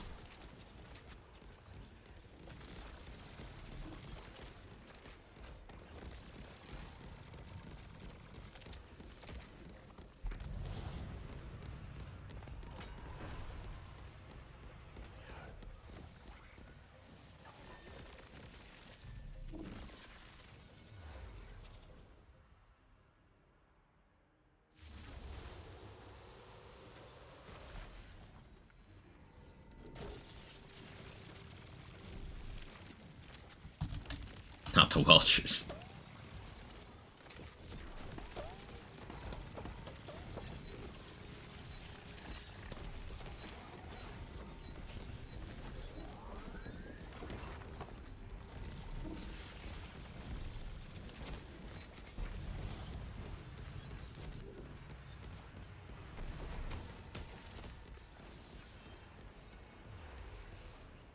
Go farm for that times 25 kettle drum Ascended. Yeah, that's actually realistic now. There's bigger loot piles, better chance of Ascended, less time spent on the actual bunny. Oh, I'm going for a ride, I guess. Ooh, I just had a thought. So, with the increased number of crystals you get per Chaos tier, at 100, imagine how efficient boss runs are going to be. Because you get a decent amount of loot. And the time commitment of looting will be lower than that of a longer run, to a point where boss runs would probably... Like, boss runs feel kind of shit for farming the actual bunnies. They're good for the enemies, bad for the bunnies at old C50. But at new Chaos tiers and stuff, boss runs probably feel great for farming, huh? Gear and vending machines are also always tiered. That too. Ooh, money goes up. Your how much money you get goes up with tiers as well, right? So money making will be easier. 400% on 100. Yeah, you only need about 100 mil to afford any Ascended item you find in a vendor. And I'm just sitting at 100 right now without money farming at all on this character. Oi, welcome in, Macabre. How you doing?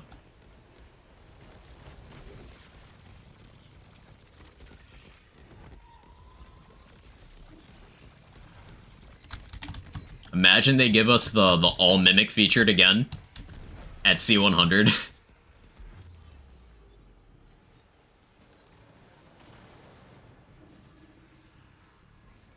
Can you stop hiding? Alright, that was just rude. They hid from me. To make any new kind of items, I think hybrids are able to get any chaos level would be super cool. Hybrids in general are cool, yeah. I like hybrids.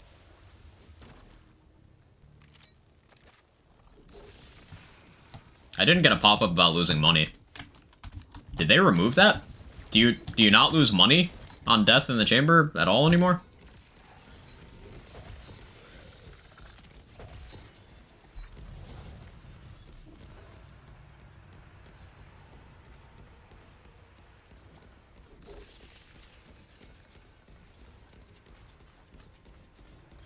It's a pretty good amnesia, honestly. Be weird if I didn't take that.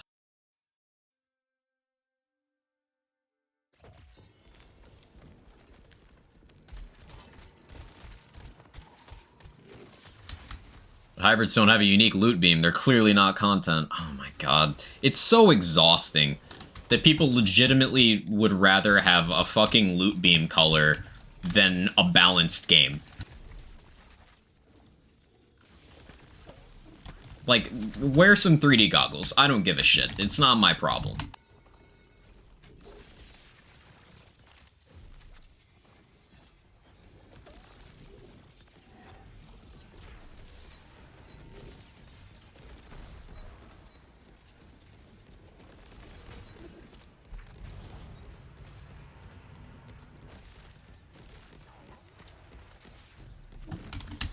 Like I said, I'm gonna get myself in some fucking trouble this week just telling people exactly what I think of their terrible takes.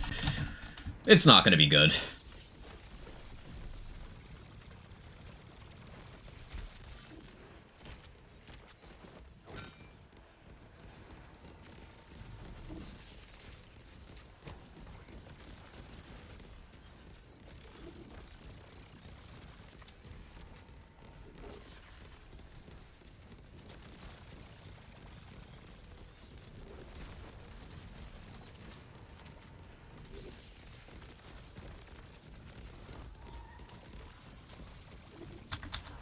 Someone who's quit Wonderlands, I can tell you I'd rather more beam colors, particularly because I want to spend more time playing, less time sorting through loot. Like a filter option, not even see it, in which case I don't care about beam colors.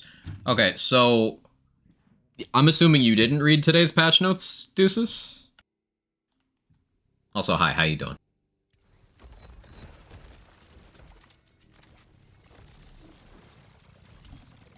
Nope, just got here seconds ago. Okay, one of the changes they did today was they made it so you spend less time looting because non-chaotic gear is out the window. It's one fewer thing you need to look for. And also you can put 2,000 crystals in bunnies now instead of just 500.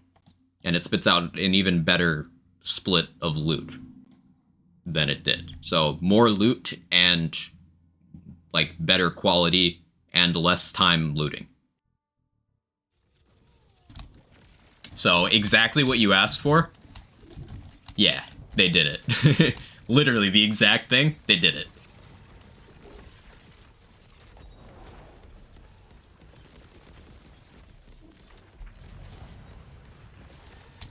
It's a good update.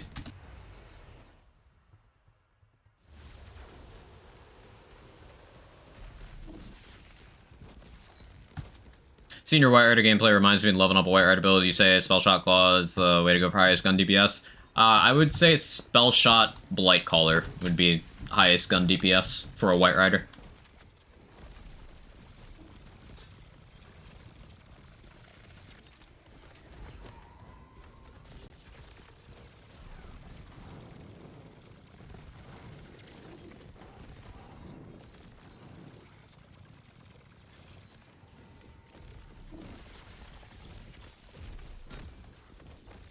Oh, Blight, though, forgot to mention that.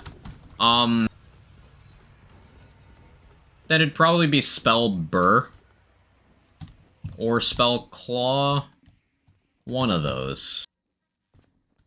I mean, you could also just, like, trap Scallion from the shadows, but you don't get much mechanical depth out of that, and it's easy enough to crit with the White Rider, so... not really. Definitely Spell Shot. Not Spore, because Play the Angles is off the table for White Rider. So, yeah, that leaves Claw Arbor. See, they fix the enchantment UI when you get a chance? Yeah, absolutely. How do you feel they did a last DLC for Borderlands 3 like they did for 2 before BL4? I mean, more BL3 content would always make me happy. Yeah, I love BL3. Add new tiers above Ascended? They did not, which is a good thing.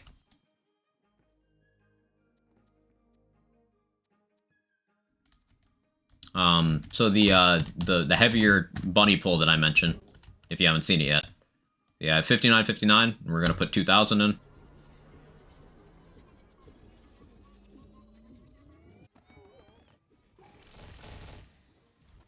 Bigger loot pile.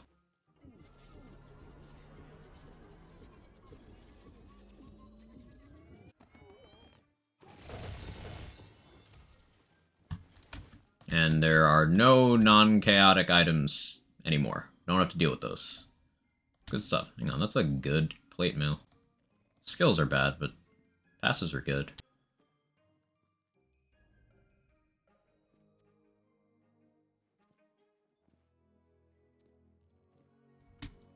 That's a really good Dire Sacrifice armor.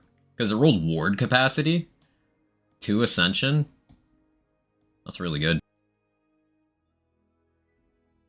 Those pearls would not change chaos, and part RNG would change absolute fuck all. It would do nothing positive at all.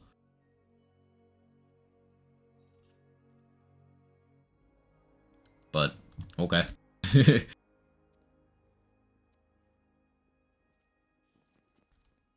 If you're gonna want a rarity above legendary, at least go for one of the ones that actually means something. Seraph rarity, for example, is distinguished by having a specialized currency, and Seraph items were actually meaningfully different than legendaries.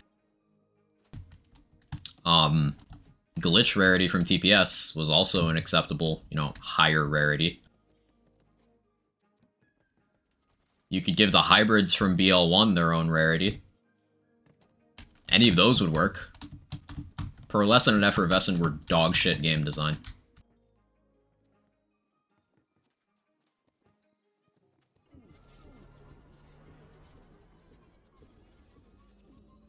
Hey Boom, how you doing?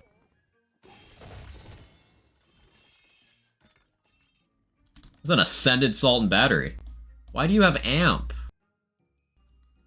I think that's the first Ascended Salt and Battery I've ever gotten on stream, and it has Amp.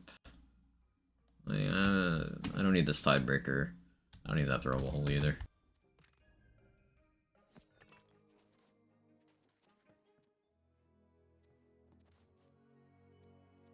Enchantment UI, by request. I'll have to check that.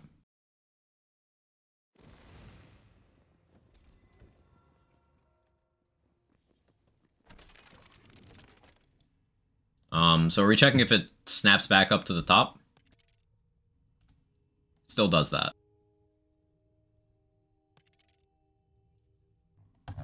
Unfortunately.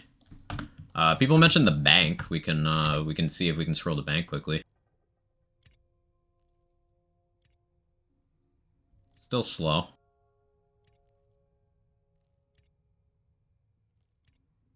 A couple people said very early on that it feels better.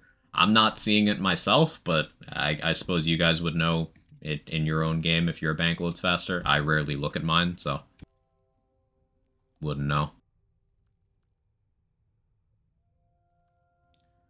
What about the dot UI bug?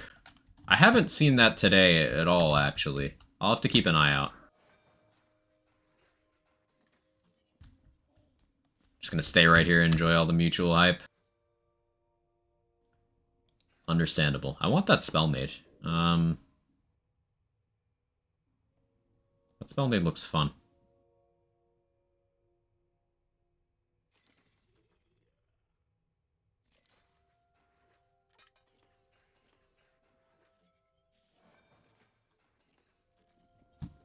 Just gonna enjoy Wonderlands vicariously through Quag. I appreciate you guys hanging out with me through this. Oh yeah, let's look at Ooh, that's a big jump from 55 to 56. Yeah, this is why I didn't want to say in certain terms before whether or not it was like net easier or harder, because that HP jump.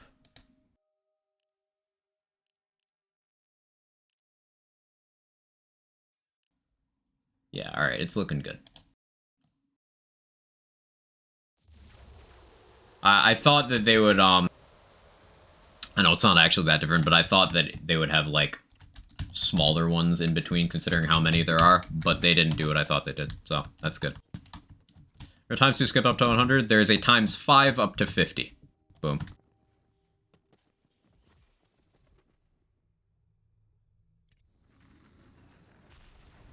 Either way, I'm super glad they didn't just wash their hands of the game after DLC 4. Me too.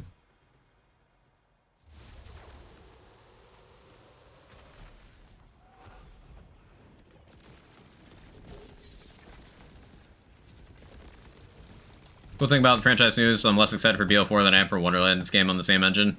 Yeah, like more Wonderlands stuff sounds pretty good.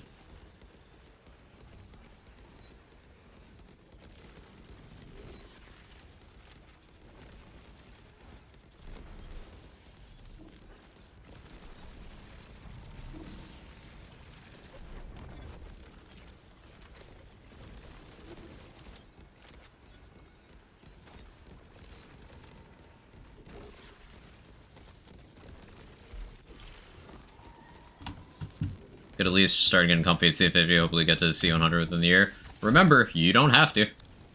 You do not have to.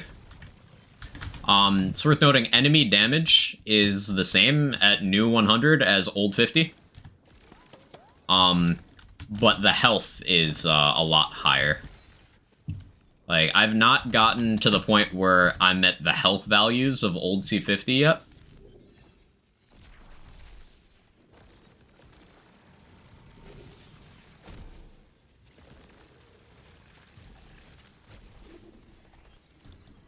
Caster removes non-chaotic. 50, I believe. It might be somewhat lower, but I know 50 is what I looked at. Don't get me wrong, I'm so ready for BL4 to be out, but I really hope they take their time with it. Me too. I am in no rush.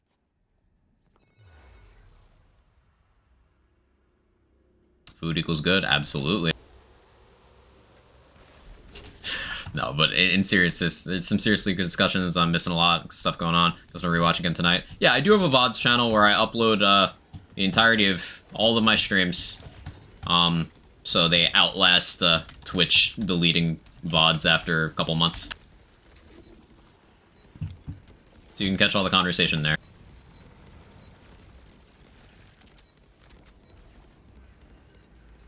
I don't know what new tier is roughly the same as C50 in the old system. Enemy damage-wise, C100, but you can't have the old damage and the old health. I would have to guess around... What, it's gotta be in the C70s, right? For old health values.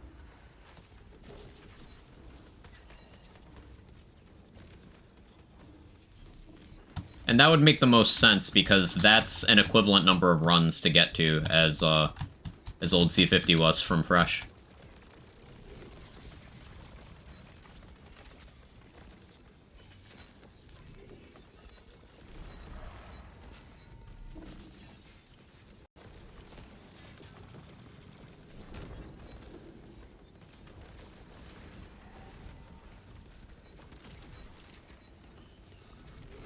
Make sure you edit my embarrassing wrong stuff. I don't put the chat in the VODs. I don't have chat on screen. So, partially for some anonymity for people so they can feel a little more comfortable that I'm not, you know, immortalizing shit they put on the internet. So yeah, you're all good there. Change the vibing enchant. Brick of Butter was doing some testing, and it seems to be the crit part is now regular crit damage instead of conditional. Seems to be.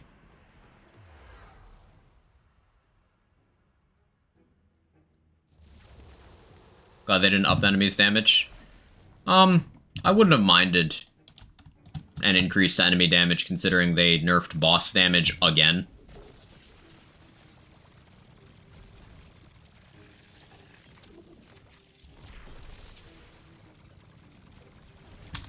Like, at this point in time, if Wastard or Nightmare kills you,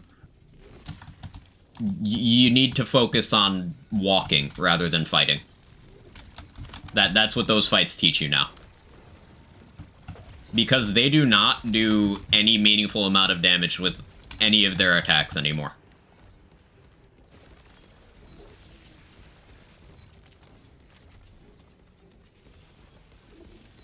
Because on new C100, they do less than they did on old C50 because they were individually nerfed.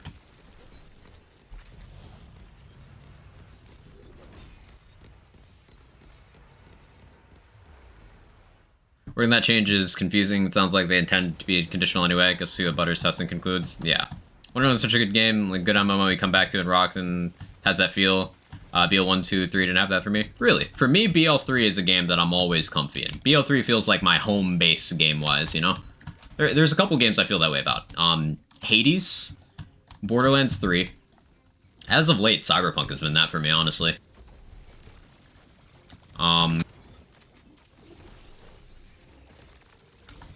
Mass Effect 2. Those are all games I could just, like, turn on, feel at home, turn my brain off.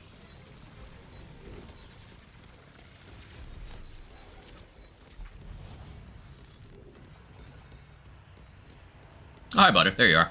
Official results, vibing gun conditional is now gun damage, vibing crit equals strength. Also, the crit no longer applies to anything besides gun. Okay, so we're switching off of vibing for many builds.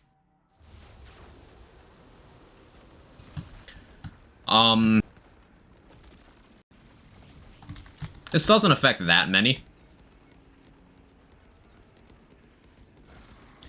It's worth noting, though, that combined with Spellblade means that conditional damage as a category, much harder to acquire. Which does make Berserker a little more desirable, because Berserker has very accessible conditional damage in Tree. One of the very few things Spore Warden does well is it has conditional damage for weak spot attacks as well. So, Burr and Spore have the most accessible conditional in Tree. You can apply to a variety of things. What does Vibing do? It's the enchant on Ward that gives crit damage and gun damage while your health is full. Now, it did not give gun damage and crit damage before. It gave conditional in those two categories, but now it gives gun damage and crit damage, as it says it does.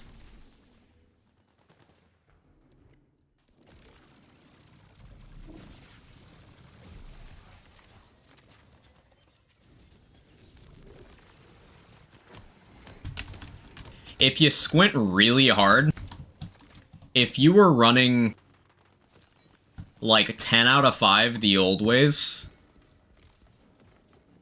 it might be a buff to a gun Berserker build. Because Berserker has neither gun damage nor crit damage in skill tree.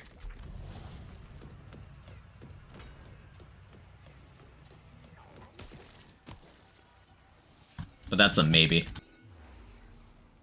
Still good for straight gun builds? Yeah.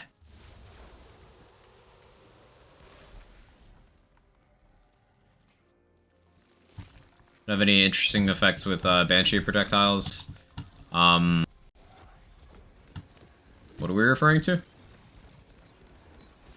I lost the plot there on that one, Craft Knight.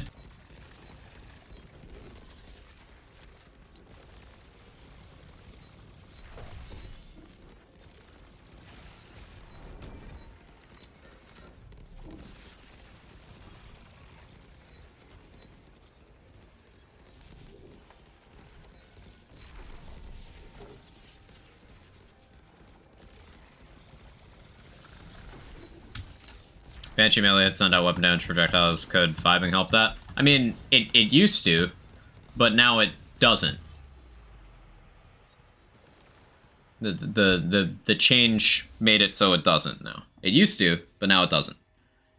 The damage for when it gave conditional damage on crit, it applied to anything that crit. Now it doesn't.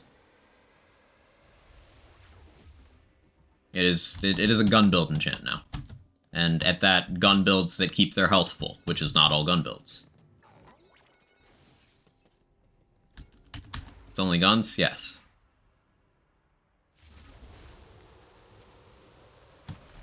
Before today, it was different, but now it's a gun build enchant. Someone gave you free chips, would you take them? Depends on if I know the person. Suppose it depends on if I know the person and, like, trust them. I try not to take food from strangers, unless, like, it's their job.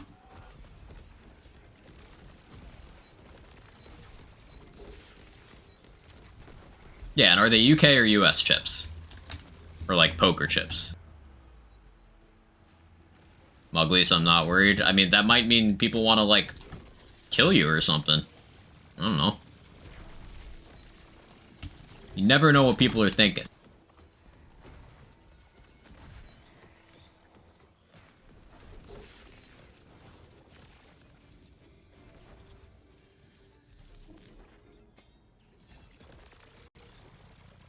Got my back. Thanks, Swin. If you're a seagull, you take the chips? True.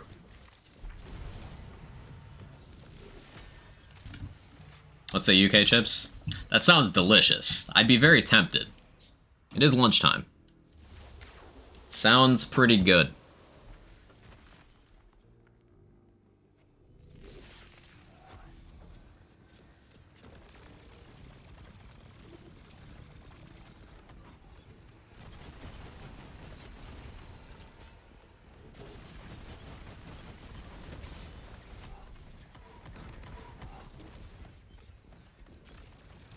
Oh yeah, I should let him hit me.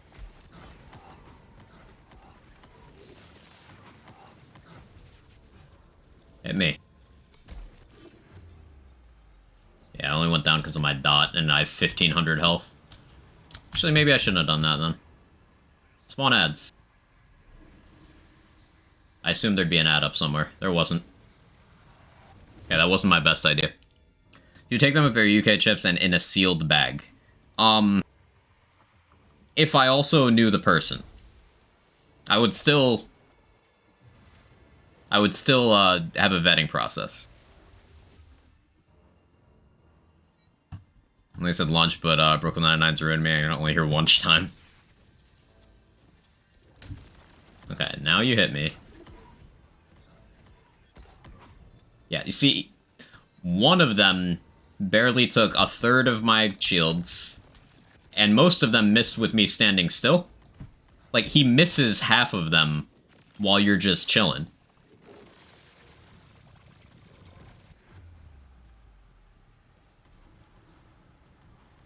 Like, I'm doing more damage to me than he is.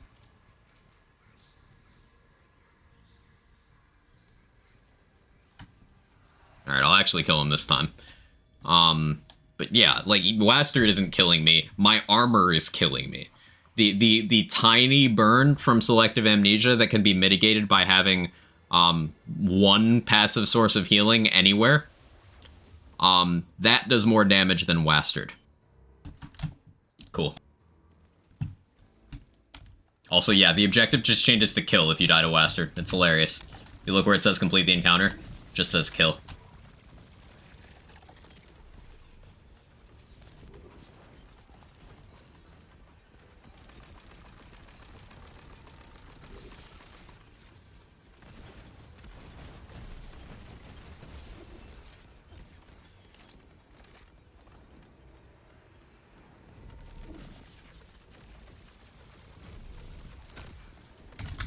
Goodbye.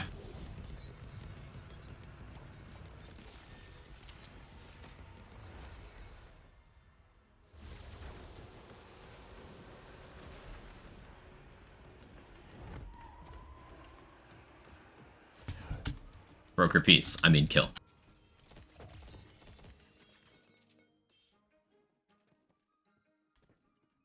So it is about my normal end time. But you know it's an update day in Wonderlands when you suddenly get just a wave of anxiety from the concept of looking at Twitter after ending stream.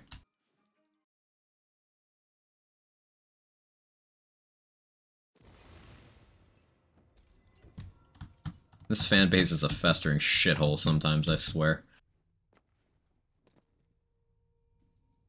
Don't look at Twitter. I'm not gonna. I'm gonna work on build doc stuff. But yeah, let's see what the stuff looks like on C57. Yeah, so in the C60s is when you get to old health values. 9.25 chance for Ascended. That's sick. I don't know what my mufflers are gonna cost. I don't need Twitter shit today. Understandable. Check the text of Harvest to see if it's updated the correct amount. Mine was still at 9% yesterday. Yeah, sure. Yeah, this is 12% now, right? Boom. It should be 12. Still says 9.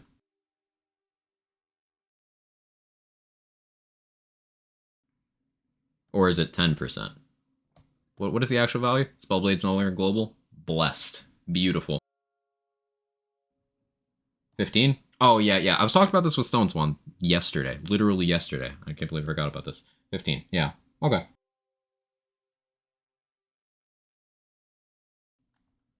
Gearbox still doesn't fix the fact their logo title screen video is hard to hear. Turn it up. I agree. Not nearly loud enough. But yeah, so. Wouldn't call them a fan base. True. That's gonna be it for today. Thank you guys so much for hanging out. Tomorrow, I will stream more Wonderlands. We'll probably take this build up to high castles. I don't know if we're gonna go all the way to 100 because, you know, that's 43 more runs. But I'll be playing a bunch of different builds through high chaos tiers and continuing working on the community builds document, which, if you are not familiar with, hugely well received, useful resources still maintained to this day for Borderlands 3. Myself and others are working on it for this game as well. And I'm kind of glad I held off because big meta shakeup with higher chaos tiers now.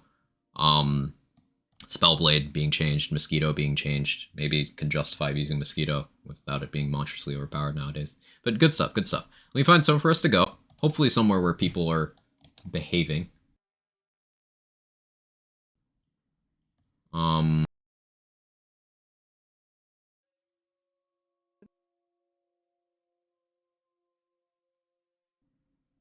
Yeah, let's go to... Pair explains Cyberpunk, but because Wonderland's update day, let's go to Lazy.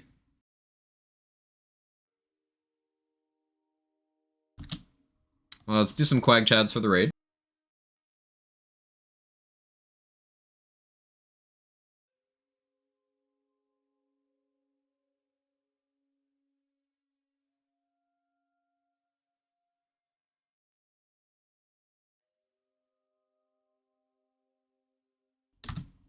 Okay. Stay off Twitter. Yeah, I will. I'm not gonna look. Not gonna look. Yeah, I'll see you guys tomorrow. Thank you so much for all the love and support. I hope you enjoy the update or whatever else you're up to. Bye.